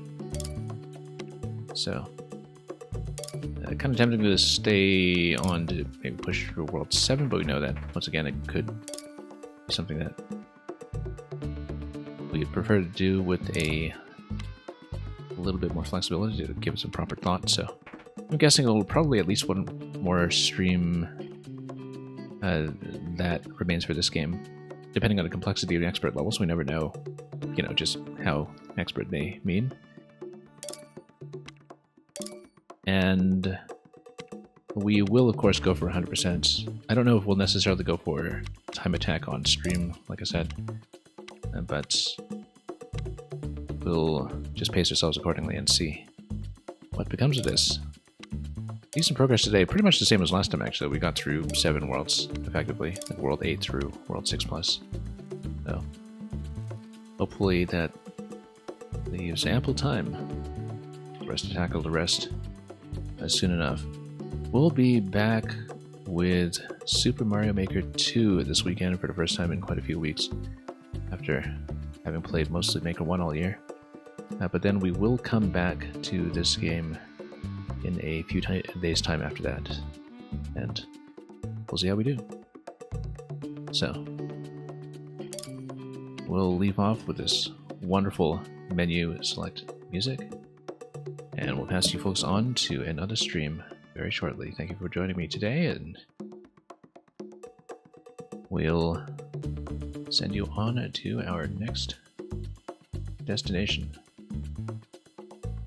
Until we meet again, have a wonderful day ahead of you wherever you may be going next, as a streamer, as a player, or as anything else. And as always, fare thee well.